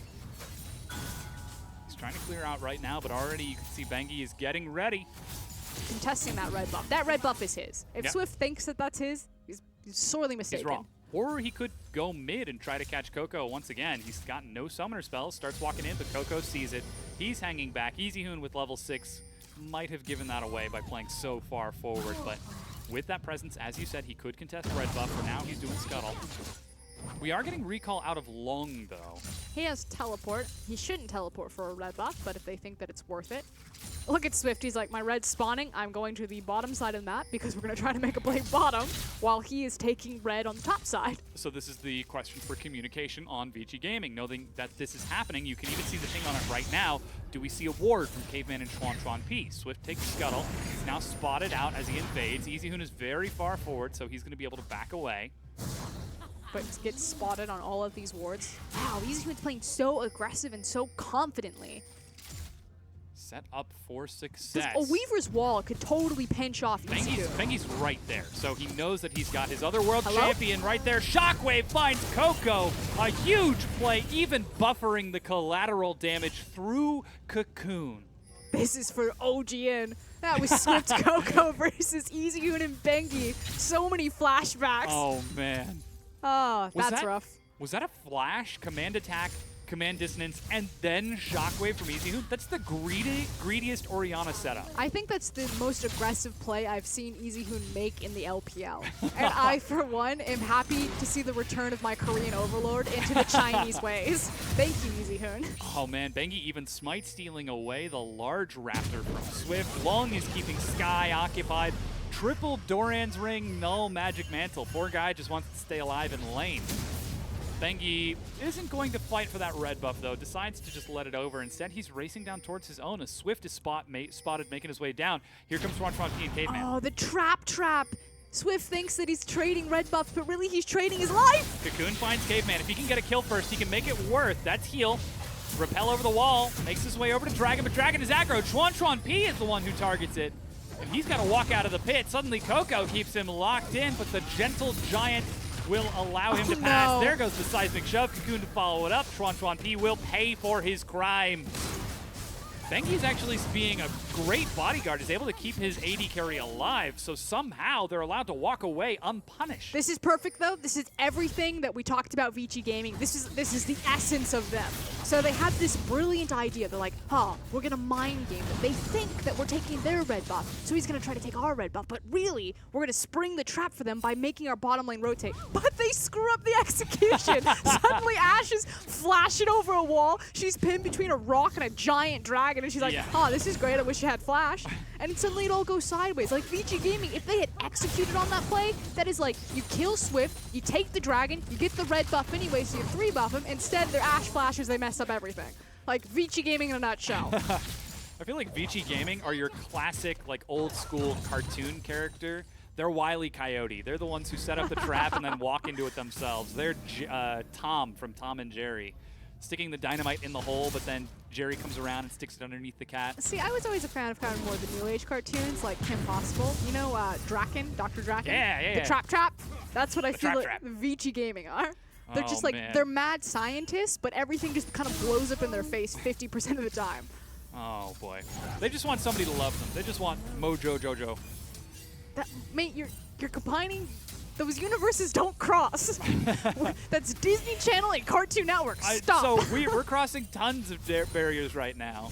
We can even get some Nickelodeon in here. They've got the chum bucket back at home. I'm done. I'm done with you and your ridiculous analogies. Roofing, salads, Bubbles the Baron. Who are you? Look, there's a crazy mind up here. Crazy, crazy adventures. P is level 6. You can see LWX and more are down there. Swift is spotted, so even though VG Gaming were trying to play outside of the vision of Newbie, they knew that they were safe and were not going to go for the play. P has played this entire game without Flash. He's like, man, I really wish I had a summoner right now so I could CS. Should have just taken Ghost. Another cannon. You remember back in the day when AD carries actually used to take Ghost over Flash? He came back just to get the EXP, but not to get the cannon creep. They are so afraid that Elise is sitting in that brush. I mean, to be fair, Swift is on this side of the map, so he does have very good tempo currently. But again, VG Gaming just using that sort of early presence and vision advantage. They've got a huge CS lead for EasyHoon. They've got an advantage for Bengi. He's a full level over Swift and will have his flash sooner. There they go. Now they see Swift. Now they have a reason to be afraid. But immediately the on the way ping. So Bengi, here comes the hero. Yeah. Dragon spawns and Bengi's like, not on my watch. I didn't get the red buff, but I'll get your Varus. Forces the fight onto LWX. Tron P is taking a lot of damage. There's a sustain. Tron P, flash away. Oh, wait, you can't. Bengi shows up just in time to help execute the kill onto LWX. Caveman will be the one who gets it. Finally, Swift shows up, but that's a 1-for-1 trade. Both AD carries are dead. EasyHoon shows up. Shockwave flings Coco back in. Excellent placement from EasyHoon as he scares Coco away. This could be the dragon for Vici. And make no mistake, P did not have heal when he died. It was on about a 3-second cooldown, so... Yeah. Viewers at home, I could see, like, he's got heal. What is he doing? Why isn't he being better? Bengi, he's not done just yet. Clears out some vision, spots Swift. He sees all of them, and he still goes in and takes the grub. Bengi, you can't just do that. Yes, he can. When you've won 2 world championships, you can do whatever you want. Back in my day. Oh, man. He's the one who can actually say it. Shoves the minion wave up in mid lane, pinging up, being like, Tron P, get over here. Remind me what Xenix Storm did, Swift. Remind me. I need you to tell me what's going on. Cocoon misses. Tron P finally has flash, so he's able to get some damage. And again, Vici are now converting on this advantage. EasyHoon is tanking turret shots so they can finish this off. Very aggressive play from Vici Gaming as they break the first turret of the game as a cohesive unit. Will someone please hit that one melee creep that was holding the creep wave off the tower? They were walking in to take turret shots instead of killing the creep. I admire their audacity. That is something that I will say about Vici. Boldness. There is no other team like them in the LPL. They are so unique. We used to call them, what, the paper cuts, 1,000 paper cuts of the LPL. I also used to like to call them the magicians of the LPL because they do hand tricks, like, look over here, and then they run to the other side of the map because they don't want to fight you. They actually used to play Twisted Fate, not to engage with TF, but to press ultimate, see where the team was, and then run away. I love the idea of a magician who sets up like a card table and says, which of these cups is the ball under? He sort of shuffles it around, then gets up and runs off. It's like, is it under that one? It doesn't matter. He's already taken your money. He's gone. That's Vici. Alrighty. I mean, they're playing a much more intelligent game right now. Bengi is going to scare more away as he looks to prioritize the bottom side of the map. He's even got EasyHoon in the jungle, or excuse me, in the river following up. So Bengi is just relentless on these invades. 30 CS up over Swift. Forget 30 CS. Look at his level. That is level 10 to level 8. Swift is not having a good time. Vici just need to all funnel in the flying V behind Bengi and just start throwing Ash arrows. I mean, they're setting up right now. Xuanchuan P has got it on cooldown, but they decide instead to let Blue Buff go. But they give it away. That's what baffles me. LWX doesn't have his summoners. Moore doesn't have flash. Like, they have every single advantage from summoner spells to itemization to ultimates, and they choose not to. Like, the only advantage that Newbie have right now is that Varus had his completed blade, and the rest of the team didn't. Long is making his way deep into enemy lines, and then right back out. Looks like he's going to contest red buff, so Bengi is again using his gold and level advantage to get himself further ahead instead of Vici Gaming. Eventually it's going to come to a head.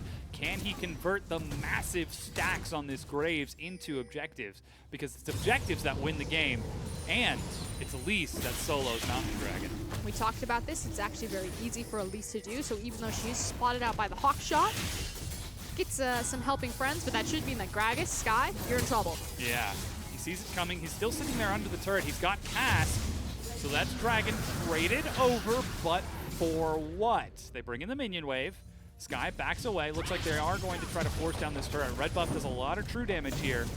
And it is going to be Dragon traded for a tier 1 recall out of Xuanchuan P and Caveman. Yeah, but this is the thing. It's ultimately going to be a trade in Newbie's favor, just delayed slightly, because they're going to get the Dragon as well as the tower trade. So Vici, you know, Bengi, he's so powerful right now. Yes, Endless is behind, or excuse me, Xuanchuan P is behind, but it's on Ash. He's pretty much just there to press R. As long as he hits it, it's fine. And they give that away. Bit curious.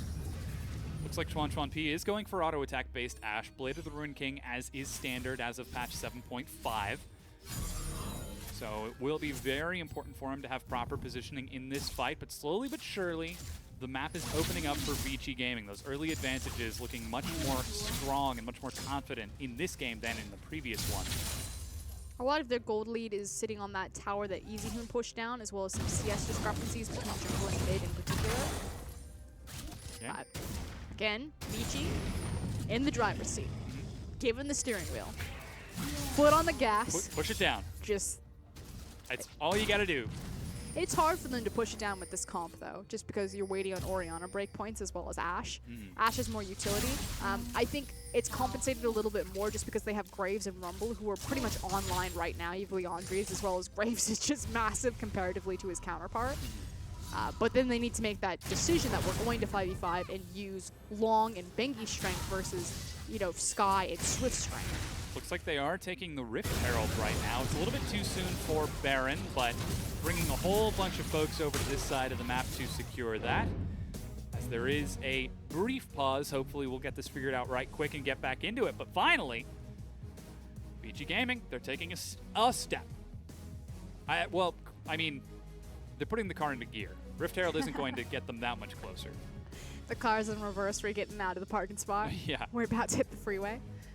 No, so I kind of take stock of 5v5s because the Dragon just went down, which means there's kind of that 5 minute, technically 6 minute, we'll say 5 because I think it's been dead for a minute now. Yeah. This 5 minute window where both teams are going to be accruing as much gold as possible to try to contest for the next potential Dragon. Now the scary thing for Vici is that Newbie have the Gragas top laner. He's already got his Spirit Visage completed. He's got his Sheen, so he's looking for his Iceborne Gauntlet. It's the second item.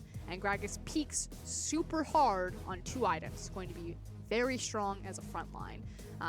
They still technically have the Rumble, so a good equalizer can devastate a 5v5. Yeah. But there is hope for Vici. They've got the Varus, they've got the Gragas. You know, next Dragon fight, they should have kind of a foot in that even though they're down in gold currently. Newbie. Yeah, Newbie. Yeah. They could fight back.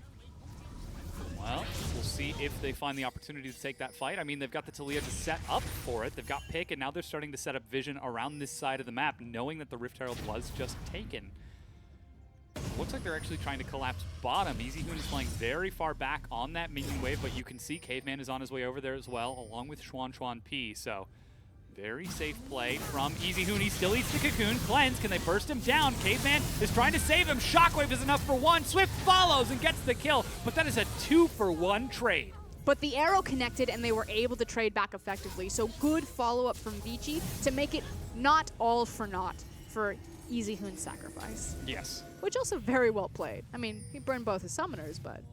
He was able to get 3. LWX forces a fight onto Xuan P. He's caught overextending without vision as lightning strikes twice. In the exact same spot. Hilariously, you see Vici, they're sitting in mid, like, should we go down bottom? Do we collapse? I mean, can we take a tier 2? Gragas can roam. I don't know. So, bit of a question as to what Vici Gaming are doing here. They responded appropriately to the gank of Newbie, though Newbie were able to trade 2-for-1. They will reset that pressure in the bottom lane. And now, as you said, with that Dragon gone and Rift Herald off of the map, no big neutral objectives to take. Xuan P on respawn heads top lane to answer Sky. Damage. That is an That auto is- attack. Yeah, Black Cleaver plus Glimpse of the Void. Graves is a pretty strong champion, turns out. Easyhoon, you have to know that there's just a giant target on your back. You just have a sign that's taped to you that says, kick me. You have no flash, you have no cleanse. Swift and Coco definitely want to make a point. Is there something on my back? Is there something here? I always wondered, how do you not reach that? Like, can people not actually reach their back? I think it's more so they don't feel it. But it's a piece of paper. It, like, crinkles and stuff. I have full range of motion over my back. Is that not a normal thing? You also have limbs the length of Slender Man. I don't know if you know this, Dom, but you look like one of those blow-up things that people put outside, like, car sales. You know, like the little guys that The float crazy, in the wind? wacky arm inflatable tube man. Yeah. Yes. I know. Did he smite that away from Varus? Yes, he did. Learn your place. Sealing away the red buff now, and they actually will continue to push up top. Vici swing 4 members up there. They've got long bottom with teleport. Dragon's up in 80 seconds, but so too is the Baron. They've got a lot of vision over here. It would be a bit auspicious though to look for a 20-minute Baron. Yeah, it would behoove them. I'm gonna pump the brakes on that one real quick. Easyhoon, yeah, he's strong. He's got his Nomicon. He's got his needlessly large rod, but he's not like Orion, a 5-man shockwave in the game strong yet. Still looking for that death cap as well as the void staff. Actually, it's probably gonna be a Luden's Echo, Morello, Luden's void staff. Yeah. We'll see what he goes for with this next buy as Newbie, respecting the Baron potential, clear out a lot of this vision. Xuan P shoves the wave in and sees all of these wards being cleared. That's a brief window for Long to shove bottom into Sky. He's still up by about 16 CS, but the Spirit Visage and the Iceborne Gauntlet is done. So we're seeing some big spikes out of Newbie. They've got Runaan's finished on LWX as well. Recall from Xuan P means he's actually behind 40 CS. Doesn't have his Runaan's finished behind that Varus. Now this is the only position where Vici are actually just behind naturally. That is still a ton of damage. Yeah. Yes, Sky is kind of peaking right now where Gragas is coming online, but Long is also on Clonk on the Rumble. He's got his Abyssal, he has his Leandri, so both top laners do things very differently in team fights, but can both do them quite effectively. But the AD carry positions, those are vastly outweighted, so Yeah. can Xuan P hit the game-changing arrow? That's all he needs to do. It looks like right now, Vici Gaming are forcing the fight on this Mountain Dragon. They rush down as 4. They've sent Long up top with Equalizer to solo kill Coco. That's heal and flash used. Long actually flashed as well into him to try to get that one as the Mountain Dragon is taken. Bengi now is set to dive a very large Gragas. And he's got his partner in crime with him there as Easyhoon. So can we get this creep wave? God, the sustain from Gragas. Here we go. They're even bringing Caveman up there as well. Easyhoon decides to call it off. Instead, they shove the wave in and recall, seeing that he's backing away. And they had Xuan P sort of feinting towards that side. Cocoon catches him. Dude, you've got Flash this time. Flashes the wall, follows it up, and dies. Flash the Cocoon! To be fair, that was like max range, but they very well could lose this mid-tier 1 turret in the meanwhile as To be that fair, Newbie find a pick. He's a professional player. He does this for a living. Bangy still finds good damage, eats a cocoon of his own, and that Chains of Corruption. What the damage, Bangy? Coco pins them all into the wall with a great Weaver setup. Bengi follows up. Sky locks down EasyHoon, knocks him away. He cleanses, still doesn't have flash. The shockwave is late, and Sky is trying to finish him off. Will not find enough. He dies to Bengi, who is outputting so much. Long is in the back line. He's been doing work the whole entire time. Gets another slow onto Coco and says, "You will not escape me this time, Skywalker." And shoots him down. Flash from Moore onto the equalizer. I have you in my sights. Continues to follow up. I'm just waiting for the Millennium Falcon of Chuan P to shoot him down. No, decides to let it go. But the damage is done, and Vici have control over the Baron. Now, they will need to juggle the aggro quite well. It should be noted that Swift is alive, but too little too late. Vici take the single team fight in mid lane, rotate into a Baron, and pedal straight down on the gas. Yeah, very reckless fight from Newbie. It looked great. They managed to kill the AD carry. They had EasyHoon pinned against the wall, but here it is once again. And the thing is Bengi does so much damage. He instantly kills Swift right there. And then they sit into this wall, and it's like, no, we're not trapped in here with you. You're trapped in here with us. EasyHoon does also a great job of the fact that Sky can't just immediately burst him. And just look at the difference that the top laners are doing. Sky is trying everything that he can to zone out 3 people, but Long is literally in the circus, just chasing Coco and Moore around with his lawnmower. Yeah. Oh, boy. I don't know what circus I went to. Yeah, lawnmowers? That's kill me. Barnum Brothers are doing some wacky stuff. As EasyHoon now looks to finally break down that bottom tier 1 turret. They're using their Barons very quickly. They're at a 91 gold deficit this early on, but that's soon to change as this bottom tier 1 will finally break. And they've got Long split pushing top. He's got teleport. They've got vision all over the map. Somebody's got to defend Chuan P before he face checks into Swift again. He can't go anywhere. Where's the buddy system? Someone hold his hand. Get him like he's like one of those turtles. He's mid again. Why is he there? You can see even the pings. EasyHoon's like, what are you doing? No. If you see when people have pet turtles and they let them walk around, they tie balloons to them so you can find the turtle. That's what they need to get Chuan P, so he doesn't like get caught under the furniture. Oh, I have never heard of that before, but it makes so much sense. How do you not, like when you have a little kitten as well, so you don't accidentally step on them as they're exploring the house, you just tie little balloons to them in a safe area. Obviously, don't like tie it around. Yeah. I just love the idea of like going to a park and seeing like 4 balloons really slowly moving around. Like the worst game of Mario Kart ever. Just these 4 tiny balloons drifting around. We didn't tape knives to them.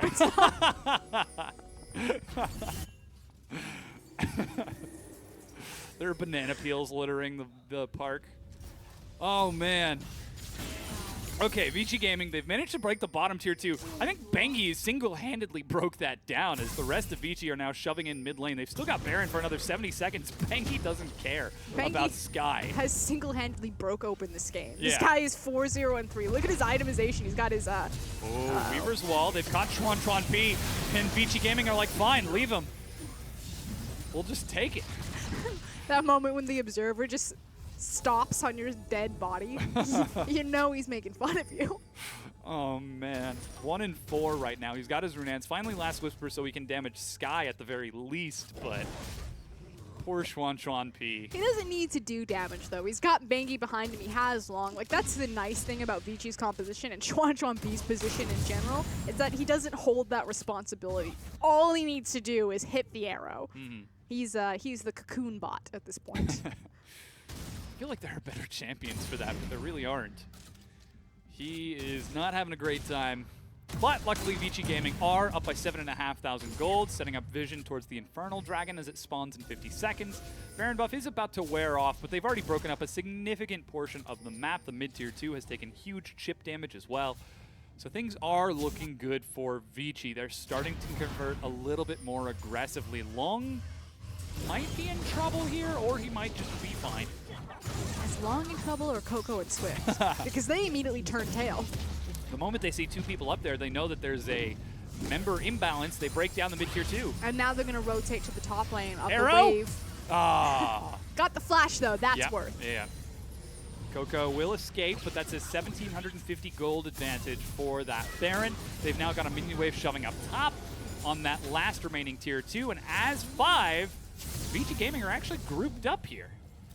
They're in full siege mode right now, so understanding that they are powerful. Oriana's hit her 3 out of power points. Ashe actually does damage, but it doesn't matter because Graves and Rumble do even more damage. So Newbie, unfortunately, their power spike has fallen away. Gragas is no longer the big threat that he once was comparatively to his counterpart. Yeah. And oh Vici are man, like, Long is just burning Coco down. Flash auto from Easyhoon. you want to fight? We have no problem fighting right now. Oh, and this is man. the confidence and the courage that I wanted to see from VG. They understand how strong they are, and they're willing to end it now. Yeah, they're breaking down that mid-tier inhibitor turret, excuse me. The inhib follows shortly thereafter. They've got Infernal Dragon just behind it, finally. I don't know what it was their coach said to them behind stage, but they are taking the initiative and they are claiming this win for themselves. This is a Vici Gaming that could stand a chance in playoffs. And Raz said it on the desk, and I actually really like the point that he brought up, that Vici already have the good basics to be a great team because they have the strategy aspect, which is what a lot of LPL teams are actually missing. You know, they have so much talent in this region, so many superstars that try to mechanically outplay, but they just don't have the brain to follow it up.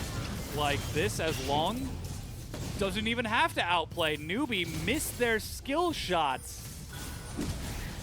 Want to ignore that? Yeah. Look away. The balloons are getting slightly closer to it. A single one just pops. Oh, man. But yeah, as you said, I mean, this is Vici. We know they have so much potential. They have 2 world champions on their team and another behind them in the coaching position. This is a team that, on paper, should have seen success, but they've never placed above 4th in the LPL. 6th in the LPL. Oh. Could this be their year? Oh, they didn't get the last ward. Yeah, they got it. Bengi is not taking any chances right now. He is 1v2ing and still chunking more out. He's still got a ward in there. Oh, come on. Does he have another? That's one of those moments where you as a support in a solo queue game are like, team, can you help me protect Vision? And the team's like, why is the map so dark? Why doesn't the support buy any wards? Meanwhile, Bengi literally just picked up like 10,000 gold in free from wards. wards. Oh, man. And as you said, the map is so dark. There is a very deep ward towards the mid lane for Sky if he were to choose to teleport flank, but he's 2 levels behind Long. Swift is 2 levels behind Bengi. Easyhoon is a full level ahead of Coco. Just the raw statistics Vici Gaming are working with right now. Make it so difficult. Coco, I don't know if you want to be there. They have a wealth of options though, so they either make the pick here. Oh, like that! That's the arrow we're looking for, Chuan P. Bam! Doesn't even matter. 1, 4, and 3. That was a 5, 0, and 3 arrow. Yes, it was. Set Bengi up for success, and he will knock it down, turning towards the Baron. It's Caveman and Chuan P who tank it. They know who the big carry is in this game, so keeping Bengi at full health is higher priority. Baron is locked down for Vici Gaming once again at the 31-minute mark. And they immediately make the rotation top lane to pick up the easy last-hitting outer tower. You have to think that on this Baron, Vici could close the game. It just takes one slip up from Newbie. Yeah, they're trying to get a kill onto Long. He drops the Equalizer, and immediately Long turns onto Coco, and almost 1v2s. He's currently overheating.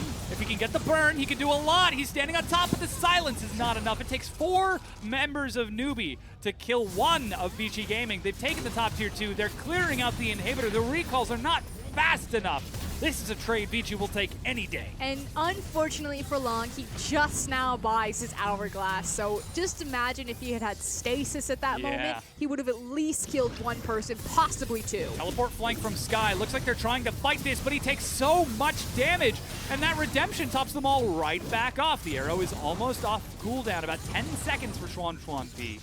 But they decide to disengage instead and defend their base from the super minions breaking down turrets. But a Nexus tower did fall, so Vici, this is a pretty easy clean out. Back, reset your waves, make sure you get it pushing in the mid lane, although you shouldn't need to because you have the super creeps. Then rotate bottom, 5-man bot, and push alongside the 2 down inhibs. If Newbie step forward, throw the arrow, follow it up in the game. Yeah, Long has got teleport. He's level 18, as you said, now finishes off that Zhonya's, and he's got a Sorcerer's Elixir right now. Arrow is launched. They managed to catch Swift. I'm not sure if that was their priority target, but they'll certainly take it. The cask misses again from Sky. Xuan P follows up. Flash! Flashes for it. Blade of the Ruined King gets the auto attack from max range. Another kill for Vici Gaming. Xuan P starting to make up for his lackluster performance Earlier game. deficits, yeah. Weaver's Wall is going to force the minions to sort of do a little jig. And it will successfully stall out this wave from Vici, but they've got Baron buff for another 2 minutes. They're going to break this inhibitor. They also have Long, who's pushing the super creeps. Now, because he died, he doesn't have the Baron buff, so he's not augmenting the mid lane creeps, although Benki's helping him out in that regard. Even helping to clear out the banner minion. Benki is forcing this game for Vici. He will carry them over the finish line, kicking and screaming. And with that, the two find the mid inhibitor respawn, bottom inhibitor goes down. They've still got Baron buff for another minute. They could try to end the game right here. 5 versus 4. Swift is only just now going to respawn. Bengi is turning onto the Nexus turrets, turning onto the Nexus itself as he does huge damage. A cast knocks Vici right back in, but they are fine with that. LWX is trying to clean it up from the back and will get bursted down. Xuan P and Bengi are doing work. Long has turned onto the Fountain. Moore dies. He turns onto Coco now as well. The ace from Newbie Gaming from Newbie. And that means Vici Gaming take the set 2-0. They are in 4th place. And it was Long that ended up with the triple kill in the end, but all eyes really should be on Bengi. That was his game from start to finish. He kicked it into gear starting with the bottom lane, walked over, threw Easyhoon a few bones, and just continued to snowball from there. Yeah, who needs communication when you've got Bengi looking like that? Oh man, huge performance out of Bengi. And this is Vici Gaming now in 4th place. You can see they're looking pretty happy as they go now to shake hands with Newbie, who are behind them by 1 single point. However, that being said, their opponents coming up are very, very difficult. Vici have to play EDG and WE. Newbie play EDG and Game Talent. So a much better chance for Newbie to sort of reclaim points and reclaim that 4th place spot. But now joining us on the desk is Raz. Welcome back. Whew, that was a game. That was a set. Vici, even though they are a 5th place team, they are not playing like one. They were able to just dethrone Newbie in such a fantastic fashion. Much cleaner game than game number 1 in terms of understanding where their power points were. Yeah, Xuan P dropped the ball individually, but the rest of Vici certainly stepped up. Yeah, and we've seen them step up before, and the difference between that and here is all in their newfound aggression, and of course the mid lane. Easyhoon was being a lot more aggressive in how he was able to utilize his ulti and setup for the team. Bengi at the same time was also just stood firm. He had a massive lead early, and he just walked up forward, and there we go. Holy cow. You can see Long actually did the most damage by far, but just behind him was Bengi in 2nd place for the most damage dealt from his team. And really, this, as much as I would love to say that this was the whole Bengi show, we actually got to see Vici step up as a whole. Easyhoon was flash going for the aggressive full Orianna combo, then Shockwave. He was flash autoing. Yeah. Long was just shoving in Sky time and time again. And we wanted to see the mid lane jungle duo really come out and play as if they are the main players, or at least the main focal point of the team. And they did just that in this last game here. They did incredibly well. I think the best point for me was the Taliyah wall into the mid lane, which looked incredible from Newbie, or at least it looked like it could have done some work. But it was just a poor play from them. Unfortunately, it didn't work out for them, and really, who was going to walk in? Who was their front line if it wasn't Gragas, really, to start a play? Graves was so far ahead at that point that they were just waiting for a fight so they can set it down. It's so scary. They set up the wall, and they were like, all right, now you go in and kill him. No, you go in and kill him. Yeah. Or we'll just wait for Gragas. And then the wall falls down, and Bengi just turns around with huge damage. And they really did need to wait for Gragas. A lot of those plays, when you have a Taliyah composition like that, you do need to wait for the whole team to really come in, so you have the numbers advantage coming forward. But they came in late with the Gragas, so this was a poor play from Sky, really. But that was just a bad set from Newbie. But Vici, we talk about it. They are a smarter team when you give them when they give themselves a chance, to be honest. So this was a good game in which we could see the players really showcasing the skill. It was just a small adaptation. That really was it. Was just really they were rotating properly. EasyHoon was rotating properly, and he's able to just flash forward and get a lot of the ultis that he was able to come off with. Yeah. So something that I think we've been saying for a lot of the teams for the LPL, and you actually brought this up yourself, Frosk, was that for a lot of the teams, they don't have the intelligent plan. You know, they need to work smarter, not harder. Vici is actually the other way around. They are intelligent, and when they do work hard, their plans come to very successful fruition that makes them look excellent. I mean, this was a great game from them. If they can continue to have performances like this, is this a team that could actually compete in the playoffs against the likes of OMG and their other opponents? It is possible. I give them OMG maybe if they're playing at their best. But the thing is you're going to get a better performance from OMG consistently more often than you will from Vici just because they peak. But against EDG, WE, RNG, the other opponents that are looking at them in that bracket, it's absolutely still terrifying. Like they don't have enough of the right pieces to come together. If they made a miracle run, EDG and RNG would have to like fundamentally and systematically collapse. Yeah, MVP is going to go to EasyHoon in the mid lane. That's okay. We all know who the real hero was. And a lot of times you get the MVP going 1, 2, and 14. Who is voting the MVPs tonight? I have no idea. Are they blind? I think they're just pulling random folks from the audience. They just have different expectations, apparently. They're like, you know what? Who's flashing forward? Get that guy the MVP. Yeah, actually, it could very well be like the LPL style of like, we want the flashiest plays. To be fair, EasyHoon did flash forward and set up. Bengi did follow it up on the back half, but I still have to say that his partner in crime, Bengi, there was all over that map, just absolutely dominating and opening up the possibility for EasyHoon to even play aggressive like that, knowing that he had the Graves in the back pocket. Like, I can flash forward here because I know I got the shotgun behind me. Yeah, that's the thing. Whenever we talk about different expectations, right? Because we kind of see this a lot out of Bengi's Graves. Whenever he gets the Graves, he is the one who's able to set the tempo early on in the game.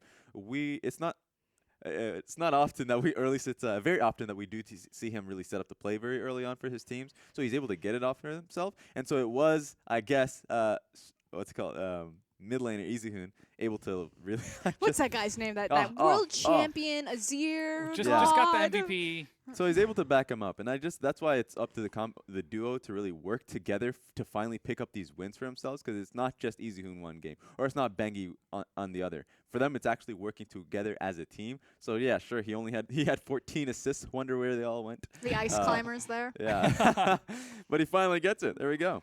Yeah, great performance out of Vici Gaming, though Newbie, they're only a single point behind. They have not actually locked in their final playoff spot just yet. Both of these teams have 2 matches to play next weekend. That will decide who ends up getting it. But with that 0-2 win from Vici Gaming and the 0-2 defeat, or excuse me, 2-0 win from Vici and the 0-2 defeat from Game Talents, that means Game Talents is now out of contention completely. There is no chance that they can make it into the 4th playoff spot. Moment of silence for Game God. Yeah. Okay. Yeah, let's keep going. Sad day indeed. But, of course, hopefully we will get the chance to see him again. He will drop into the promotion tournament, and though one of the LPL teams will not return to the LPL, there's still a chance for Game Talents to sort of make a fight back into this. And one of these 2 teams that we just saw play will also drop into the promotion tournament, which I think is crazy.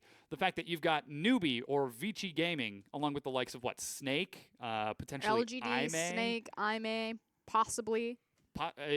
Yeah, but I think from Group B, Vici's been playing a lot better. Newbie as well. They don't have much to worry about. I mean, it's still a very pressure-inducing just a tournament bracket to be able to go into, and really risking it all for themselves. But they've been playing so well for them, so I think they're going to be able to get out just fine. And people need to understand that you actually do need to be afraid of the LSPL team. So unlike EU and NA, we don't have Challenger Series. We have the League of Legends Secondary Pro League. And the difference is the amount of money that's funneled into kind of our semi-professional scene. They have on-site housing. All of them are in gaming houses. They play on-site every single time. They have their own arena. Yeah. It's like a full built out thing. And when you have that much more money and that much more structure, the level of play increases than your typical challenger series that you would see kind of globally. So the LSPL teams are not to be trifled with. And you're going to be seeing a lot of familiar faces in a void list, for instance, Fury, Police, a lot of these players who are on these... Is Acorn still down there? Yeah, Acorn's down there. Yeah, Cacao, for the longest time before he was on Misfits, was in the LSPL for like 2 splits. Like, you have legends that are just sitting down there. Yeah, but you're going to see a lot of them be coming up in the promotion tournament. Not so much Acorn. That guy's having a bad time down there, which really does... Rip Saint. Yeah, it really is showcasing what the competition is like. So we'll see a lot of new faces in the LSPL, or at least in the promotion tournament. And we'll probably be seeing if they can compete up against the likes of Newbie or Vici, depending Newbie or Game Talent specifically, who we'll be seeing. Yeah, certainly is going to be exciting to see whether those teams end up back in the LPL or if they end up dropping down. Of course, that brings us now to our next order of business. Coming up after the break, we get a chance to look at our game of the week. It's EDG versus WE, first place versus second. We just saw WE sort of stumble and falter against Chaogu last weekend, and we got the opportunity to see them return back in form. Now, EDG, they're trying something a little bit unorthodox coming into this next game.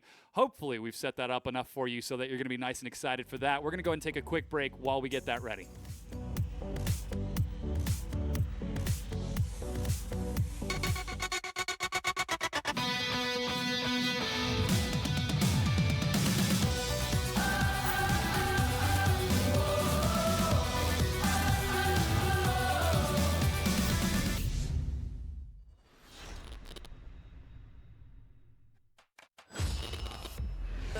瞎子能不能够再留下一个？但是自己被留下了，所以赶到一个一人船长一个大招，结果跑不掉了。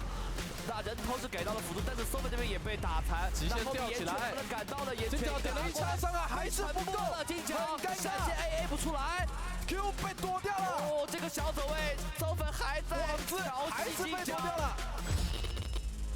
卡都没了，哎呀，这波是先开伟神，伟神这边被定到，好的，伟神秒杀，把代表砍出来了，开出来，但是伊普被打残，伊普这边交了一个闪现，还在输出，哎呀，麻辣最后一招，一脚踢回来高队，这样的话老哥队的双这边直接阵亡，而且盲僧现在还有个春哥再度复活，艾米血加一下，哎呦，直接被蓝波烤死，这个大招放的。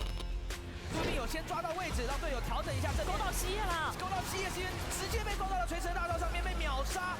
哇，正面的团战有点难打，但是这边也中招，两个勾落下，这一波太强了。957这边感觉是走不掉了。赶紧用大招掩护一下队友，这边想要反打，寒冰一见射到是朱茵碧，这边勾到了西叶，这波有金身了，露露大招也套下去了，救赎照下来以后，957这边绑上朱茵碧，朱茵碧有双对，这边落下是砍不住，大舅子的一个伤害由康帝这边正面已经把卡比给打残，但是可以的忽然一脚把西叶给踢回去，踢到正中央，这时候要看一下大舅子的输出，大舅子反向闪现以后，现在还有闪现，这波就看小虎能不能秀起来了，秀得好。这个5杀的局，这个就可有意义的技能情况下，他还是不好秀的啊！在兰博这边要直接交了过来，脚闪现要来追击一个夹子，一个夹子，雷米进来的位置很不错，把对方给烤残，雷米已经是倒下了，小虎往前，一个 Q 技能透体之光穿掉两个人，威武是拿下双杀，最后是把九董给杀掉，另外一边麻辣香锅在追，血量不是很健康的一个 Lucky， 一个 Q1连续。这一波是被辛德拉截在外面，被推到了，然后一个大招是不是换下去？哦，这边是的话就被抢龙，吐出来要惩戒，拿到了，这是什么样的鬼战法？是塔姆带着打野过去抢下那个大龙，这边兰博到达一个战场。对吧？乌德凯其实在前期的压力都非常大哦，这边直接是1到2个人，配上一个大招，我的天，这一波瞬间爆炸！辛德拉是配合瞎子一人一个人头。哎，这边的话，先手打到军受到就不够，这边是一个闪现过来，女警被秒了。这一波一个嘲讽，嘲讽到了2个人、3个人，全部被留下。哇，西游哥就拿到双杀之后，吉布狗开了一个大招跑了。Kid 的位置并不远，看一下能不能成功的夹到手。2辆车一起开，2辆车同时来，这时候就是强抓 Duke 开启大招，大树够不够弱？用 W 为了一小段绑到的是小虎，最后雷米是扛着塔的伤害终于是落地。Kid 这波上来的一个大招伤害还不错，麻辣香锅来了200滴血，差最后一枪，但 Q 技能缓速带由雷米粘上来，3下最后一下普 A 能不能砍出来？砍出来，打出怒气上车，这时候再往一个 Q 技能打到，最后被石化，小虎夹闪现过来，最后是雷米一下普攻。这一波伊的后的位置，哎，还可以直接一个逆闪，但是这一波逆闪的话，想要切女警，女警的话也是被操控到了，一爆双杀。那这样的话，击不够，往后想交出一个大招，被闪现直接挡住了，3个人全部倒地。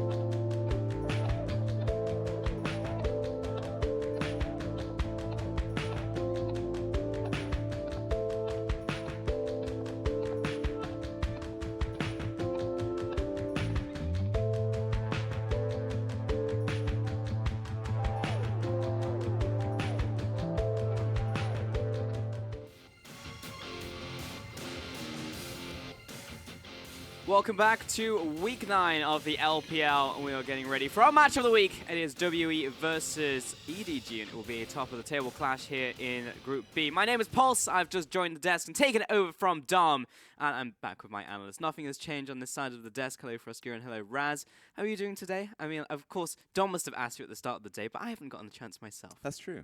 How are you doing? My teeth hurt. Oh, no. There we go. You've better just or opened worse, up a different one. Better or worse than the start of the day. That's true. That's It's fine. Raz. I'm feeling sick. We're already at a bad note. Not what I wanted to hear, but we'll get on to our match of the week now. I'm glad that my team is feeling tip-top for this one. But yeah, WE versus EDG. WE at the very top of the table. We saw them play once already this week, and that was against GT. And EDG, this is their first and only game of the week. So they've obviously had that preparation time, but realistically, it's just, again, going to be another whitewash because up until this point, it's all been 2-0s this week. That's true. I'm going to pick it up from you because I did say that I was feeling sick. You know, I wanted to be able to treat myself. Obviously, I don't have the ability to have some tea. We should be able to get ourselves something like that in the facility. But guess what? WE versus EDG, that's a good enough treat. And I'm just going to be able to sit back and watch it. I think EDG have been playing a lot better, mostly because I think in the bottom lane, not so much Zet, but I think that Mako specifically has been playing so well recently. I think W is playing too good, so I'm predicting like a 2-1. What fence are you sitting on? Oh, get off the fence, Raz. I'm you telling are the guy who was on record saying that Team W are the best team in the LPL, and now you're like 2-1. I'm saying it's, you know, they're still taking the W. All right, I'm just saying that it's going to be a fun set. Best team in the LPL, 2-1. 2-1. 2-1. Maybe some people are catching up. I'm going to need you to back up. Wait a minute. Wait a minute. Hold up. He's turned around. Make that 360. All right, Frost, weigh in here. I'm in the complete opposite camp. Okay. I don't think EDG are playing very well at all right now, especially not because they're not starting their big roster. Well, yeah. Surprise, as we go through the lineups, this is going to be a different top laner from EDG.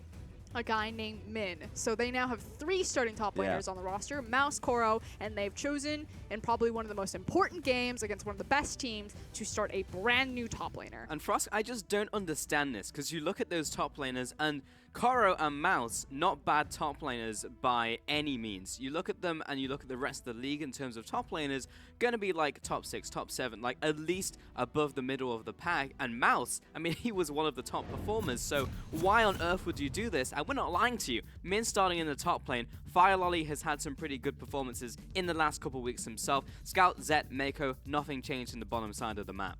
Yeah, this is a different top laner. What do you have to say, Frostgreen? 2-1. Oh, 2-1. Once upon a time, Spring Split last year, they did this against Snake, if you remember properly. I'm buckling in for story time. Remember when they went up against Snake? They just demolished them with a Riven and Draven. I do remember. This was with Jin Zhao in his debut. Ray was their top laner. And Ray was their top laner. Doesn't he now play in the NALCS? Cloud9 Ray. On the other side, though, it is the tried and true Team WE lineup. 957, Condi in the jungle, Xie in the mid lane, and Mystic and Bin in your AD carry and support. And that's going to be a big focus point for us, this new top laner of Min. We absolutely just don't know who this man is. Apparently, he's the next Cloud9 top laner. I'm just saying it's a possibility. You know, the worst thing is when Raz is saying he doesn't know who the top laner is when he's like the only English-speaking expert of the LSPL. It's just like, well, no one on this planet then knows who this top laner is. So I guess we're in for a treat, maybe. It's super true. But everyone else is watching like LCK games or EU LCS. Raz is like LSPL, like. Gotta figure out who's. Hey, I watch all of them, all right? He actually does all of the B leagues. I watch him with NACS, EUCS, LSPL, and I was like, "What are you watching?" If there's ever a can of cheese, that was a turn. This guy just straight turned. Cody's a B league, NA, EU. If there is ever some cheese, some pepperoni is supposed to be pulled out, it's gonna be in these B leagues, all right? If someone's gonna pull out an Urgot top, you know what? I'm writing down notes. I'm just putting that out there. I watch a lot of leagues. Thank you for that. Awesome. That said, despite the shakeup of the roster in the top lane, this is still, I mean, we picked this as our match of the week for a pretty important reason. Yeah. Not only did we think that we were going to get incredible games out of both of these teams, because it is respective first versus second in Group B at least, you know, discounting RNG, this is 2 of the top 3 teams. But this is about much more than just first place. This is about legacy, this is about dynasty, this is about pride.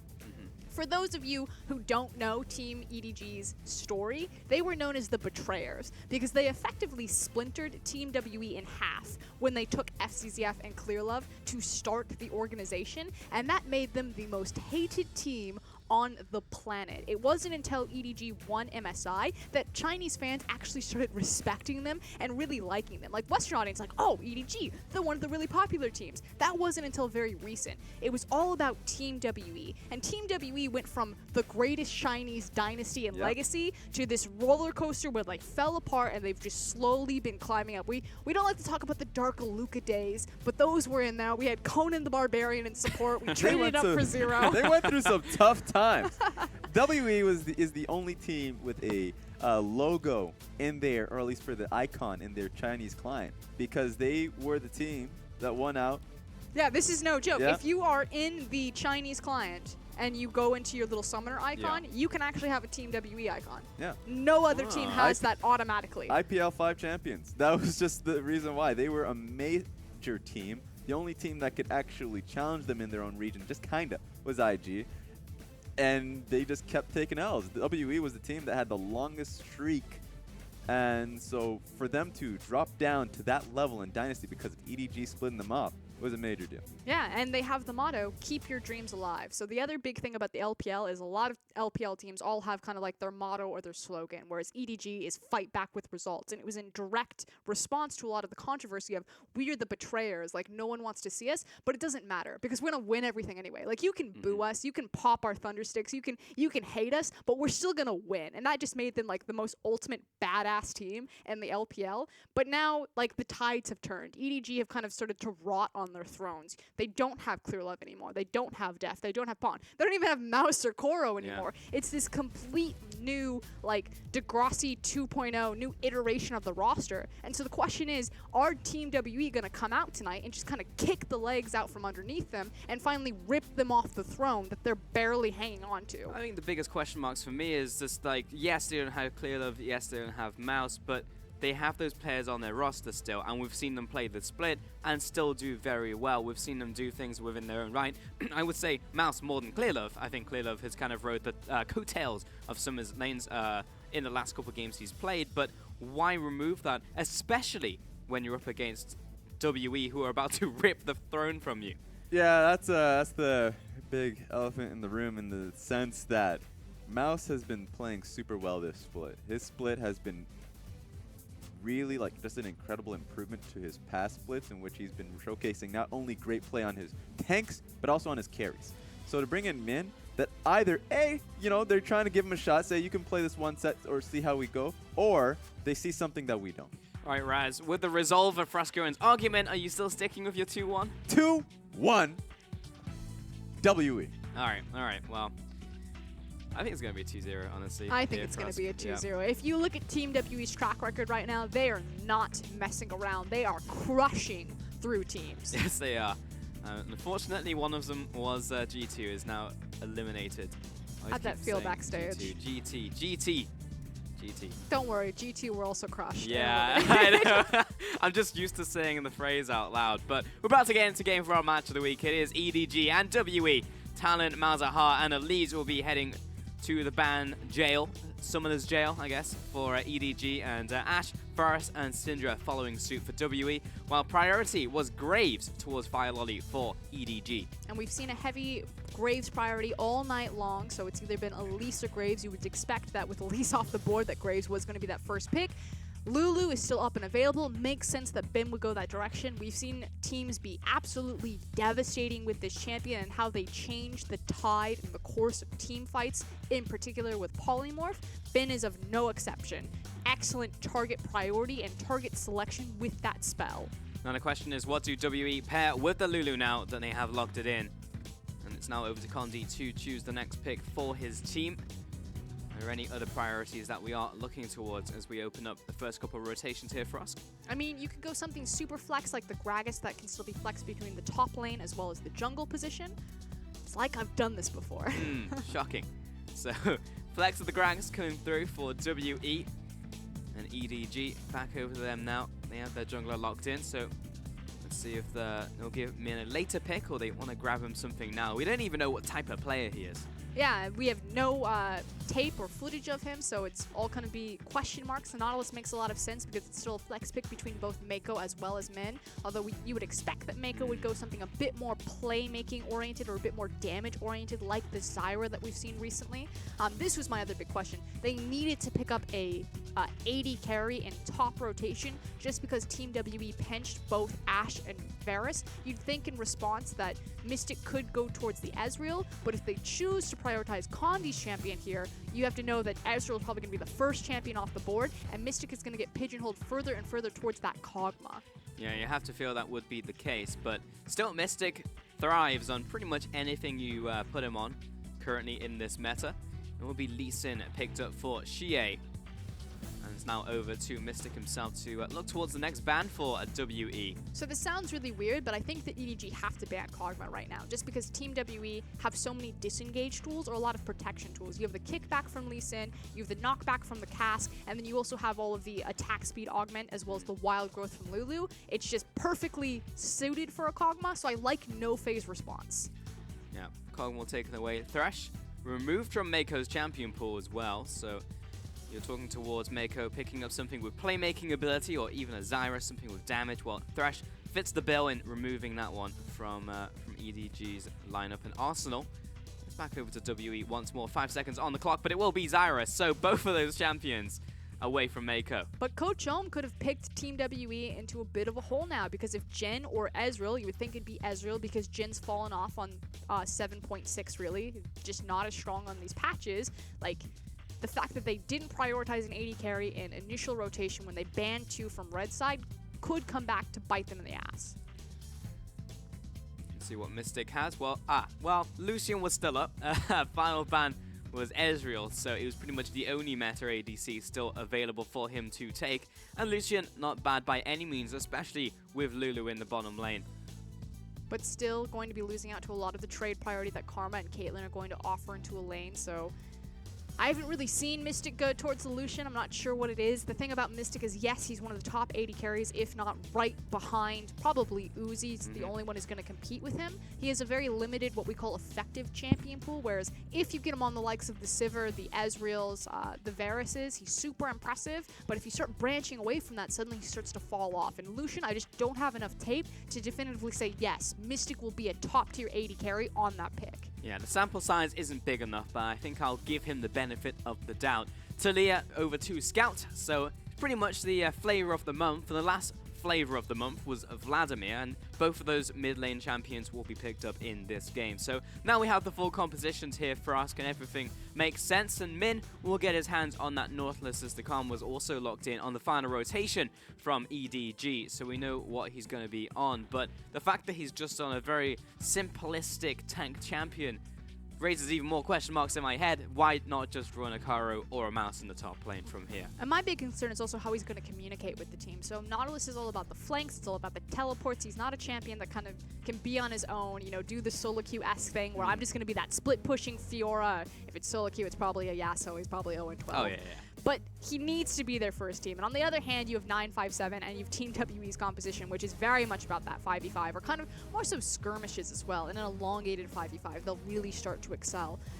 They have really good bridging power points as well, Team WE. You know, they have Lee Sin that can overtake the early game.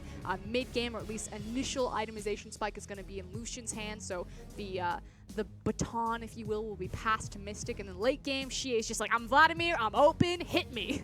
So I like how balanced Team WE's comp is.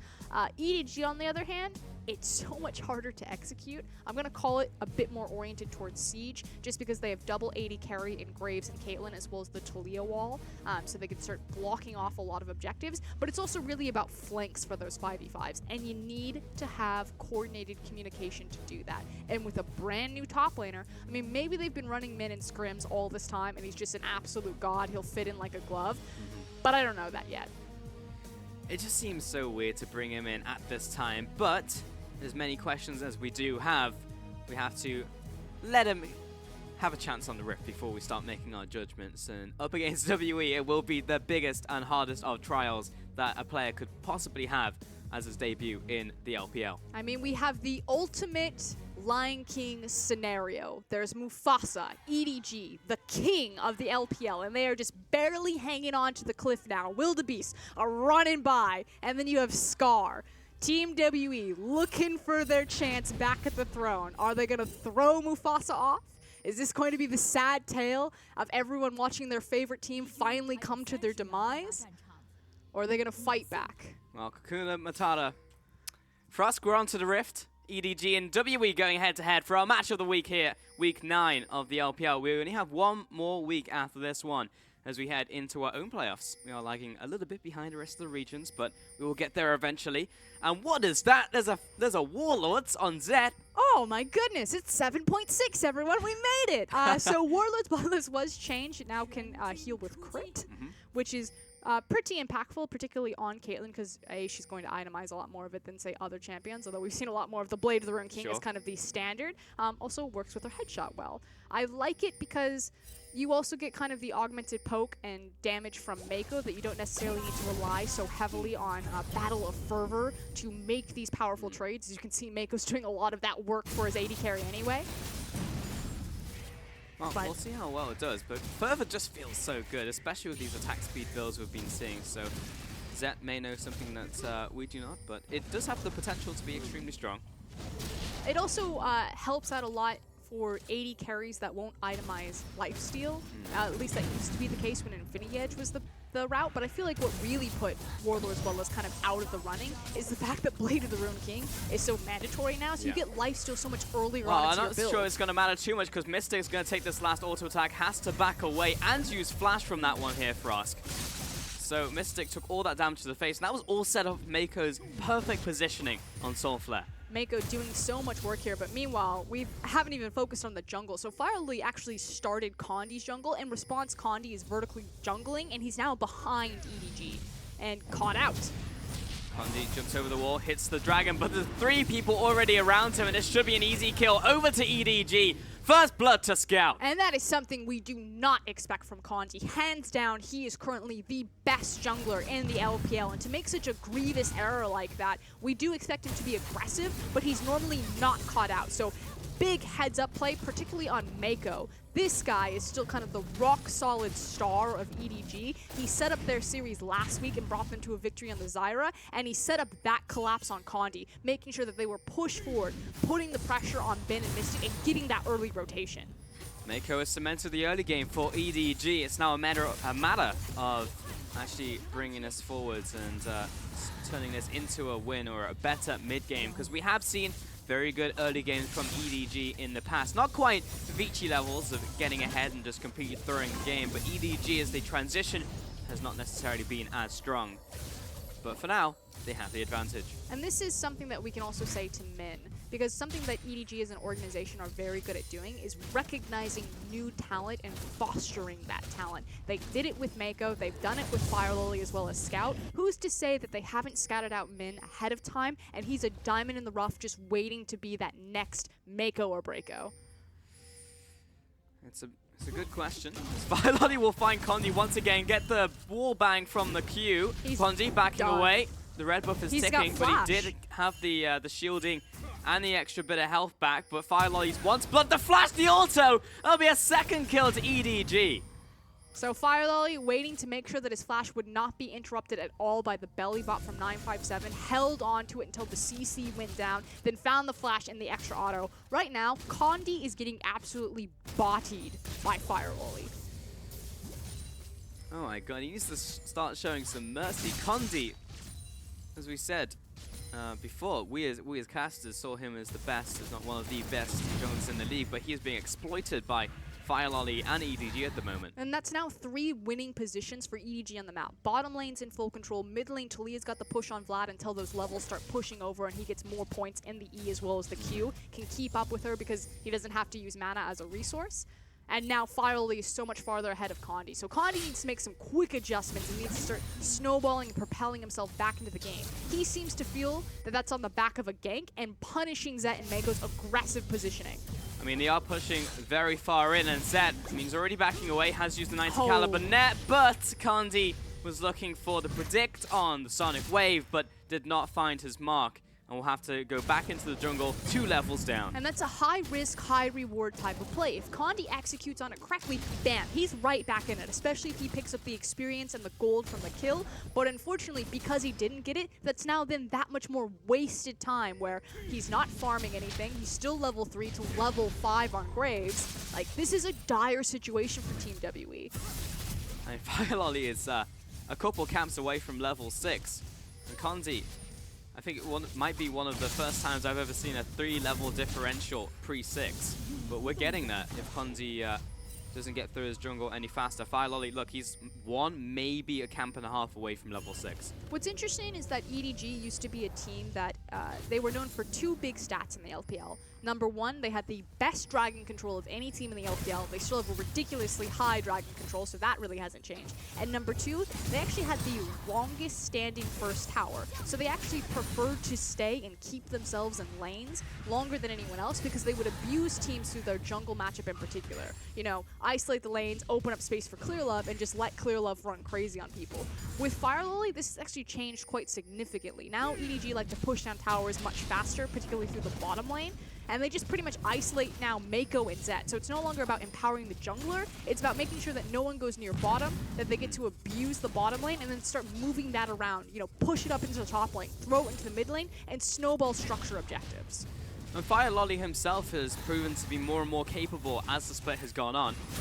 I jokingly said he was my favorite player just because of his name as we entered the split, but right now I think you can be pretty happy to be a Fire Lolly fan, as he is...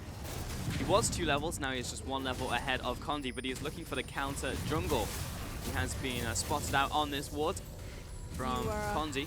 You are not alone in your fandom of Fire Lolly Pulse. The memes are big fans of Fire Lolly.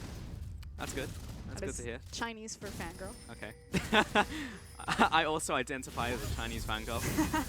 Mako pushing back this bottom lane. And Ben and Mystic have gone back to lane.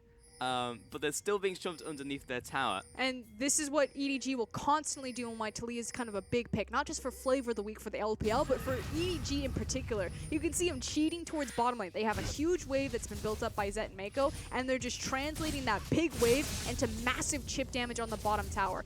And again, this is so unlike EDG of last year. Normally, EDG would just hold towers for as long as possible and just abuse people with their skill. Now they're like, nah, get it down, let's start snowballing. I feel like someone's gonna die here. Mystic backing away, and here comes the Great Wall of Scout, blocking off Mystic and Ben. They'll make it back to their second tower, but the first tower over to EDG in this game, opening up a sizable gold lead. At 8 minutes, that is a ridiculously early tower. So they're going to snowball this into the early Infernal. Unfortunately for Condi, all he's going to get are cable scraps in response. He might make out with their blue buff, but that's pretty much it. I mean, he'd probably want to take the blue buff as well, not just make out with it. But here comes Min, will drag himself to the wall. Condi following up as well. And Min will make it back to his tower. Have you seen that guy? He's pretty good looking. What, the blue buff? I mean, he just have like a pretty chiseled jaw, I guess. I'm all He's about made of stone. the chiseled lines. Big meme of the blue buff. Big meme of the blue buff. Got it. Condi, rather, is taking away some of these camps, but the amount of on-the-way pings coming out from EDG, I felt there was some threat on the way to Condi, but he made his way out using a ward hop. And those table scraps got even worse. He didn't even get the blue buff, so that's Infernal first tower, and now tempo advantage and rotation to EDG. You would expect that they could go bottom and pick up the wave that Mystic is free pushing into them, but after that wave gets shoved back, it's the question, where does Zet and Mako go? Are they going to go mid lane and just try to, build a wall around Easy Hoon? I'm so used to seeing... Yeah, we just saw him last series. I know, I'm so used to seeing Vladimir played by Easy Hoon. It's actually Xie. Just force Xie off the tower and take it for free, or they're going to go up top lane. See which one is the case. Spectre's Cal picked up now by Min. He has gone for the triple Duran's Ring start. The Elven Lord build, if you will. It is the one build to rule them all. Let's not pretty split good. hairs hey, about you didn't say that yesterday, but I do like that. The one build to rule them all. I like it. I'm fine with coining it as that. The Mystic has found his way to the mid lane now, the fact that he's been unlocked. I guess Xie will go to the bottom lane now. Yeah, so Team WE are making the prediction that EDG are going to try to pressure the mid lane tower, so moving their duo ahead of time. It's easier for EDG still, just because Scout is Taliyah, so the 1-3-1 is always going to be faster for them because they can rotate that much more efficiently with the use of Weaver's Wall. So EDG still in a better position, despite the fact that Team WE kind of set the lane assignments, if you will, or predicted correctly.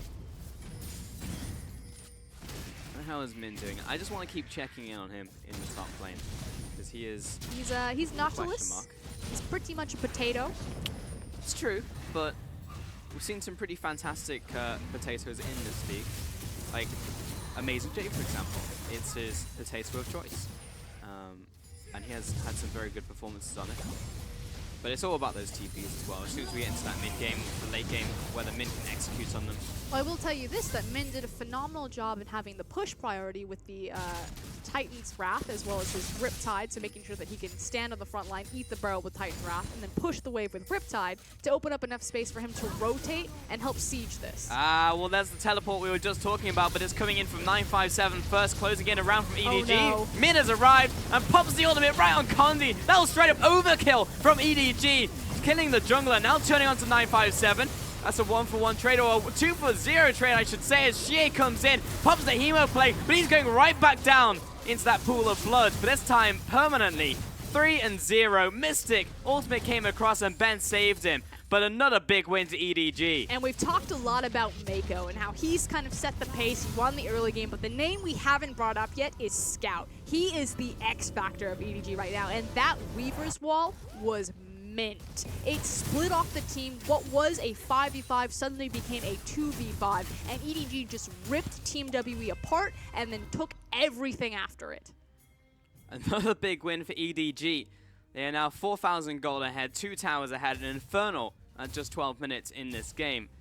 Honestly, the complete opposite of what I was expecting, and I think many people heading into this game, but it was started off by these 2 TPs from WE. Yep, and here comes Scout. He forces Bin and Xie on the other side of the wall. Lulu actually has to flash to get involved and use the Wild Growth, but the damage has been done. EDG EDG have already won the fight. And even though Xie is trying to do as much work as possible on the back end of it, it's ultimately all for naught. And that tether from Karma just feels so good against Vladimir's. You can just walk them in their pool, lock them down, kill them when they come back up. WE now in pretty dire straits in this game. Not even close to those big power spikes on mid, top, or jungle. Whereas meanwhile, Scout rapidly approaching his power spike. He did choose to go Negatron Cloak, bottom lane as well. Zet is going towards that crit build, which makes sense with his choice of Keystone Mastery. Kind of a long Mystic, not the place she necessarily wanted to walk to. Ultimate as well. Not quite enough to kill Mystic, but he was burning down. A single auto attack was the difference of Mystic walking out there, but because Lucian has lost all of his health, it now makes it that much scarier to approach this and to try to clear out the wave with his ultimate. I think he's going to be able to do it just because they're pulling 957, but by pulling 957, you then isolate the top lane tower. So even though it doesn't seem connected, because Lucian was caught out, it means that the top lane tower is now at 50% HP because Team WE had to mitigate resources to cover that. I just feel so bad. You're an ADC, you walk into your own jungle, and the enemy jungle almost one-pops you with this combo. Fire Lolly is gigantic at the moment and has a defensive item to boot. And we talked about bridging of power for Team WE's composition, but we really haven't talked about it with EDG's composition, particularly because they have the Caitlyn. So like you said, going for more of that crit-oriented build makes sense with the Keystone that she has, going for that Warlord's Bloodlust, so she doesn't need to itemize, or it can compensate that she doesn't have to itemize lifesteal up front. But it's all about Fire Lily and Scout right now. Like, they needed this Graves and the Taliyah to pop off, because those are your bridges from early game to mid game before they hand over to Zet in the late game. It's not all doom and gloom though. We've seen WE come back from a lot worse. Usually they do have this airtight play where we don't see them fall behind, so there is still a chance for them to come back in. Vladimir can get late game, can just kill everybody, as we've seen multiple times. This is also where EDG typically fall off. They've had phenomenal kind of repeated early games over and over again, but they've been unable to consistently translate that into good mid and late games in particular. And it's that teamwork element, again, you know, getting their teleports to line up correctly, making sure that they're on the right objective at the right time, that they've really struggled with. And now the question marks coming in from EDG. Let's see them do a little bit more with their lead. Force these objectives, such as Dragon, continuously pick up these objectives.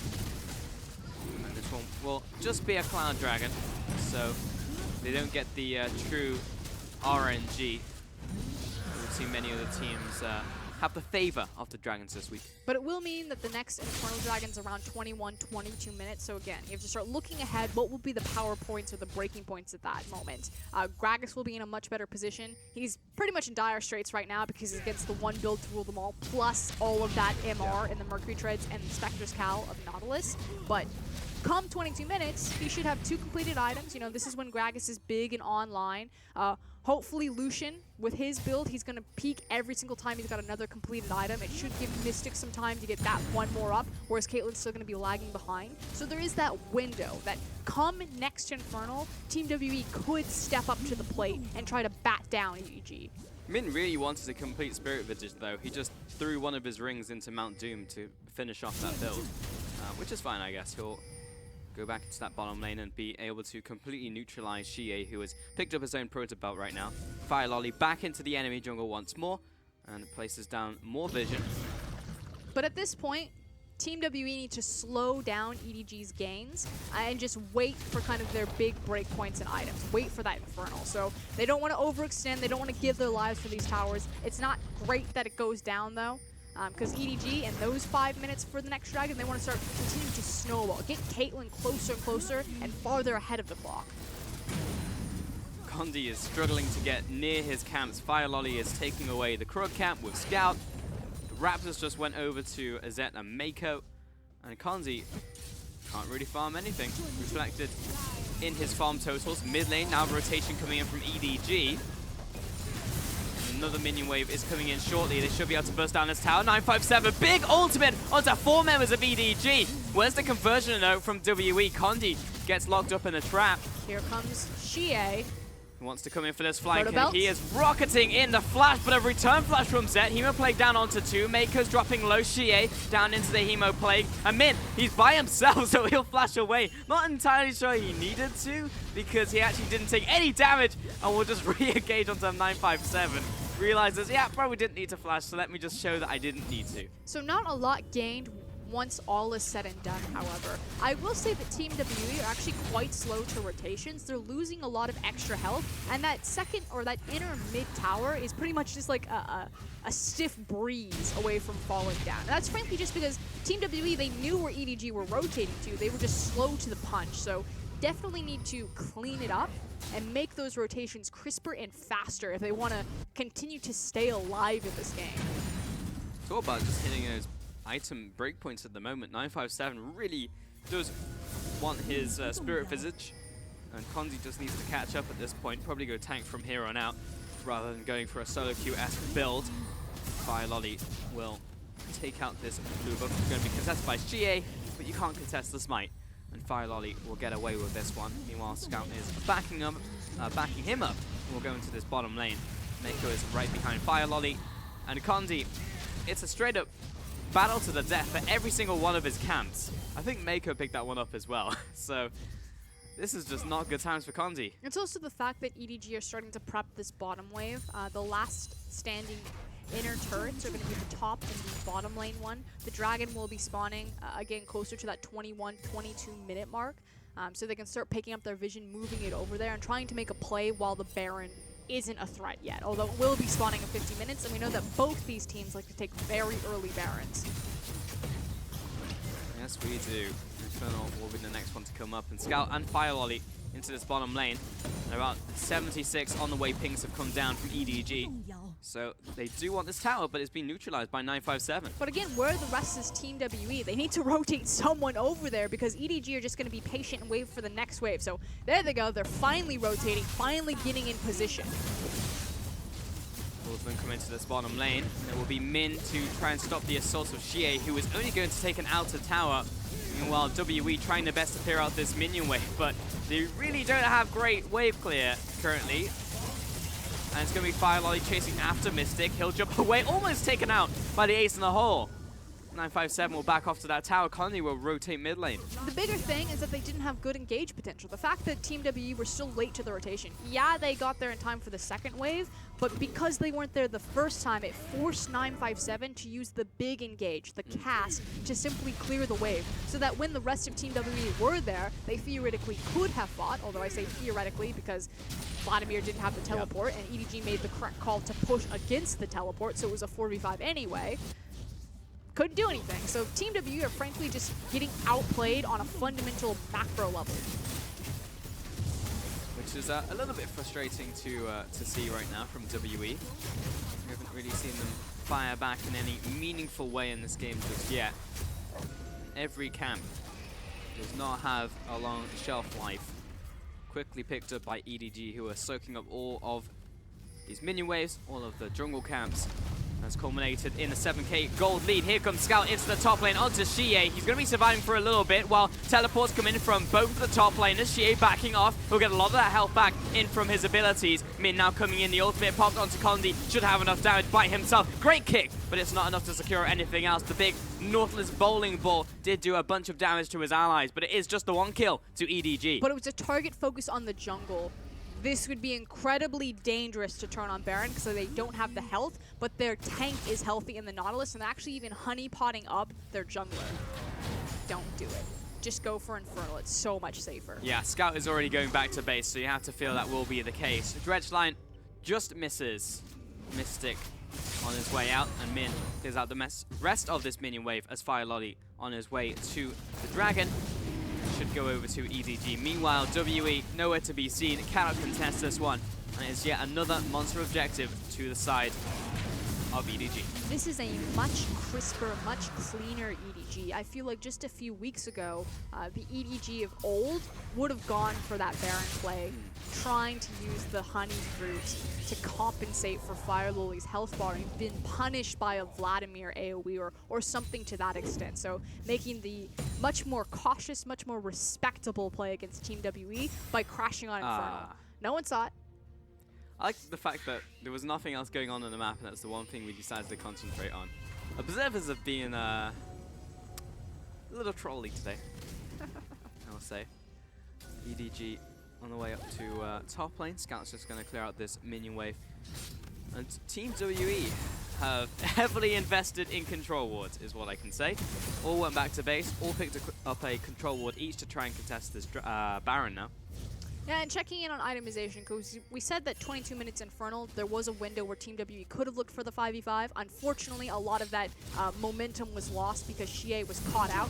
Although, as I say that, we're actually setting up for our next 5v5. But check out itemization.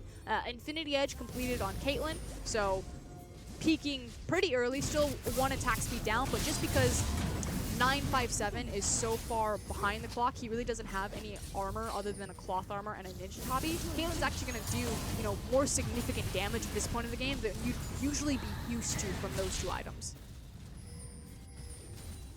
And the push being created top lane by Edward Gaming at this point in time. Minion wave flooding in.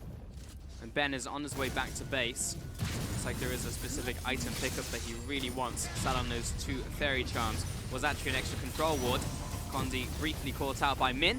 Not going to resolve into anything. As top lane still being sieged out. Zet is waiting for his traps to come back up before they can really establish this siege. He's just being annoying at the moment, placing his traps around the tower. Quickly cleared out by 957. Tension building, but so far the tower remaining strong. And EDG are just playing a very patient siege game. We said it was a siege comp as defined by their 280 carries and Graves, Caitlyn, as well as Talia. And they're using this Talia perfectly. Scout's shoving out the mid lane. He can quickly cut towards the top lane if they need him to join for the fight. But he's really just trying to pull Team WE around the map. And so far, they failed every single time at this because they're never on the tower when they need to be collectively. Now that Scout has the inside track against Xie, this is going to be the go-butt for EDG. EDG decides to pull the trigger, but it is just to take down the tower. First off, Min will have to flash away once more. Mako takes a full culling to the backside as he retreats. Xie is also on his way, but there's too much distance being created. They have fully disengaged, and EDG will make their way towards the Baron River. This should be a free back. They just need to stagger it, just that Team WE can't rush for a Desperation Baron. But Team WE are running out of time for the rest of their map. If you take a look at the bottom side, there's actually a massive slow push that someone will need to respond to. 957's TP is about to come up, but it's actually down. So EDG get the free moment of, we get back now, we can spend all of this global gold. It's now 6 towers to 0. And this is why Caitlyn is so far ahead than where she normally would be. I would assume that it's probably going to be another attack speed item coming straight in for Zet as he backs eventually. Now, Look at how greedy he is. I don't wish to alarm you, Fratskurin, but EDG are currently on track for a perfect game. I'm happy. Are you? You said 2-0 WE. I did too. I was trying to put the heat on Raz. As he says from the background. No, I expected Team WE to 2-0 EDG, 100%. They've looked far cleaner in their victories. We had no idea what to expect from Min, but this is frankly so unlike Condi unless the son of Baron can get a steal. Here comes Scout, and Condi kicks Scout back into the pit, He's connects in the the Q, pit. looks for the steal, it goes over to Karma! Mako finds the Baron, and Condi a little bit off on the spy timing. But that was way too close for comfort, and pump the brakes. Like, EDG fans, rejoice, you're happy you got the Baron. That might be the nail in the coffin for game 1 in this series. But holy, that was so close to going over for Team WE. And if they had gotten that immediately, all of this tempo and this advantage just hits the wall. Yep. And Team WE would be right back in the game. So poorly executed. The Weaver's Wall way too early from Scout to zone at Condi. Condi got rid of that problem with a Dragon's Rage. And the fact that Mako, of all of the members of EDG to pick it up. But regardless, Baron over to that team at just 26 minutes. Still no kills, no dragons, no nothing to WE at this stage in the game. We're waiting for them to evolve claws, but at the moment they really have not done too much. Next dragon is coming up shortly in 50 seconds, will be Cloud Dragon. For now, Fire Lolly will take out his anger on the crab, and Min will continue to farm out this bottom lane. Min had a fine game, I wouldn't say anything exceptional, but also has not been a big deficit to his team. I would say 2 Oathbringer flashes, but that's it. I mean, unfortunately, we haven't seen Min tested yet, simply because so many isolated lanes won for EDG. Mako pretty much single-handedly winning the bot lane. Fire Loli then gets opened up that he can start winning in the jungle, and the Scout starts going off with a massive Weaver's Wall for the first 5v5. Min hasn't been tested. It hasn't been, you know, that even game that it really comes down to how the front line is positioning, how they're zoning for the team, where he'll be, you know, showcased or exposed for either being a superstar or a liability. WE trying to defend the last line. They are drawing the line in the sand, as it were, wanting to keep this alive, but this is a part of a siege composition from EDG, and these siege components at the very least are proving very difficult for WE to overcome. That being said, Edward Gaming are not pushing too far in with these traps, and war of attrition is going quite slowly. As Min moves to the bottom lane, applies multiple points of pressure on towards WE. It's slow going, but it's waiting for a crack in that armor from WE for EDG to pull the trigger. I feel like what EDG are trying to do is lure Team WE out of their base to cut them off with the Weaver's Wall. So they need to be very attentive to how they're playing around the gate and making sure that they don't get locked into a scary situation, especially now that the trap line is set up. But and the Weaver's Wall comes out. 957 splits up from his team as he looks for the engage, but no one from WE can even get involved. He was way too far forward. Connie tried to be his diving buddy, but he immediately just splits. Goes back to the base. EDG break open the front line from WE, and that'll be the inhibitor falling. Still, no kills to WE. And theoretically, you would assume that if this game goes to second Baron, that EDG just purchased it with taking down that bottom inhib. That said, they still have a lot of Baron left, so they could look to continue to break this, and if Team WE make another mistake like that, it's game over. Hook lands onto Xie. Pretty good target. He'll go down into the Sanguine Pool, and he's locked up from Mako as well. He was a little too far back for EDG to punish. Regardless, they'll take the tower. Ace in the hole lines up, lands onto Ben as the bodyguard for Mystic. A second inhib down for EDG as they look to back away. Devastation for Team WE and their fans right now. That is over a 10k gold deficit at 30 minutes between these two teams. EDG pretty much walked away with this game from the very beginning. You have to think it goes all the way back to that collapse on Condi, and unfortunately, Condi tried to double down, tried to leapfrog his way or slingshot back into power by looking for a gank bottom. The gank didn't pan out. He was suddenly level 3 to level 5, and from there, Fire Loli just exploited the advantage that Graves had in the jungle. Still 14 to 13. It's still worth revisiting our expectations of this match, though, here for us, because we look towards disengage once more from 957. Ultimate lands, but his team is nowhere to be seen. And this is the thing, you know, EDG are blocking this off because they just want the structure, but 957, you know, either it's miscommunication or the team really did make that call, tried to go for the fight, but just were in no position to look for it. Let the tower fall, even give up the inhib, then look for the punishing fight. By losing there, they lost 2 inhibs instead of 1. 957's like, oh, I can make it over the wall, but Ben's just sat there as a Yordle. And it's like, unless he burns Flash, Lulu's not going to be able to make it over. WE scrambling in this game. It's worth mentioning, last time that we saw WE falter was off the back of 957, making some curious mistakes.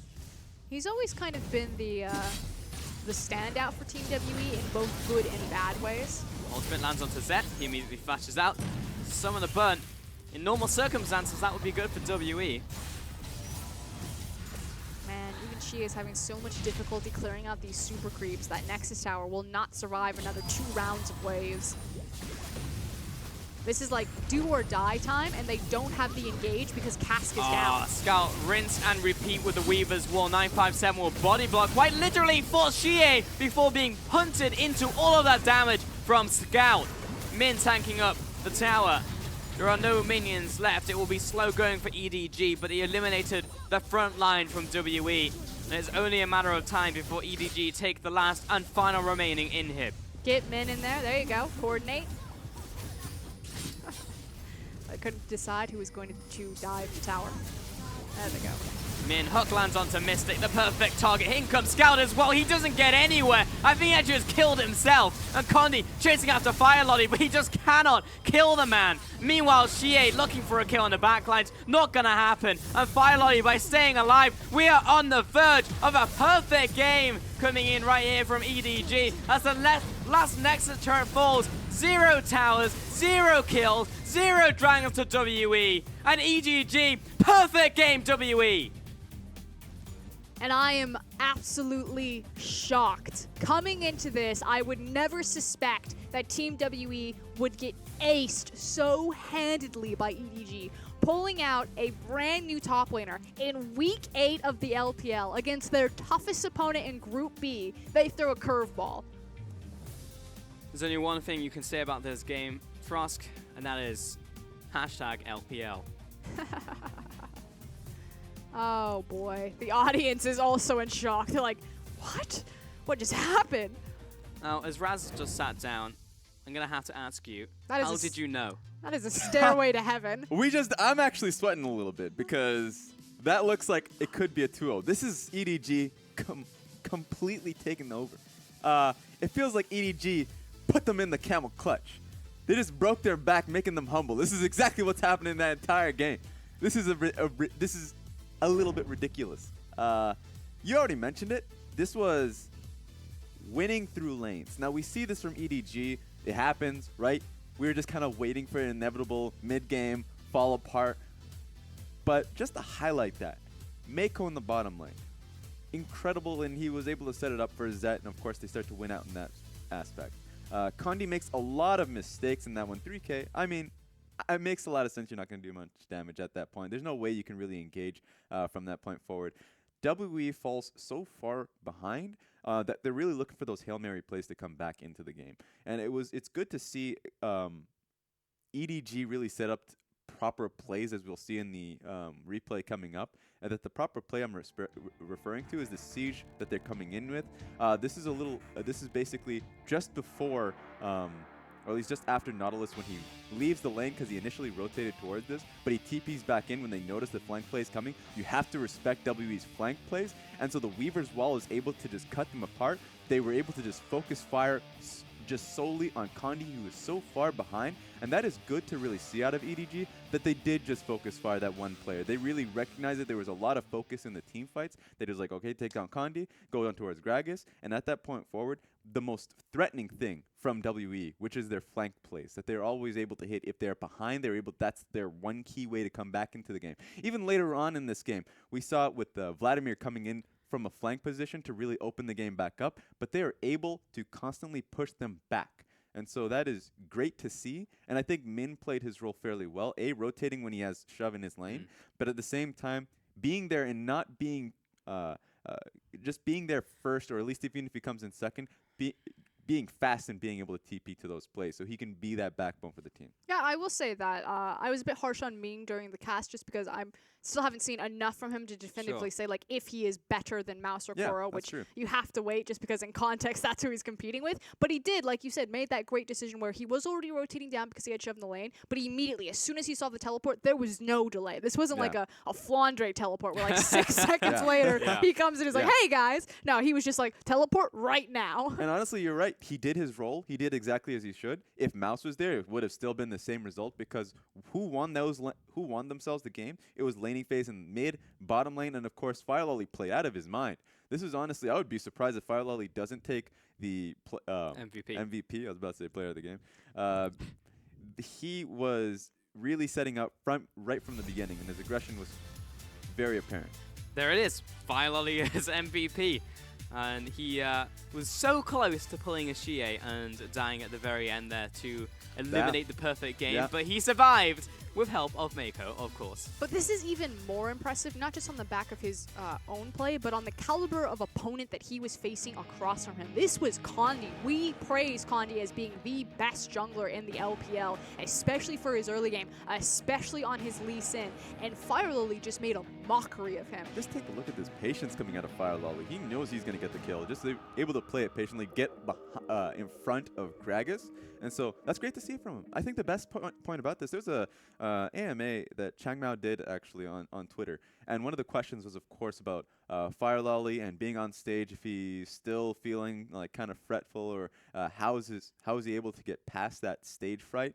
And it's just the experience, being able to get back out there, and he is just grinding it out. So a lot of it comes down to basically him being driven, and the solo drive that he's able to have, you can see it in this game. Maybe he's able to get it out a lot more. That's the other nice thing about kind of the story coming into EDG and Team WE. It's the power of the brand and the organizations. The fact that both these orgs have taken unknown, like Xie, he was a Twisted Fate solo queue one trick, and they've now made him like a dominant name to be reckoned with in the LPL, not just domestically, but also internationally. If you go to his IEM days against TSM and the GE Tigers at the time, and now you look across at EDG, with the likes of Fire Lily, with Min now. Mako is a huge success story. Yeah. Scout actually defining his career not in LCK but in LPL. Like, it just shows that there are orgs that have hope for the LPL, that they can continue to develop talent. Have shown a track record that we can make success stories happen.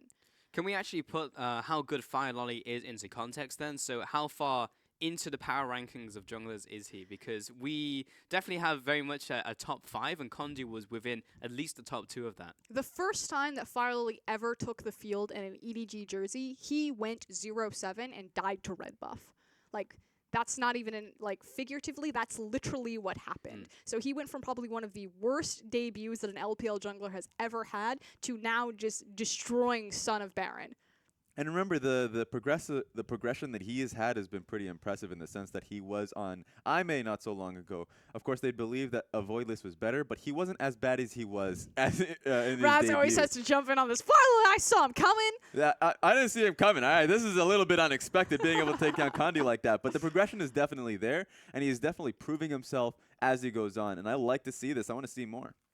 Come a long way from being an Annie one trick, that's for sure. But either way, we're going to take a quick break as we gear up for our second game in our match of the week between EDG and WE.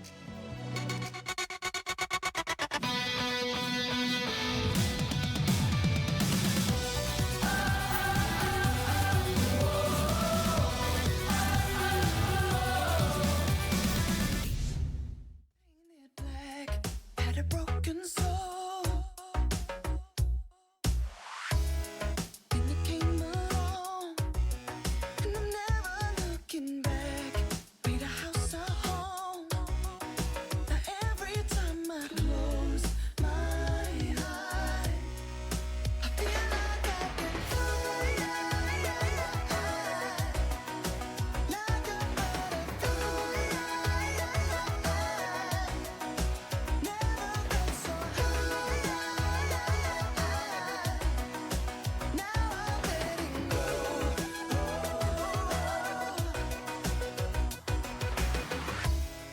When I lost it all, no tomorrow, no way out. Couldn't take no more. No, suddenly you're here, and I never need to doubt. Nothing left to fear. Now every time I close my eyes, I feel like I can fly, like a butterfly. Never been so high. Now I'm letting go.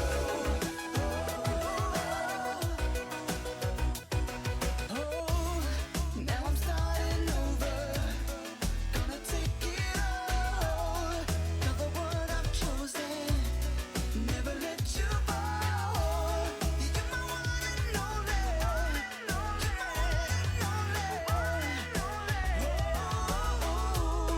like a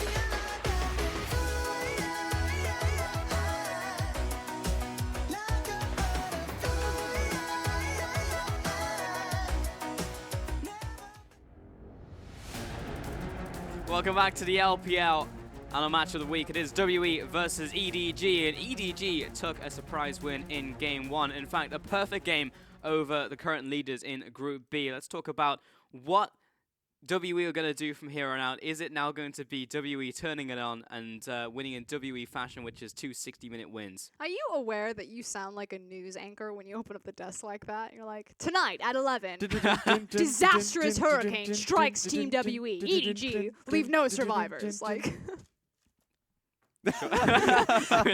thanks, Raz. Anytime. I've got your back. That was just amazing. I'm just stunned by how well that all came together, and it's also on me, so that's also cool. But someone make a gif out of that. That was great. But now talking about what this team needs to do from here on out. No, to answer your question, we were joking between games. We're like, now that everyone's going to be like, oh man, this could be an early night EDG Couture, that it's going to be like 65-minute slugfest back-to-back with Team WE coming in. And Raz, I think you got it during break as well. We were talking about the lane phase. Like, draft phase was a huge focal point. Yeah, they definitely don't want to leave the studio recognizing that they just got 2-0'd based off laning phase alone, right? So they want to be able to at least contest at the early point of the game. So like Vladimir into Taliyah is something they definitely don't want to be able to get experience again. I don't even think Condi wants Graves being given to Fire Lolly anymore because A, he values that champion. Condi wants the Graves, and Condi has actually banned the Graves against most teams on blue side. So that's just a worry for me, is that, that's just going to be a point where Condi wants control. Same with perhaps Xie. But this is a consistent problem from Team WE. We always joked that it used to be the double tier compositions, that they would always throw away their lane phase, but they were just so good at kind of bunkering down and getting to those breakpoints that they could afford to draft poorly for lanes. But EDG are just like the perfect, laning team because they still do have such that X-Factor talent like Mako, like Scout, that they can abuse you if they get those matchups. Yeah, WE has been together the longest here, a year together. The same members except for perhaps Ben, of course. Swap in Ben for 0, and you have the same team. So them picking for lanes, not been a thing for WE. They've just been picking for the later portions of the game, so they're completely fine with just leaving it out there. Do you want to marry Mako? She's even got a Doran's ring. I know, a Doran's ring. And the other one says, marry me ZZM, so ZZM is Fire Lolly as well. So there's going to be a lot of newlyweds out there. I'm putting that out there. Incredible. I guess the other big shocker for that game was EDG actually converting their early game advantage into a snowball win, and not just a snowball win, but the biggest snowball. The biggest. Are you Donald? The biggest of snowballs. I have the best snowballs. Yeah. And they will win. I'm a winner. The thing is that EDG looks so much cleaner when they're playing around structures, or what I like to call consistent tempo compositions. So compositions that are always have tempo, that are always pushing forward. They're not reliant on big cooldowns like an Ashe Arrow, like a Shin ultimate. They're sieging comps. Versus 5v5 comps where we suddenly turn into a Baron Fiesta dance. All right, let's see if EDG can bring whoa, Raz. A 2-0. 2-0, 2-1. Where you going? 2-1. I'm sticking down to it. I've never changed my mind before, unless if you have VOD, then I plead the fifth. Goodbye. A 2-0. The biggest of 2-0s. The best 2-0s from EDG. I'm done with you. Ah, excellent. EDG, 3 bans coming through will be Talon, Malzahar, and Elise, followed by Graves and Rengar towards Fire Lolly.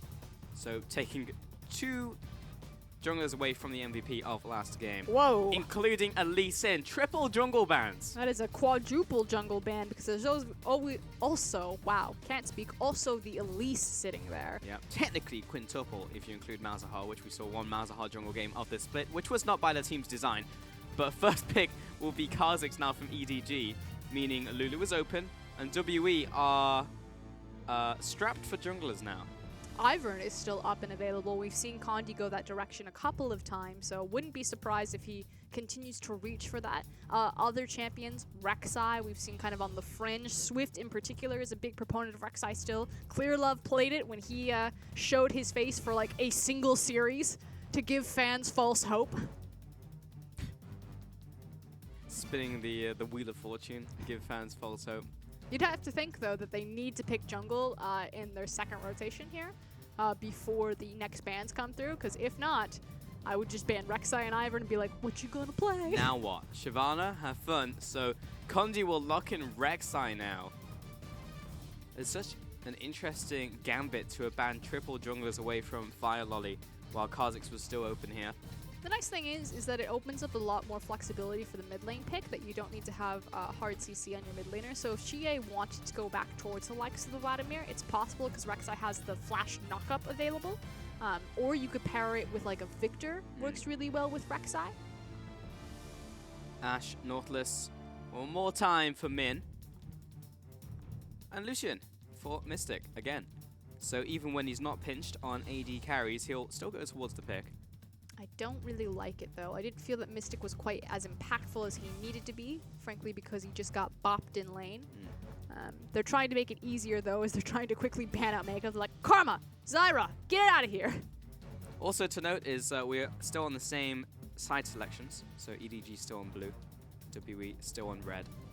So last pick will once again go over to WE. As we head into our second phase of bans, Rumble and Karma. The problem is that I feel like with Talon banned and Taliyah so prominent, it actually takes a lot of power and emphasis off of red side, because Taliyah is such a great flex champion, as well as Orianna still available. Like, I don't think you can quite as punish as hard as you would want to, because you can blind pick Ori and Taliyah without much punishment. Gragas and Thresh. Again, 2 support bans at Mako in the final rotation from WE. And that is now back over to their picking phase. He still has Zyra, however, as well as Jace is still available. So you have to think, if the Syndra gets locked in, you know, Scout could go back towards the Taliyah, look for that sieging composition, or he could take the Jace, itemize a bit more on the AD, but have that Hex Drinker available, and then have the Zyra to compensate for all of that AD damage by bringing also AP damage from support. He's got a couple choices here, but it will be Taliyah in the end, so it will be the AP carry once more in that mid lane from Scout. He had a pretty stellar performance, but there was pretty much no reason for Mako not to pick a Zyra here, as it was banned out in game 1. He has the pick in his hands. Just hit the button. But going again for a sieging composition, so Team EDG recognizing where their strengths are. Typically when we see Fire Lily play the Kha'Zix, he's a big proponent of the W evolve and max, so if this turns into a 1-3-1 with the Taliyah playing off into a side lane as well as the teleport, you then have the Kha'Zix to keep everyone safe with his Void Spikes. There it is, Zyra as well. That's a pretty strong 3 in that mid lane if they do choose to go for that 1-3-1. WE looking towards their final pick. It will be a top laner from 957. They give him Shen. So not the Gragas this time, has been banned away by EDG. And it's instead this pick who can get involved early on with this global ultimate. So WE looking to be a little bit more mobile with that Rek'Sai and the Shen ultimate during the early and mid game. It also gives a lot more power back to Team WE's lanes. Not only the fact that you have, you know, the strong suit like the Syndra, as well as the dueling potential of Lucian and Lulu, but then now you have the Shin that you need to take account of. You know, does Shin have ultimate? Can I actually try to go all in my 2v2 or in my 1v1 in the mid lane? So I like the fact that Team WE are adjusting to a lot of the errors or the glaring holes that EDG, you know, ripped open in game number 1. But now it's about execution. 957 fell down, frankly, in game 1, and on Shin, he's even more important to the composition. So he needs to step up. He plays this champion a lot. It's one of kind of his iconic picks. So no excuses now as their backs are against the wall. Yeah, he cannot be the break in the armor in this one. Otherwise, that would cause big issues for WE. Especially getting 2-0'd here by EDG would be a massive body blow to the team and organization, considering how well the split has gone for them so far. And again, EDG are originally the betrayers. They are the organization that brought down Team WE from their glory days. It is by no slight to say that most of the time, the fans of both these teams don't look highly on each other. It's changed recently since rosters have changed over. Things have been forgiven. You know, Aaron stepping away from a coaching position, Clear Love reconciling with Wei Xiao and Messiah and Sao Mei. In your eyes, are EDG the villain here? No, I think that EDG are the old kings, and it's kind of that idea where you knew that they had once, carved their name and glory through battle, but you haven't seen them fight in a long time. So they're like that grizzled dude who, he needs to get up off of his throne, pick up his large sword, and return and show, why he rightfully sat there. Like Robert Baratheon, or we'll talk about it in a second as WE and EDG heads to Rift one more time for the second game in this best of 3 here in our match of the week. We'll see if WE can pull it back or EDG can clean sweep. And Ben, don't take another step forward. Don't do it, Ben! No, he walked into the trap from EDG and he's dead to rights. He doesn't burn any of his summoners. Scumbag Mako takes the first blood as well. That could have very easily been given to Scout or Zet. So we'll see if they did that purposely and what they'll do with it. Could mean, earlier boots. Could mean that you get more gold because you immediately or can upgrade your gold per 10 item that much sooner. Maybe an earlier Sightstone control ward. We'll see what happens. But that is a trick that EDG like to play. You know that against a Zyra, you want to scout out, you want to find her plants to push them down so she doesn't get immediate lane control. So why not take your mid lane down here? Because you're like, the support's going to come looking for my plants. You want to garden now? A little bit of Gouda to start off the game, and over to EDG again. So it's 500 gold in the bank. You call that Gouda? Yeah. Is that your favorite cheese? No, not really. I'm not a big cheese eater. Wensleydale is pretty good, actually. But more of like a cheddar person, just in like burgers and that type of stuff melts well. 957 will walk into this bush against Min. And we'll trade not too badly, but they really just want to get up to the top lane and start farming. So it looks like it's going to be a very early Sightstone from Mako. So he's already itemized into the Ruby Crystal with his first blood gold. So just a bit of extra health at this point. But on first back, usually supports will pick up a control ward as well as like boots or something like that.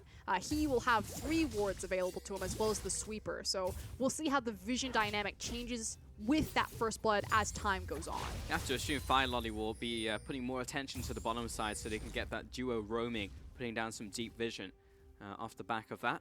The nice thing is that Ben did retain his flash, so didn't panic knowing that he was 100% dead there and just let it go. So he's still not in danger of costing Mystic CS because they have to play cautiously and defensively due to fear of ganks. Kondi is walking his way to the bottom lane. Ben rooted up. Takes the Thunderlord's proc as well from Mako. Kondi once more heads into the enemy jungle. He is searching for something. It may be a mid lane gank. We was trying to take away Raptors. At the very least, he'll get some information. Shie takes the full force of Scout's damage. Scout is walking to the top side. Cleanse used. He was very much respecting Kondi as he came in, but Fire Lolly was on the top side, so you could say technically unnecessary. But now WE probably don't think that Fire Lolly is around the area. But now they have information about where Kondi is, so it should be an easy Krug trade, as he's also spotted out by Mako's ward. Scout is approaching, but nice stun from Shie keeps him somewhat safe as a full volley will connect. And this is Scout playing with the information that they know that Kondi was on the Krug camp, so he could go aggressive on Shie and try to press his luck. Fortunately for Shie, he managed to hit the stun, so Scout couldn't follow up on his big damage, but that could have been a very scary situation, possibly a forced flash out of Syndra had he connected. Top lane just even. Kondi is still making his way through the jungle. He's a little bit further behind Fire Lolly, but not anything to write home about just yet. Not in the same way that game 1 went. And it's relative calm across the Rift for now. Mystic has a slight CS advantage, which will open up just a little bit more as this minion wave resolves and crashes in. So he's not even in bad shape as the first blood went over to Mako. Kondi is once more on his way to the bottom lane, knowing that the minion wave is slightly pushed out. He did get behind them. It's been so long facing a Rek'Sai. Teams sometimes, lose track of her ganking routes through walls. He's on his way. Zet will flash away, but the damage coming in from the Furious Bite is enough. Ben chimes in for the kill. Mystic was hovering in and out to deal one last auto attack. There's another kill to WE this time. And that was very close for a 1-for-1 trade. That said, the dangerous game gave Mystic the edge there. I believe he also leveled up as Ashe died. Got some health back, and it meant that Mako could trade. So excellently done by Kondi. A complete turnaround from game number 1. That's nice. Back to 1-1. right now, and Mystic is 2 waves ahead. Will make his way towards his build towards Cutlass, and mid lane Xie is ever so slightly ahead of Scout in terms of farm, but this will, as this mini wave comes in, he'll be pretty much even. So right now, a very even game across the board. Min will come back in with the one build to rule them all. Also, other item differences, the fact that, like you said, going for that Cutlass has the Vampiric Scepter, so has the lifesteal versus the Sightstone completed in 2 longswords on Ashe. So this is the question that we had. We knew it was going to be an earlier Sightstone that's about 5-minute 30, very, very early. Most of them average around 7 to 8 minutes. Yep. What does that mean? What can Mako do with this extra vision that he'll be able to lay? So you can already see that Condi and Ben invading very aggressively. Here's something. Weaver's Wall will lock in both Ben and Condi into this jungle. Bot lane's also heading up, and Mako, the full collapse coming in. Xie over the wall. Fire Lolly goes down. Ben turning on to Scout. He'll also fall to Mako this time around. I believe the person to pick up the kill credit was Scout in the end. It's a 2 for 2 overall and a 1 for 1 in that trade. But where did the kill gold go? Did Xie pick up the kill or did Condi? Okay, perfect. So the Syndra got it. I was going to say that would be a big disadvantage if Talia Scout was the benefactor of all of that roaming, but Xie didn't get anything in return. Very even table still set, but Condi, again, almost punished for a very aggressive invade. He's still behind them, and he's still pathing in. Ashe doesn't have flash. Ben is a decent ways out, but Condi's still looking for it. Here comes Shen as well, 957 getting involved in this gank, and immediately on top of Zed, he instantly falls as both summoners were down, and another kill to WE. This is more what we were expecting from them in game 1. Exactly so. So beautifully done by Condi, leading the charge. 957's just hanging on for the ride. Doesn't have his teleport, so unfortunately will lose up on the wave and the chip damage on tower top side. But Zed is not having a good time, despite Mako having an earlier Sightstone. Does have vision in that jungle, but they're not catching Condi or reacting appropriately to how aggressive this Rek'Sai is playing. Meanwhile, Fire Lolly, at the very least, will get the consolation prize of this red buff. Min is on the way to the middle lane, and Fire Lolly is doing the same. So it could be a 3-man collapse. They do have Nautilus ultimate, so there is some lockdown and hard CC. Is he just going to flash the wall? Yep. Flash, clicks R, Xie backs away, knock back into the hug, the perfect layup into Min's hug. He doesn't even die from that. Too perfect. That was so well done. So naturally Xie is trying to block the hook by hiding behind the tower. But like you said, the perfect layup, a little, just a little pop, little back tap. And Scout came in for the spike. Pretty cool.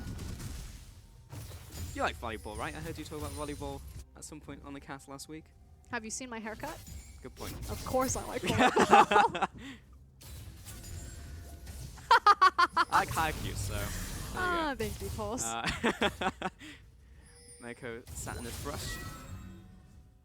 And so far, I haven't seen him do anything out of the ordinary with his extra gold that's turned into a Sightstone. Ben is, for the most part, just keeping him in lane by continuously bullying him, so it does check out. And Fire Lolly has been on the top side of the map. That's a donation to Xie, so pretty standard. Everyone's just going through the motions at this time on the Rift. Well, there are 3 control wards on the top side from EDG, and not as many control wards in general from WE. There is just 1 defensive one from the mid lane there from Xie. Yeah, but it's the question of what do they get to do with all of that controlled vision up there. Ganking Shin is pretty non-existent at this point in the game. He's incredibly tanky with Spectre's Cal, as well as the fact that he's Flash and Taunt, so diving him still incredibly scary. You have to pull Talia, and even then, still scary. I do like the idea of ganking the teleport, just because you don't want to try to gank the other lanes because he's going to beat you to them anyway, so you almost have to focus him, but you have to do it perfectly. Looks like Fire Lolly's just going to go back to base. You didn't get a chance to check his evolution, did you, Frost? No, I didn't. Okay, well, maybe next time we'll see him, we'll get a chance to see. I was actually just thinking about how weird. Q? Q. It's Q. He's got the big daggers on him. I was actually just thinking about how weird Kha'Zix's back animation is. Like, he looks like he's just like really stretching out. I mean, even if you're a creature from the void, you still need to do your stretches. Gotta get those gains. Gotta make sure that you're limber before you go into the gym. It's true. You don't want to injure yourself, otherwise you go backwards on those gains. Want to go hard, but not too hard. Apparently hard enough to go Q-Max. I guess so. I mean, we're talking about Fire Lolly pre-game that he wanted to go for the W, or usually that's what he does, as do many of the junglers in the LPL. Condi is in a battle to the death with a plan. Condi has succeeded this day. First dragon is Ocean. He's about to get caught out, though. They're looking for the Weaver's Wall to track him down. But everyone's standing still. Here it Fire comes. Lolly jumps out of the shadows right on top of Condi, but he does have 957 on top of him. Oh! From downtown, blasted by the Enchanted Crystal Arrow. Ben caught up in a Stranglethorns and tries to get out of it, but into the corner. Instead, he has just been cornered. Min is on his way to the bottom lane, and it's just about to get a whole lot worse for WE, and specifically Mystic.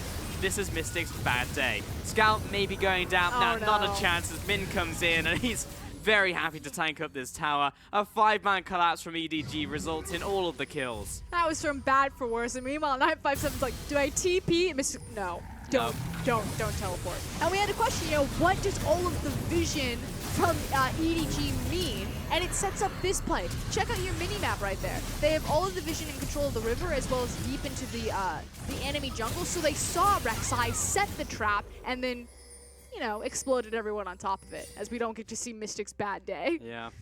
He's like, haha, I survived it. Nautilus comes by. Cut the tape! Yeah. Please. He survived. Don't just ignore the fact he has 1 death on the scoreboard. 6-3 now. EDG regain control over this game. Condi will go back in. He'll get his Raptors. But the biggest thing from all of this early game is the fact that Scout has 4 of those kills and 2 of those assists. 100% kill participation, but he is a rather big Taliyah. And it means his damage is going to be absolutely disgusting. And so the thing about Taliyah is because she doesn't have a damage ability on her ultimate, typically that means that those champions will fall off late game. If Taliyah gets ahead of the clock, though, she just does absurd amounts of damage. You're like, why is this champion fair? How is this not broken? She's got absurd wave clear, great utility, incredible displacement, and she gets to, 100-0 burst out anyone. Yeah, that's where Scout is right now. That's where it gets pretty insane. That's kind of like release Taliyah. There's no tough Beifong just yet. But just gets to close. auto win every single push because she does, plus 50% damage to minions. It's pretty dumb. Oh, thank God that got reverted. What was the most broken champion on release? It was probably Xin Zhao. LeBlanc before hotfix. No, like the 6 hours of LeBlanc as she instantly got released. But Xin Zhao was before, I believe it was before hotfixes. I remember playing Twisted Tree Line, and this guy would dive 3 people on a tower at level 6 and just triple kill everyone and walk away. Yeah, that was pretty bad, but LeBlanc would literally just walk into mid lane and kill their opponent at level 1. Like, that was pretty bad. Funny enough, Lee Sin started out as people were saying, underpowered. So he got a couple buffs. And I'm pretty sure now he's now weaker than he was on release. Because people realize that all the crazy things you can do with Lee. The skill ceiling. Yeah. Before the insect was discovered. There's a lot of people nowadays, because I was reading Reddit the other day and people were like, did you know X? And I'm just like, well, yeah, I mean, that's such an obvious thing, but we've had so many new players during the game, people don't know the origins of, like, the insect. Did you know there was a player who was called Insect? He played Lee Sin one time, and he was the first player to ever ward hop behind a champion and kick them backwards. And everyone was like, this is insane! Lee Sin tech! Now everyone does it, it's called an Insect. That baffles. But you are correct. Look at those new players. Yeah. It's like Messiah as well. People don't even know why it's called Messiah. Again, there was a player called Messiah who played Twisted Fate, teleported into an enemy team. They all dogpiled him, instantly Zhonya's in the middle of the enemy team. So is the Froggen when you kill yourself in ARAM? Because you follow the snowball to spawn? He's had a couple moments. Like, the Froggen's also, like, just having a crazy amount of farm on his ear. 600 CS on Anivia. Yeah. Yeah, I think more synonymous with the Anivia, I think even Soaz, to a certain extent, had a pretty good run with the crazy escapes with the TPs. He would get into side of Brush and teleport back to base. Oh, that is called the Soaz, or the Fnatic Death Rush. Yeah, Fnatic Death Rush. The ex-Peke, of course. Oh, the Empire! The Empire! Oh, it's been so long since we've seen a Nunu. That's a very old one, though. That's, man. Empire, that was season 1, wasn't it? People often ask me why I got into the LPL. fun fact, my favorite team before I even discovered Chinese teams was Moscow 5. Okay. And then I realized They're there not was a in the whole region of Moscow 5s in China. So we set up for this Checks out. Empire brush, if you will. Empire? That's definitely a Fnatic death rush, but Mystic did evacuate. Now, an Empire, ladies and gentlemen, for those who don't know, is when a Nunu sits Hides in a into brush. a bush. Specifically, I believe it was the bottom lane brush. No, it was the brush right behind bottom the tower. The mid lane No, tower. I think the one that happened in NALCS and they called it an Empire after that. Yeah, you're right. You're totally right. Nunu gets a full charge and wipes your whole team. Incredible. You're suddenly walking around, you're like, why am I moving Why am I so slow? Bam! Absolute Zero is even better now. It slows by like 99% at the very end. Oh, so. just wait. Clearlove's like, I'm coming out of retirement when Nunu comes back. I'm ready. I really want to see some, at the very least, like, Runic Echoes Nunu. I think that would be fantastic. But for now, it's been a while since we've seen him. Even the fact that we're seeing a Rek'Sai in this game is pretty cool. Well, that's what Rek'Sai's happens when you fallen get off.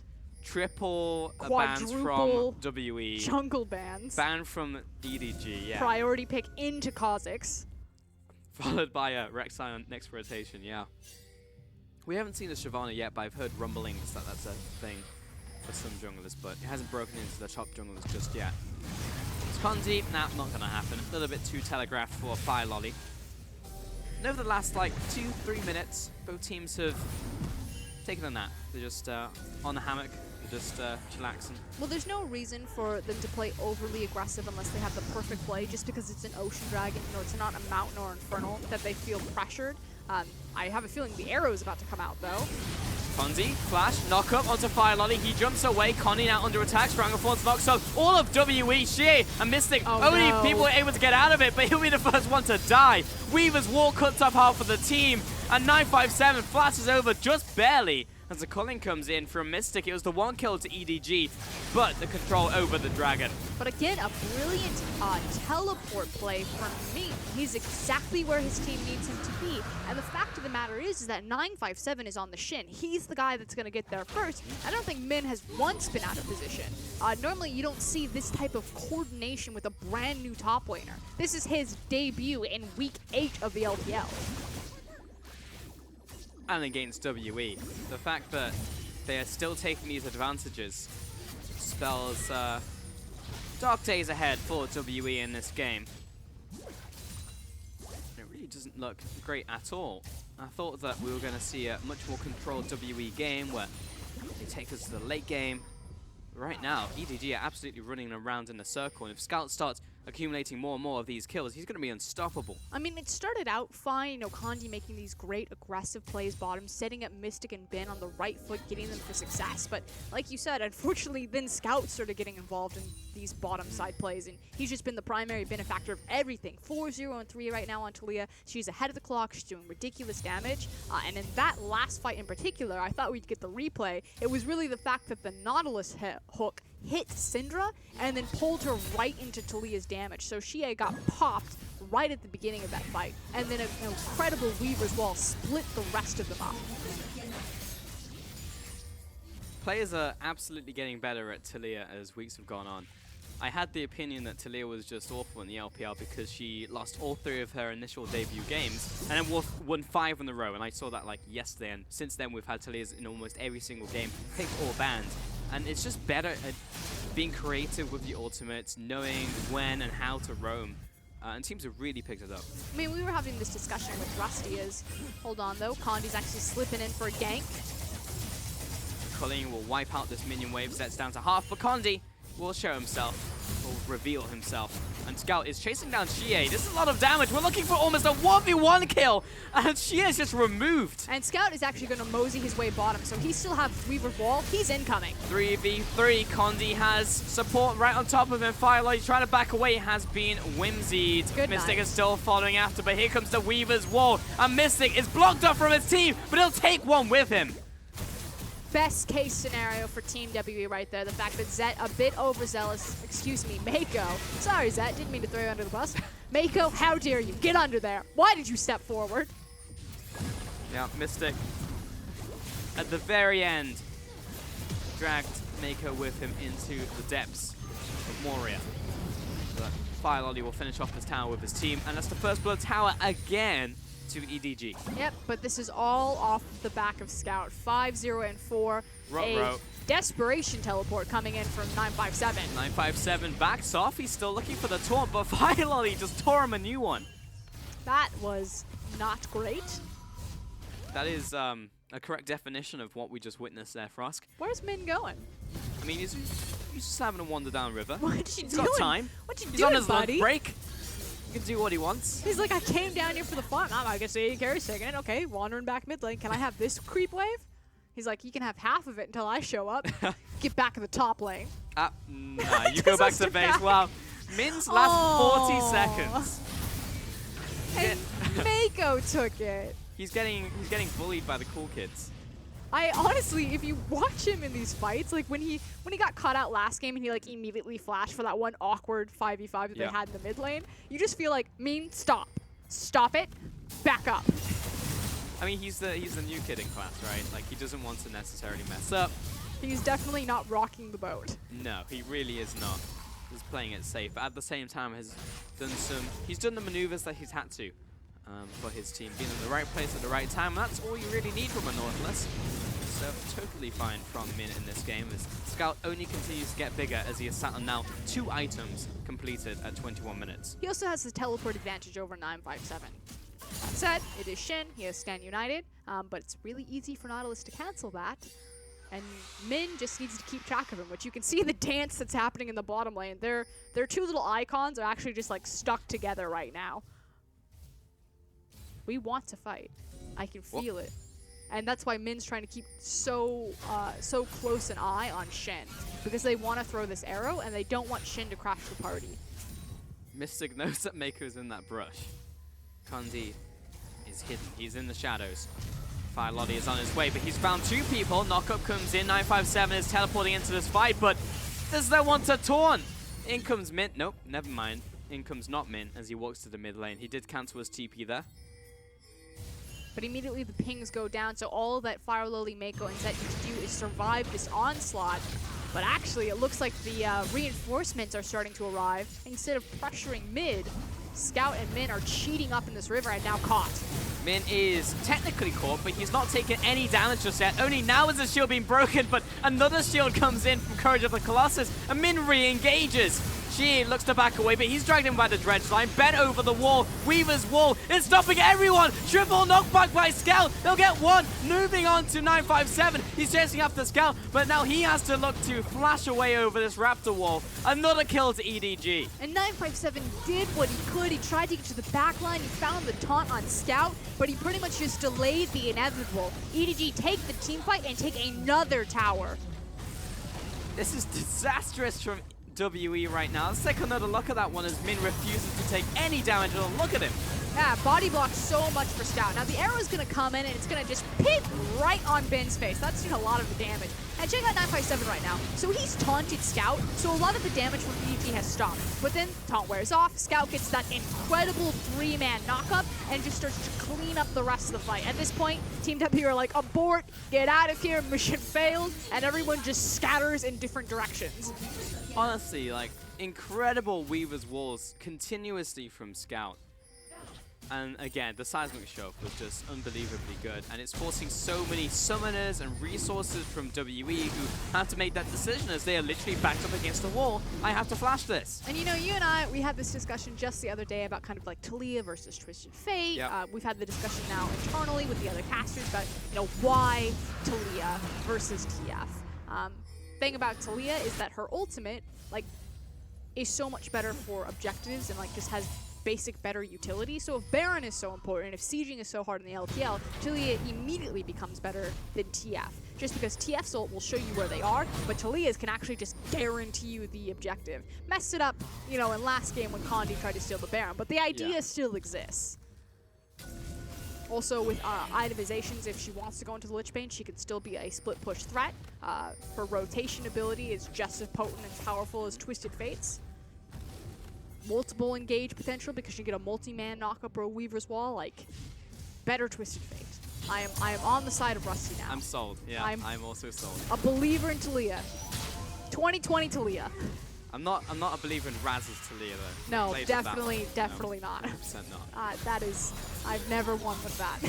But Scout's Taliyah, yeah, pretty top percent honestly, as EDG will look to leverage that power, move into the top lane. Scout is on his way back to base. This is an easy tower. 3 towers to 0 right now. The gold advantage only continues to open up for EDG with those 2 dragons. And it's back to calm for a moment, but EDG are just taking a little bit more from WE. They're not really doing that much. Wow, that's another Leandri picked up by Mako. Double Leandri's on the team on Taliyah and Zyra. So big items completed, as well as the Black Cleaver, excuse me, coming out of Fire Lily. So doubling down on the fact that he is a carry Kha'Zix, god damn it. You better believe it. Mako, learn your place. You're the support. Mako's like, I've got the Leandris. How useful is Black Cleaver on... Okay, well, he's just started Baron. Well, this is what it's going to do. It makes Burning Baron incredibly effective. Water, I don't think any water... Okay, well, Set has just been seen over that one. Teleport coming in, but it's going to be burnt by 957. Min comes in. EDG are going to maintain position. 957 did not complete his own TP, as we just mentioned, but Mystic dives right into the arrow and into an... Oh my god! Where did Ben go? He jumped in and instantly died. 957 into the backline. He's trying his best to kill Mako, but his whole team is dying around him, and there's nothing he can do about it. This might be a straight up ace right here. As Mystic hides back, he's completely dead, as Zet follows after for the 5-0 ace. Holy shit, that damage! Like, Ben was 100% HP, and then flew in the air, and then didn't land. He died with wild growth up. He literally was just like in the air and just exploded in... Oh my god. I hope we see that one again, because, I mean, that was like a fraction of a second. He was a pinata. Literally was. And he just went down. Oh. EDG will take Baron 15-4. There we go. We'll get to see it one more time. Okay, all eyes are on this tiny little Lulu here. So it's Mystic that eats the Ash Arrow. The Shin ultimate comes in. Oh my god. Literally kicked in and just done. Ah. Must have been less than a quarter of a second. That's when you check the death recap. And it's like, why did I take 2,000 damage in 0.2 seconds? A Mystic had definitely just dashed in the front line. That's why you don't dash in a straight line. You dash to the side or an angle. But the punishing factor in there was the fact that the Fed member, who now has a Void Staff on top of everything, so much magic penetration. Taliyah is hitting like a truck right now, has so much AoE damage, and Team WE got caught in a choke point. There was so much worked ground, and so low cooldowns for Taliyah to work with. Just like pebble after pebble, rock after rock, they got torn apart. This was the week of 2-0s, man. I thought WE, of all the teams in our league, could upset the curse. Apparently not. Or at the very least be the ones who are going to take the 2-0, but EDG are about to sweep WE under the rug in a very close to perfect game a second time around, dropping only 4 kills this game. And I know Firelord got the first MVP, but it's really been on the back of that guy that was on your screen, Scout there. This is 2 back-to-back incredible games. Another great Weaver's Wall. I've seen this one before. To just give them the free objective. Again, Twisted Fate, he can't do that. He can blue card a tower, but he can't just give you the tower for free. Yeah, he with can't make a wall button. of cards, can he? Kondi comes in for the double knock-up. Nice stun in from Xie as well. Mystic from the backline, but he's dragged in and eliminated by EDG, and they still haven't lost a member. Okay, 2 members will pop there, a 2 for 4, but 957, the last remaining member. EDG will flash for the kill.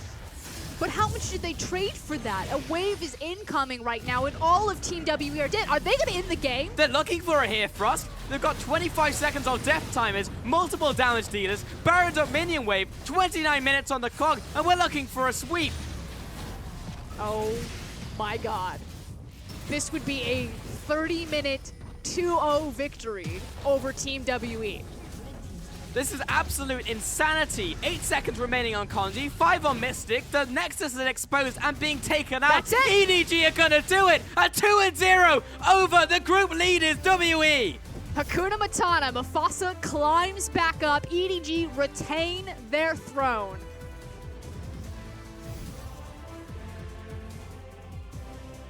What the? Where did Min come from? They'll maintain How the do throne. they do this? But not actually, because WE are still technically above them in the standings. But they did beat them 2-0 decisively. And Min performed well. He was a... I don't want to say... Band-Aid is the wrong word. He was a role filler. He was role a player. Yeah. He was a potato, but he was a delicious potato. I mean, Yeah. that was like a sweet potato. There was like a full Thanksgiving dinner that came with it. I know you're British, so that probably doesn't make much sense. I was gonna look to Raz, but I'm like, he's Canadian. It's He doesn't a know Sunday either. roast. We have Thanksgiving. It's just on a different day. The sweetest of potatoes. Yeah. There Welcome you go. to the team, That's man. that's your review. That's your new tagline. If he ever watches the English version of the LPL, it's just like we're calling him a sweet potato. That's you, buddy. The Chinese casters, because the Chinese players all have like different nicknames, including the Korean players. All the players in the LPL have fun nicknames. The casters call them. So I think it's only fitting that the English broadcast also. You know, we had Jay-Z, we got P Diddy, now we got Sweet Potato up there in the top lane. There was already a player in the LSPL back in the day called I Love Potato. There is all right? no way that there's a player named Sweet Potato. I Love Potato's already reserved, so. Or is it I Love Eats Potato? I'm going to have to look back. You I know, don't that's the remember worst that one. thing with Raz being the English-speaking expert on the LSPL, because he can pull anything out of his ass, and we'll have to believe him. That's true, but it's true, all right? You have to believe me. Pulse is frantically Googling. Yeah, you can't find him. He is far too down in the depths. that is a gold graph. So here's the thing. Yeah, this is beautiful. And I think what's beautiful about this, and we'll see it when we pop into the damage charts, the Taliyah pick. Now, you guys, all on your whole discussion about TF versus Taliyah, but I've been on social media with my hashtag Team Taliyah all along. It's all in the creativity. And if you have players that just aren't creative, utilizing Taliyah, of course she's going to, quote unquote, fall off in the late game. Her late game, sure, she doesn't do damage, but that Weaver's Wall, and if you can use it properly, if you set it up properly towards your objective, either going towards the top lane turret, inhib turret, dragon, it is so good. Now, of course, yeah, sure, she did a lot of damage in this one. You can say that because she was in the winning side, but a lot of it is just a broad team fight damage in which she can place down that minefield, and it could pop people down. The support on EDG's team did more damage than anyone on Team WE. And it's the Zyro games, man. I'll tell you right now. It's just the Zyro lifestyle. It really... And you know what? A good example of this, and I'm going to immediately, great segue into the replay that we have here, because the team fights for this team was on top of... any time of game EDG's been on. So this is great because EDG has been setting up for this, looking towards contesting around Dragon. Here's the interesting point, because WE is the one who set up on this. This is Kandid saying, 3 people, delicious. I'm not going to be able to get the third person, but it's still going to be good enough engage. Look at this. Bam. There was even a 5-man pop-up from Mako earlier on. And then, of course, you see the Weaver's Wall being able to just stop people from escaping in that area. So this is one example. It only turns into 1 kill. It also turns into a dragon. But this is just solidifying a lead that EDG already has, and you can see the tools that they have there. Min is playing his role very well. Of course, he was able to lock one person down, and they were able to pop him out. With that being said, the Weaver's Wall, you see that from that point in the game, and you see that from every lead moving forward with EDG, where they're able to just, secure Baron or secure inhib tower. It's nice to see the Taliyah being played properly here. Likewise, also, shout out to Mako. That Stranglethorns was pretty disgusting. But Yeah. I agree with you, Raz, and I agree with the MVP. Yeah. Scout picking it up. I could think of no more deserving member. +1. Just to hit your point on the, what's it called? Mako? Mako or Breako. Mako or Breako. He hit the 3-man knockup with that one. You saw an earlier fight where it was a 5-man knockup. He played Zyra so well this game. And here's another example of Scout being able to lock them down. And so it's nice to see that. Sure, that didn't turn into much. And you can see, I think this is the play where Nautilus is just taking the long road down to the bottom lane. But He literally spends 45 seconds walking down, Hey. walks back up. Hey, TP, it costs a lot. It's a hefty cost. If he can make it all the way down there, then you know what? He's going to be fine with that. But I like the constant looks that we saw from Scout, being able to utilize his ulti. I was actually expecting it to get banned in the second game, but it looked like they just tried to go for a different matchup. we saw what's it called, Syndra in the mid lane for WE. Just didn't see much value out of it. We saw him trade kills earlier on, which was a great look from him. But I think that Scout was just playing like a monster this game. No, that's pretty much it. He neutralized GA by virtue of just being a monster, and that was kind of the sad thing. And just overall, it just a very different game from WE, where they got behind and then it was like we didn't really see any signs of life from this team. It was just bizarre because it was a complete flip-flop from earlier in the week when they dismantled GT, and it's like, well, top of the table versus bottom of the table, of course this is going to happen, but then the same thing essentially happens when they're up against EDG. And EDG, they've had some flip-floppy performances themselves, but not to this caliber. They haven't had, like, this type of high-end. Yeah, this is their early game improving heaps. This is an incredible early game coming out of EDG. I think when WE, when they find themselves at a deficit, usually they come out ahead with either a Baron steal or with proper flanks. EDG stopped both of them. They stopped the proper flanks coming through in game 1, as you could see that they were constantly using Min to always be there to stop that from happening. And then the Weaver's Wall really stopped the counter engage coming in. So even if there was a point where a TP play was coming in or a flank play was coming in, W never had a second chance because that was always cutting them through. And then, of course, with the Baron play, we all saw in game 1, that was almost a Baron steal, but it didn't really come in its direction. And that's the glaring thing for me, is that you look at the Taliyah, the fact that EDG got that champion in both of the games. I feel like it's a super easy solve and fix to a lot of Team WE's problems of just taking that champion away just because of everything that she's enabling and everything she's denying from what Team WE want to do with their composition. You know, they put so much focus in trying to put Fire Loli down, but time and time again, EDG are not a team that live or die by Fire Loli. If he goes off, they look amazing because he can have those big games. But the X factor is Scout. The first time EDG played Team WE, it was Scout on Rise that literally 1v9'd, dragged their dead body over the finish line and beat Team WE the first time around in week 2. And I cannot believe that back-to-back in the head-to-head, Team WE again gave Scout all of his comfort, all of his power, and just got blasted by him again. Yeah, I think their mid game has gotten so much better as well.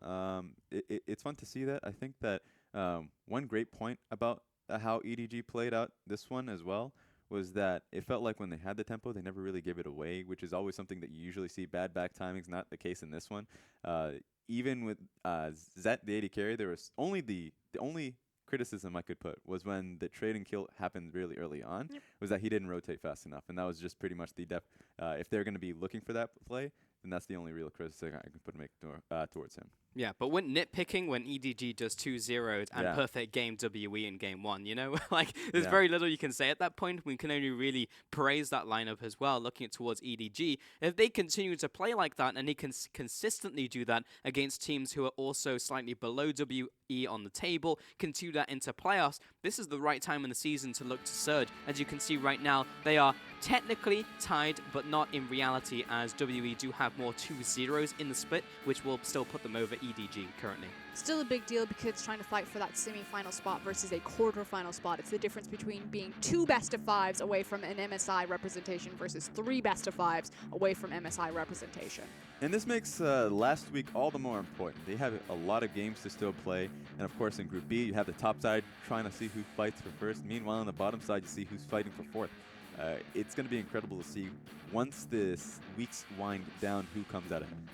It's actually very close in both groups. Yeah, 5 and 9, and also 6 and 8, and just 5 and 8 from Snake. So 1 week remaining, and another day still left in week 9 for these teams to seal their fate. But feels sad for both yourself, Frosk, and me, the fact that LDG and GC at the bottom of the table and essentially locked out at this stage. But something we can celebrate is I think this is the first time in probably, I don't know, 3 years that the LPL has had 3 good, solid teams. Like, we just watched WE get blasted, but if you look at WE's other performances, they're still a great team. Like, RNG, EDG, Team WE. I can't think of the last time I was like, LPL have 3 good teams. Normally it's like EDG, LGD, maybe Invictus Gaming, maybe OMG. Like, you never give them 3, so that's what's super exciting. Yeah, I guess that comes down to, how the international competitions fare, whoever does win out. And of course, it's playoffs, because playoffs, when that ramps up, then you really see a lot of teams really put in a lot of effort on individual matchups. And I think that's what we saw with EDG. They put in a lot of respect up against WE.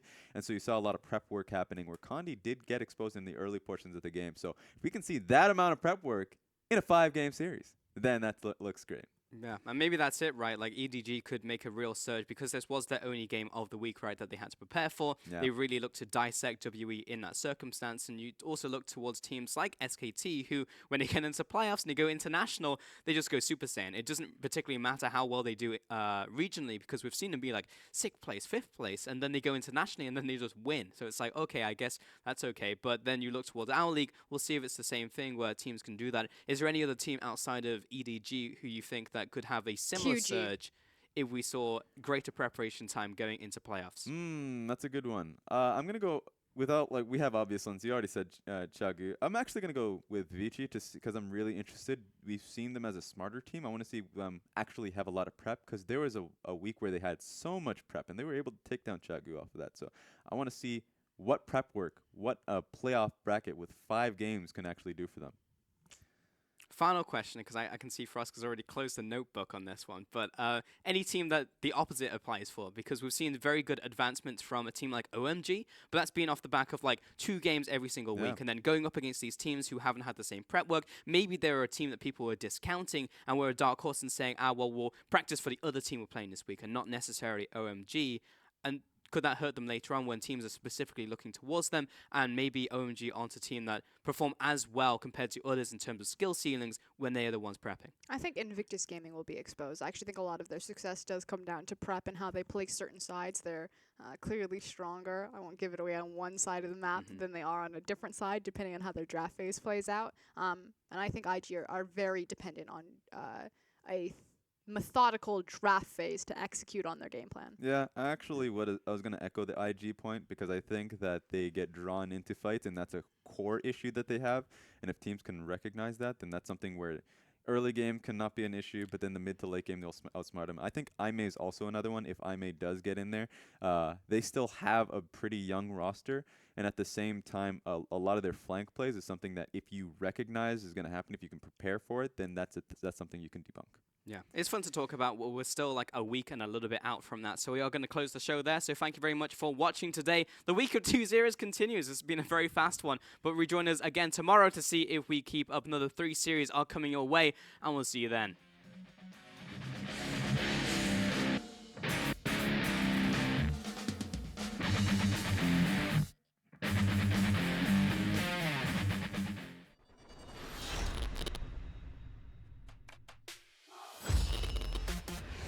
酒桶过来了，酒桶过来了，这一波大树要回家，大树有 TP， 对，但是后面有没有眼位？后面眼位还挺不错的。这边如果打起来的话，大树有一个很好的 TP 眼位，很好的位置。但这边又封住了，哇，这边的话其实不用杀人，就直接拿塔就行了。哎，这边还2个人秒了，秒了，哇，这一波大招放的太好了。果然是来针对这个 Duke， 哎，这个这波垫的很漂亮，塔伤把 Republic 杀掉，而且 Gingu 现在是热能是只能用一个 Q 技能回烧，最后 Duke 2下普 A 带走 double kill。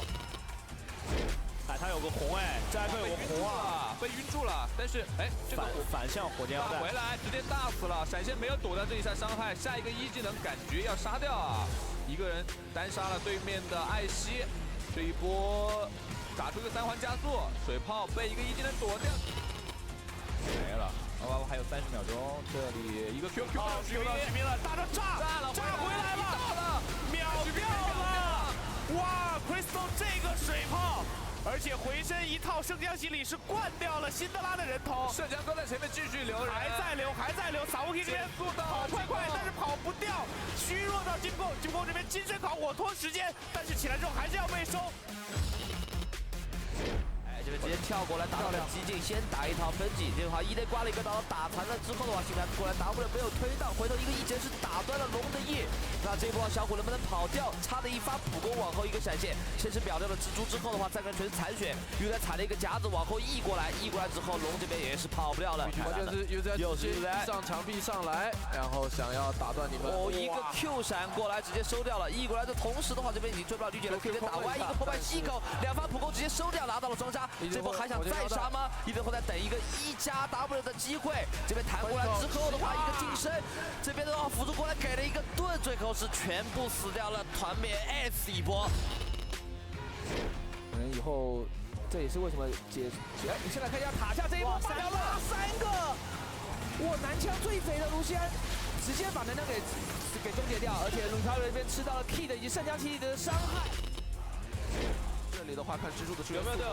蜘蛛来了，连炫也来了，这波不好说 ，W 要反打了，炸开2人，蜘蛛过来一发 W 技能，这边夕阳要反打了，夕阳这边怎么说？夕阳没有大招的，交闪了，但这里面封住了，这边抬了过来，夕阳这边反正捆了一下，能不能换掉一个？没有换掉，蜘蛛这边掉起来，中线还是没有死，抓了个闪现，蜘蛛这边又是抓了个闪现，哇，获得6这边很尴尬，踢得很漂亮，这边要被粘住了，这边严血疯狂的 Q， 这边又踹过来，哇，这边3个闪现，获得6这边又被捆了一下，这一波打了个0换3 ，W 这一波细节太好了，捆住3个人。那这波可能命要进去了 ，SB 直接是一个一闪进去，先是开到了伊登后，发了一个大招拉到了3个人。这边的话，伊登后回头的话也被录了一个大招弹起，又在后面疯狂输出，又是一剑直接点死了维克多。哇，这样的话，本季还有一丝血，这个龙可能会落入到安基的手中啊。这边的话，九头。这边的话，鳄鱼想要切死这个蜘蛛，但是的话，最后还是在春哥起来之后，一丝血的蜘蛛配合 AD 收掉这个鳄鱼人头。看这边九头能不能够抢龙，一个 EQ 下去，但是的话下去慢了。再来上路抓一波蒂娜，可成功吗？反抛了一个大招以后，伤害被虚弱给限制，但是上来这个大招3，杰拉击飞了 Scar 这波被小鱼人再次进场，几脚后面给点掉 ，Miko 这边也是走不掉的，双杀拿到手以后，而蒂娜再往前拿下一个人头。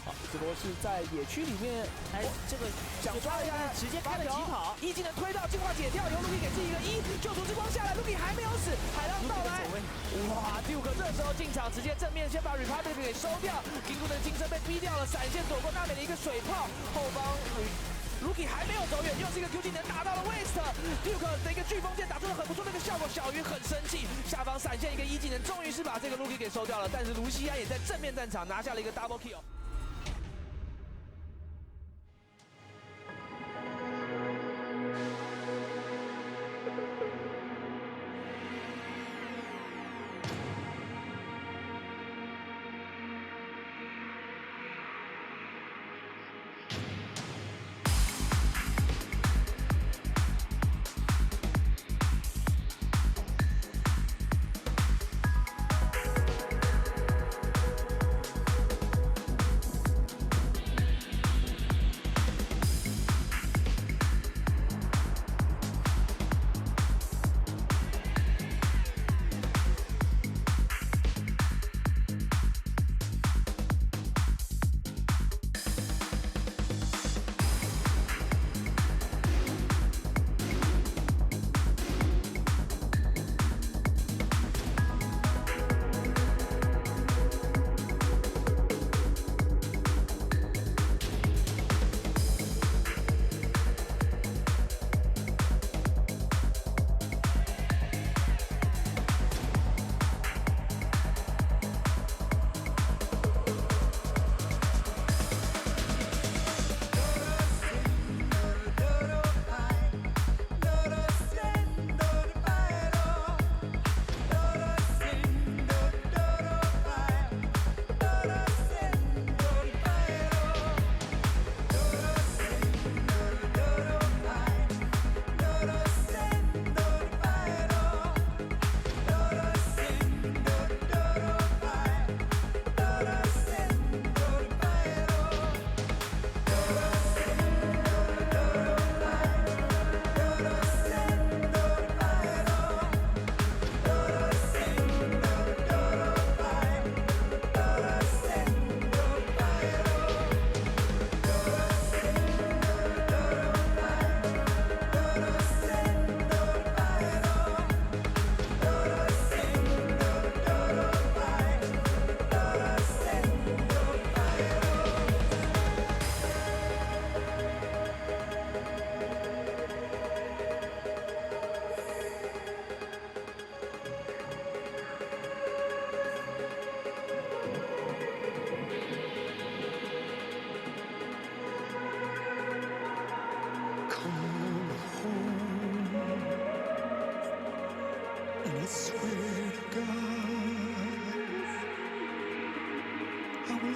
hold